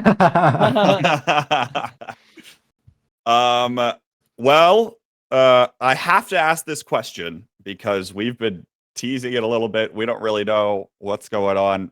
What's next for this roster? Was this the last dance? Like, what's going on, Vaughn? Give this one to me straight. Do we know yet? If you want the real answer, it's I don't know. When I talked about taking a break, I said the only ways I wouldn't was if the format changed or we won. So I don't know. It's a discussion that the three of us need to actually have. We've never literally all sat down and talked about it, but I don't know. We were just so focused on doing our best and proving to everyone that we're as good as we've always been and will always be the best. So that's something that now that we've got this behind us, we're gonna have to talk about. But if this does end up if we don't end up playing together in season 4, I definitely want to say thank you to both my teammates, especially Ali. I already talked about Caleb, but I think Ali and I have probably spent over 1,000 hours in a call actively playing the game together. I mean, it's been like a year and a half at this point. I don't know, the team that we have. Oh my god, I'm getting emotional. The team, absolutely not. The team that we have is really special to me, and so even though like I'm interested in taking a break, sometimes it's like the time we spend together means so much to me that like I would rather just do that. Um, so I don't know, but it's really satisfying to win like this, and it's not like I don't know. It's like hard to describe it exactly, but it's just like immense satisfaction and just like I'm so glad this game exists so we could all meet each other, and all the work we put in always pays off. So we'll see. I don't know, but I just want to make sure I shout out my team either way. If you see us next season, I don't know how it'll go, but it could happen. It might not, which time will tell. That's all I got. Bells, yeah, gut reactions. Yeah, Yay or I nay? mean, Vaughn said it best. I've spent so much time with this guy. I mean, Beta was a movie. We sucked at the beginning. No is no. We still don't win solo queue, but we do it anyways. And yeah, I always say like the reason I can play how I play is because I have Vaughn midfield. Like I genuinely don't think anyone else can like fill his shoes, and I'm not willing to change. So like if this guy leaves, good luck to my next midfielder. You know, like I hope we stay together, but at the end of the day ends. That's facts. How real is that? That's real. Well, I'll give you all the opportunity for shout outs here. The end of our broadcast at the end of season 3 of North American Strikers League. It's just you all left. Caleb, start with you. Any shout outs you want to give to competitors, friends, whoever? Now's your opportunity to do it. Yeah, in losers finals, I gotta give shout outs to Scyther for fucking being a beast. That guy is like insane. I don't even know how he did it half the time, but like everything is unclearable. That guy is he just showed up today, so I gotta give a shout out to him. Anything else? Just Scyther? Yeah. I mean, I already talked about my team. I love them, so we can send it on to Ali or something. All right. Bells, who you got? Yeah. Yeah, I mean, I obviously I agree Scyther did really well, but I want to specifically shout out Lily Bun. I feel like she's really underrated. Like I feel like she holds it down so well and enables Scyther and Liari to do what they do. Like I think she should be talked about more. So shout outs to her for playing as well as she did. And then I always got to do it. Shout out to Demon's Raw. These guys were a big part of our wins. Like we're very close with them. So Shout outs to those guys. On, who you got? I would like to shout out first Ian. His animation was so cool. I also like to shout out Rob. I think a lot of the excitement from the playoffs comes from them fanning the flames, and by extension, our TOs. I thought this season was really good, like competitively, and also just a solid overall like experience for us. We're the only region that has things like this, and it's not like we're better than other regions or like we deserve it more. It's because our TOs do it for us. So I want to make sure I said that before any like specific person. But I mean, we wouldn't really be able to do any of this if they didn't put in like hundreds and literally hundreds of hours of prep work. So I wanted to say that. And then I'd like to shout out everyone that helped us practice this week or sent us encouraging words. Honestly, like a pretty big shout out to Gramella. He's it's funny. It's funny because he used to joke about how he was like 3Z's roommate to most people, which was kind of a nod to me because at CCC I was like, oh my god, it's 3Z's roommate. Nice like to meet you. But he's someone that, at least for me personally, it helped because he would give a lot of like encouraging words. So I wanted to shout at him, and then like kind of just general everyone who supported us, because it was it was it was a hard season to win. So I just want to make sure I said that too. And yeah, I think that does it. I think anyone who helped us with our success this season, like I know that we've appreciated you. So I'm just glad that we were able to win. And shout out to my teammates, of course, but that's all I got. So closes season 3 of the North American Strikers League. And that chapter of the book, perhaps, Vaughn, as you mentioned, the most competitive league season we've seen to date. And we all thought it was going to be 3 teams at the end, let alone 5 that could all take games off of one another. Congratulations to the Sad Boys and congratulations to all the participants of the North American Strikers League season 3. But you know what the conclusion of season 3 means. We're about to run it back, folks. The offseason begins in just a little bit with open qualifiers of Launchpad beginning on April 27th and May 4th for Launchpad 1 and 2. Those are the dates for those of you that don't already have a spot to be looking at and getting your team together, well practiced over the course of the next month before those open qualifiers. You see the rest of the overview on your screen, but Launchpad will feed into Liftoff, where the NASA teams will be waiting, and then the landing, where the NASL teams will be landing and attempting to defend their slots. But new in Season 4 will be Nasty, the North American Strikers League Tier 3. Coming through, run by the folks over at Seraphim. They've decided to provide a Tier 3 league. So there's even more spots and opportunities to qualify and be a part of the competitive seed here in North America. It is always a fantastic offseason to be just at the back, watching it all unfold. But you know how exciting this season was. Upsets, the losers run here at the end, who was going to be out on top. All of these things can't happen without the setup that takes place in the offseason. So, folks, get your teams together and get prepared, because you will not want to miss your opportunity to make it into one of these leagues. That's going to do it from us here at BestieInSlot. Thank you so much to all of the staff members that continue to put this event on. The blood, sweat, and tears that goes into everything here is fantastic to watch from the back end, and I hope that's recognized. There are way too many people to remember or read off right now, but of course, led by Saya, Achi, and Brickbat, continuing to put in the work to make this league a reality. Folks, once again, that'll do it from us here today. We will see you all next time. But of course, tomorrow is North American Strikers League Academy playoffs, and that league will conclude. A couple of interesting upsets have happened there. We'll see what concludes of their season tomorrow. That'll be at 3 p.m. Eastern, right here, same time, same place. You won't want to miss those matches either. We'll see you there tomorrow. And of course, wait, Vaughn, what? I have to. Can you just for me? Can you do a Sad Boys pose? You want the stick figure in the back isn't enough? No, I want you to do It's it. not enough. I've never seen you do it. You gotta do I it. haven't done it. That is You true. gotta but do folks, it. Do you want me to show you? The Sad Boys have done it once again. They are your season 3 champions. We will see you all tomorrow for the North American Strikers Academy. Have a good night. Here we go.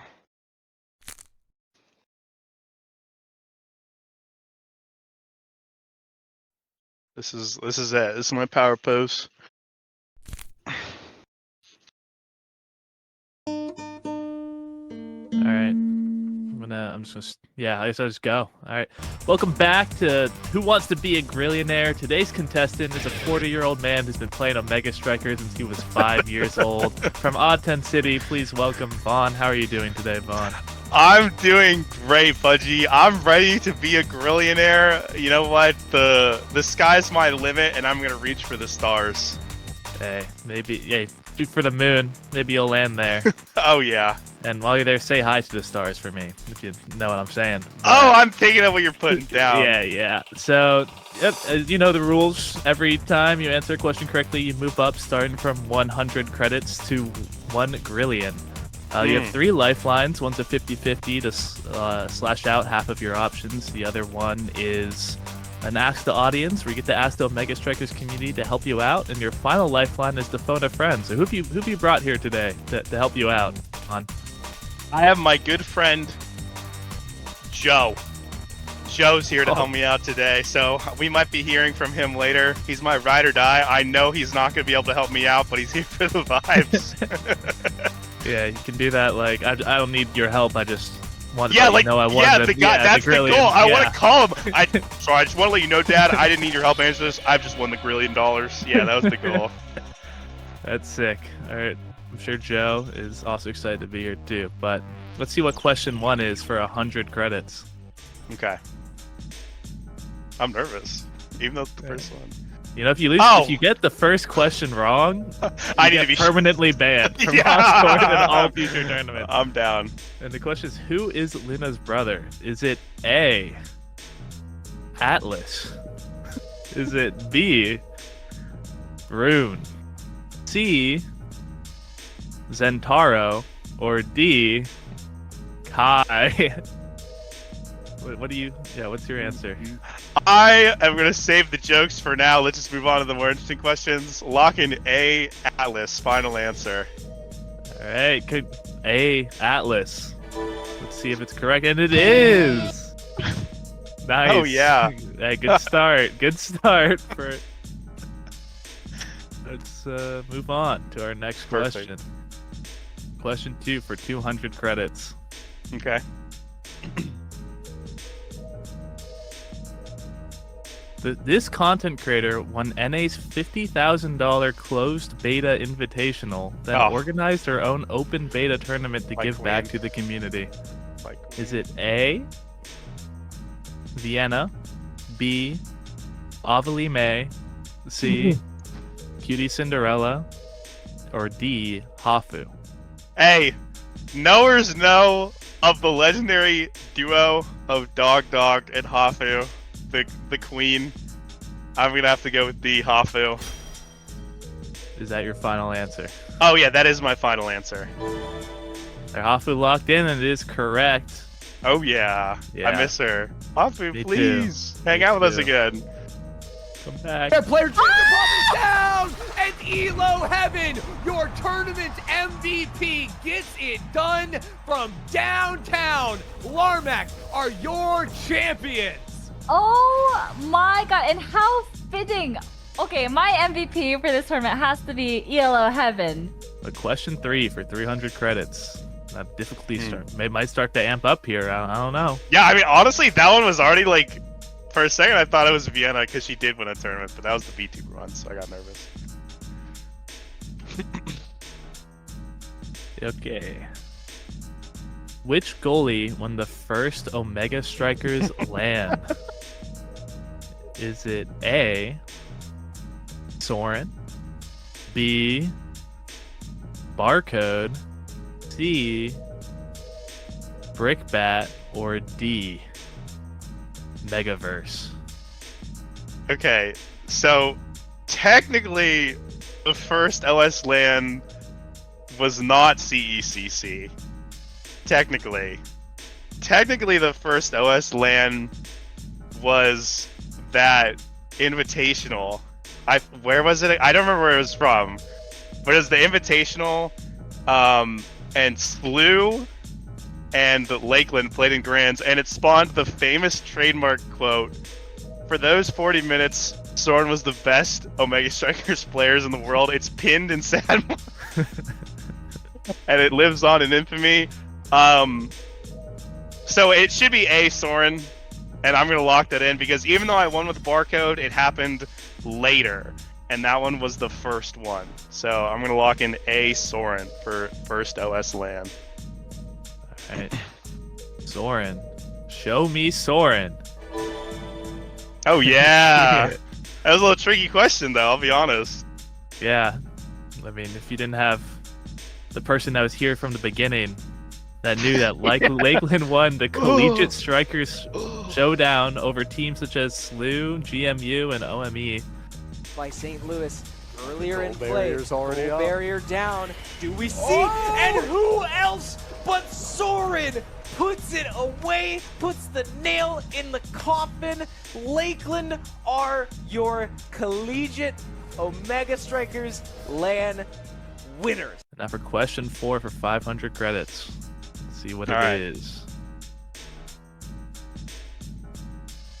Who has won the most iterations of the Westie Wednesday no. series? Oh no. Now, you're no stranger to this series. I man. have! I've won a couple. I mean, if it's anyone but Gumi, this show's rigged. I think he's won 11, so let's see the answers, I guess. Is it A, Gumi, B, Better be.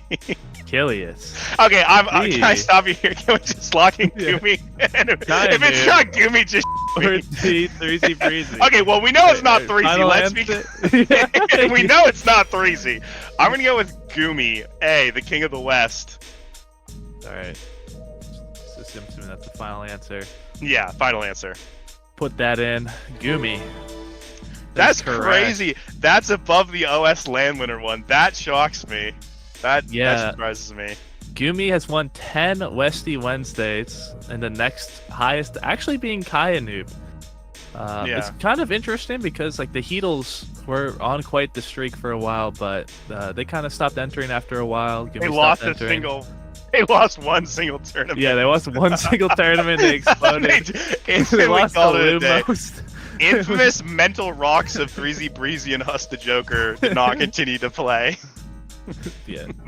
But next up, after Gumi with 10 is Kaya Noob with 6, 3Z with 5, and Kilius with 5. Kilius has won 5 of those? Yeah, he's been kind of farming them since. He's been farming the noobs?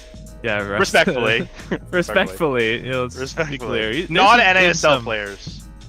Yeah, there's been some. He's probably beaten some good teams.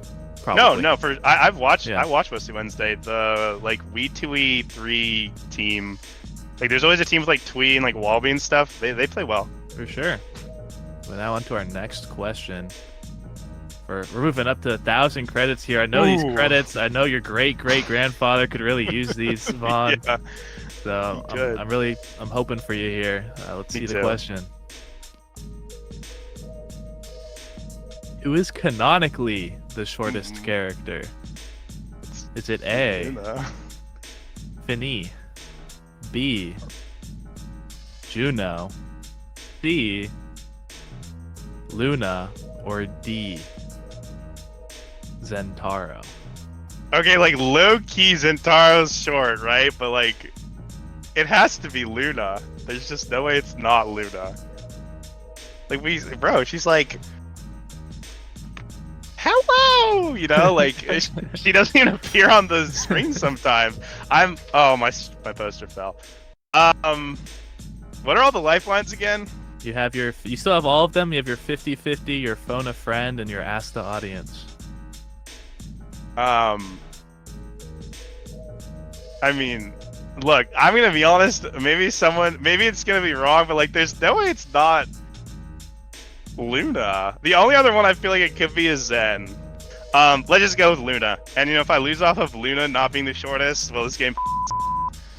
Let's go Luna. Final answer. Locking in Luna. Okay. And that's correct. Whew. Yeah, I was scared too. I was scared for you there because I wasn't sure. I wasn't even sure at first. What I they were got gonna do with nervous. Juno. Like, yeah, I mean, that's understandable. Oni's played. That guy's a little shrimp. So yeah, when that guy's among Titans too, you're just like Levi. Yeah, Levi lore. But yeah, Luna's actually 10 centimeters shorter at 139 centimeters than Finny, the next shortest. And Oh, that's wow. Juno. It's actually Juno at 160 and then Zentaro at 162. Which kind of surprises me because I felt like Juno was a little bit taller than Zen. I also feel like Juno would be the tallest, so or taller than Zen, I guess. Yeah, might be some in-game model shenanigans. Yeah, but, I bet. Yeah. Cool. Then, All right. Whew. Yeah. Made it through the hardest part, and you still have all 3 lifelines. So looking pretty good here. And question 6, 2,000 credits. On our way to become a grillionaire. Let's see the question. All right. Which of these gears was the most popular during Season 3 regular season? Oh, ejector strike shot. Chilling. Is it A, siphoning wand? Oh, No way. No B, pummelers? If they put slick kicks on here, they're C, momentum boots? Or D, strike shot? This is some up. This is crazy. I'm gonna be honest. Okay, ain't no sheezy, it's pummelers, and ain't no sheezy, it's mom boots. Let's be clear. And then, I'll be honest. I don't think there are enough like hard kill comp characters for it to be siphoning. Let me think. Let me try to think. Okay, so here's the one that's gonna trip me up. Quest. Real questers know. These guys are EU pilled, and they would double siphoning every week, every game. Okay? Knowers know. They would go like Judo siphoning, Zentaro siphoning. Oh, that makes me nervous. Oh. But then Strike Shot was so good. Let's see. Did we ever take Strike Shot? Like once or twice. Cow took Strike Shot a lot.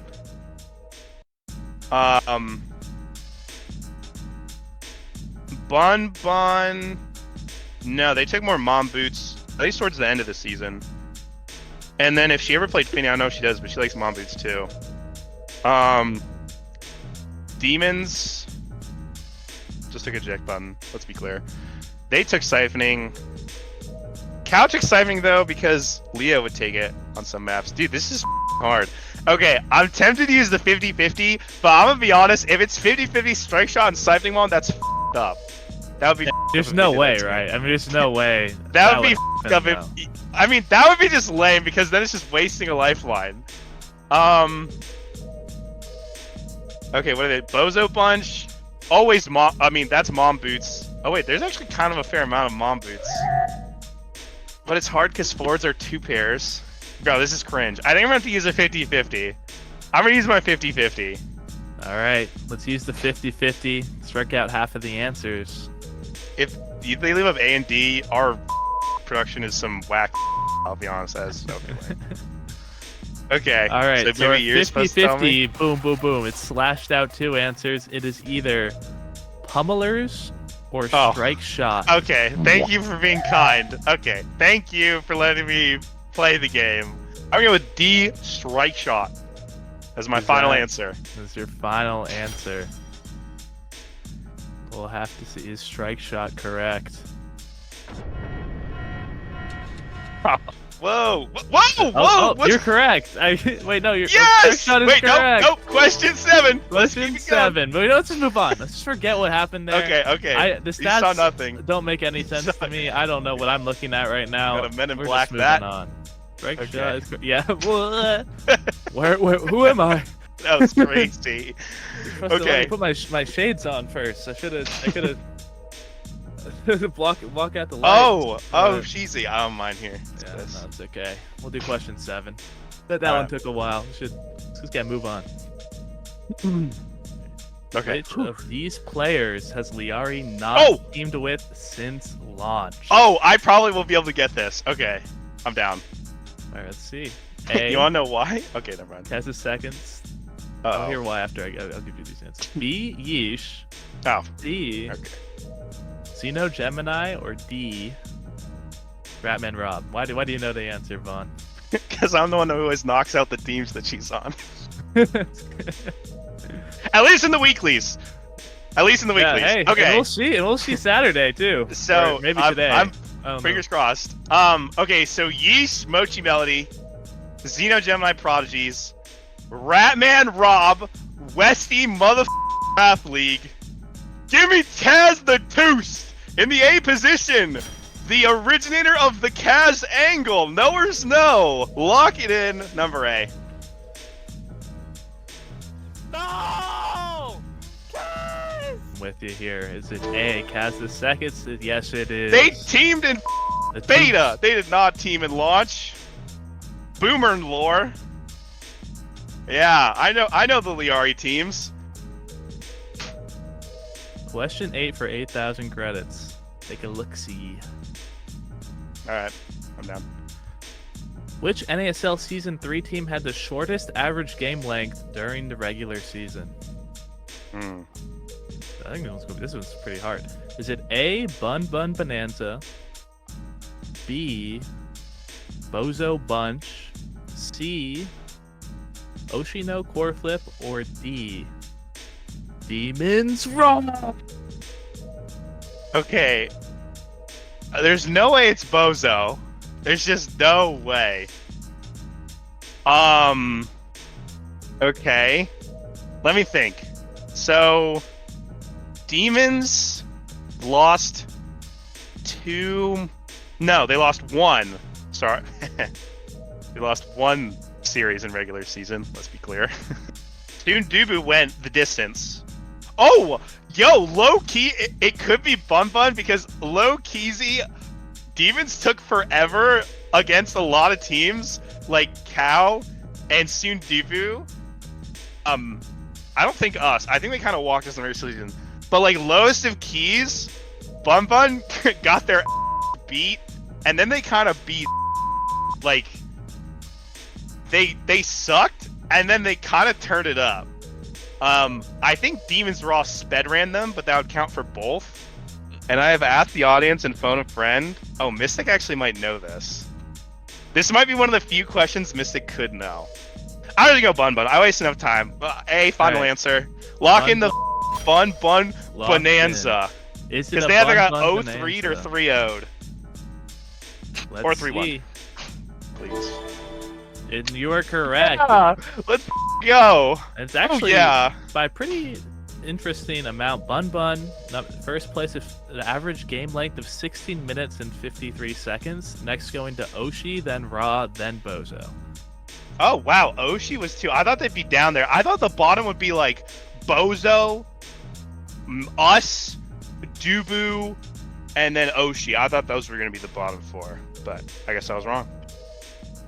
I guess they got sped ran too hard, respectfully. The longest team, unsurprisingly, being Sundubu. Sundubu. Yeah, I mean, they're always 1 minute, 17 second. Yeah, they're Dude, always that's the average game, like 22 minutes? That is insane. Yeah, 21 minutes, 17 seconds. That's like an hour every time they played. 21 minutes or 22 minutes. That's crazy. All right. Question 9. Spent a lot of time on that question. Hopefully this one will be a little bit easier to get through. I would love that. I would love that fudgy waffle tin.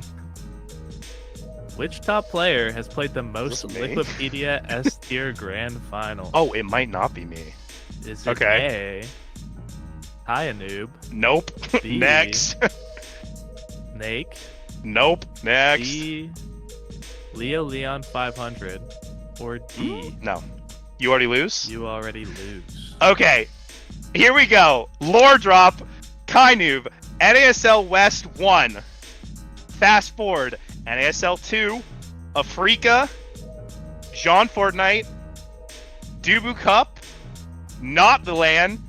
And not 5. That's 5. So it can't be Kainoob. I'm going to say, I'm pretty sure it's Snake. Definitely not. Definitely not. But he was in, I think it's almost the same, but it's a little bit more. He was in OSPL, that tournament, NASL 2, Afrika, John Fortnite, Dubu, Lan. I think it was 6, whatever. I don't think it's him. Leo Leon,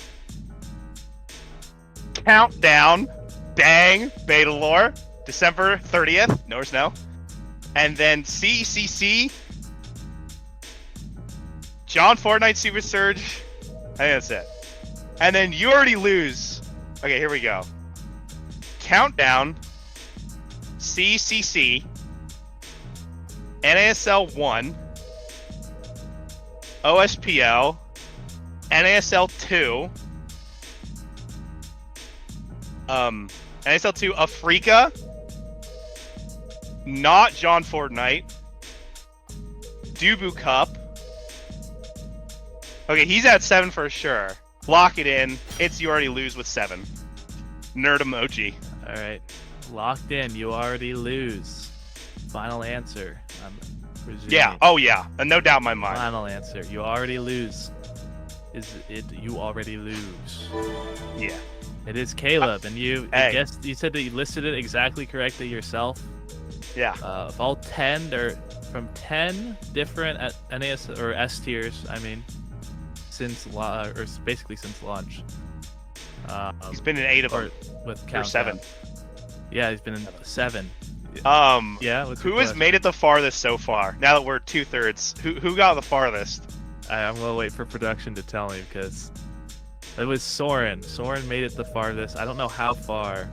I just need to know. I just need to beat Soren, guys. Come on. Let's see how much. It was 12 or 13, so you got a few more to go. Oh, that's hard. And you can also walk away if you ever want to take your credits and walk away. I think I might have to walk away, guys. Holy moly! All right. Anyway, yeah, let's keep it going. Yeah. Question 10. Any more competitive history questions? Which NASL Season 3 player has picked the most characters across all 3 regular seasons? Is it A, Daft Grass? Oh, that's actually a good one. Oh, B, shit. and the multi-role warrior, No Lumost. way. Also, No. did a little bit of that. Daft Grass D played all number 3. 1, Vaughn, or D number 2, That's me! Kumi. Oh, these are hard. Okay, I gotta nix 50. Lumos right away. So Daftgrass played all 3 roles. I played a lot of characters. But so is Daftgrass. But so have I. There's no way it's Lumos. But Gumi's played 2 roles. I give up, bro. It's time to pull the audience, dude. This is way too hard. Send the ping! I'll keep thinking about Pull it. in the audience. They're Send the pulling audience. ping. Hopefully, I Dude. mean, you never know. Maybe the more informed people can convince the less informed people. He has. He played almost every role already in season 1. And then in season 2 he played midfield. He played forward because he played Kazan. And then season 3 he subbed back in again for goalie for Oshi. I'm a knower of the Daftgrass. But I'm gonna count me one more time. Kai, Duvastel, Atlas, Juno Drakkar, X Era, No one missed Luna, Sarah. Rasmus, facts, Octavia, Vice, Finny. Okay, I'm at 13. So it's gotta be, I mean, it's like low key, I want to guess me, but like there's no way they give me a question where like it would be me. I just don't know if Wait! Oh my god! I actually have 14! I played Juliet in season 1. Holy f***. I have 14, by the way. I played Juliet in season 1.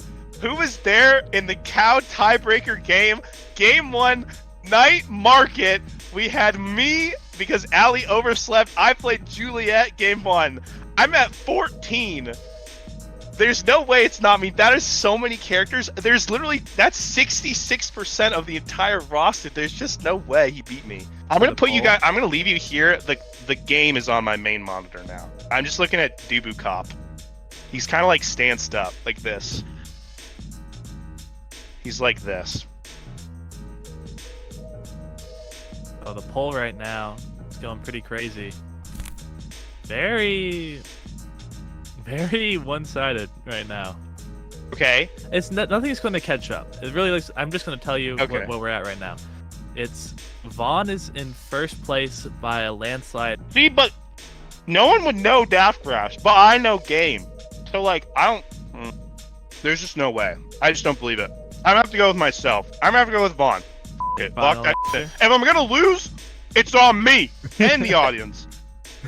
I'm the most versatile player in the game. Chatting. Let's Lock see that it. shit in. Is it Vaughn? Oh. Unfortunately, it was Daft Grass. Weird one to ask the audience on.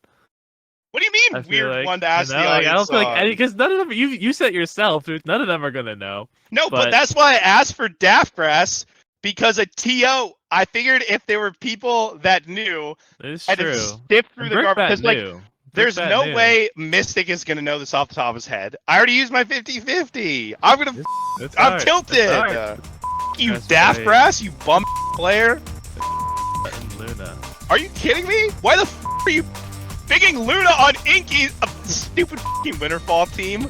Wow, guys, chills. I guess I should have asked And Mystic. you know who this was against? This was against NXZD Japanese Box Forgot. The chat is so It literally didn't matter. That is so cringe. Who the ever gave a flying about that series, man? That is so cringe. That is so cringe.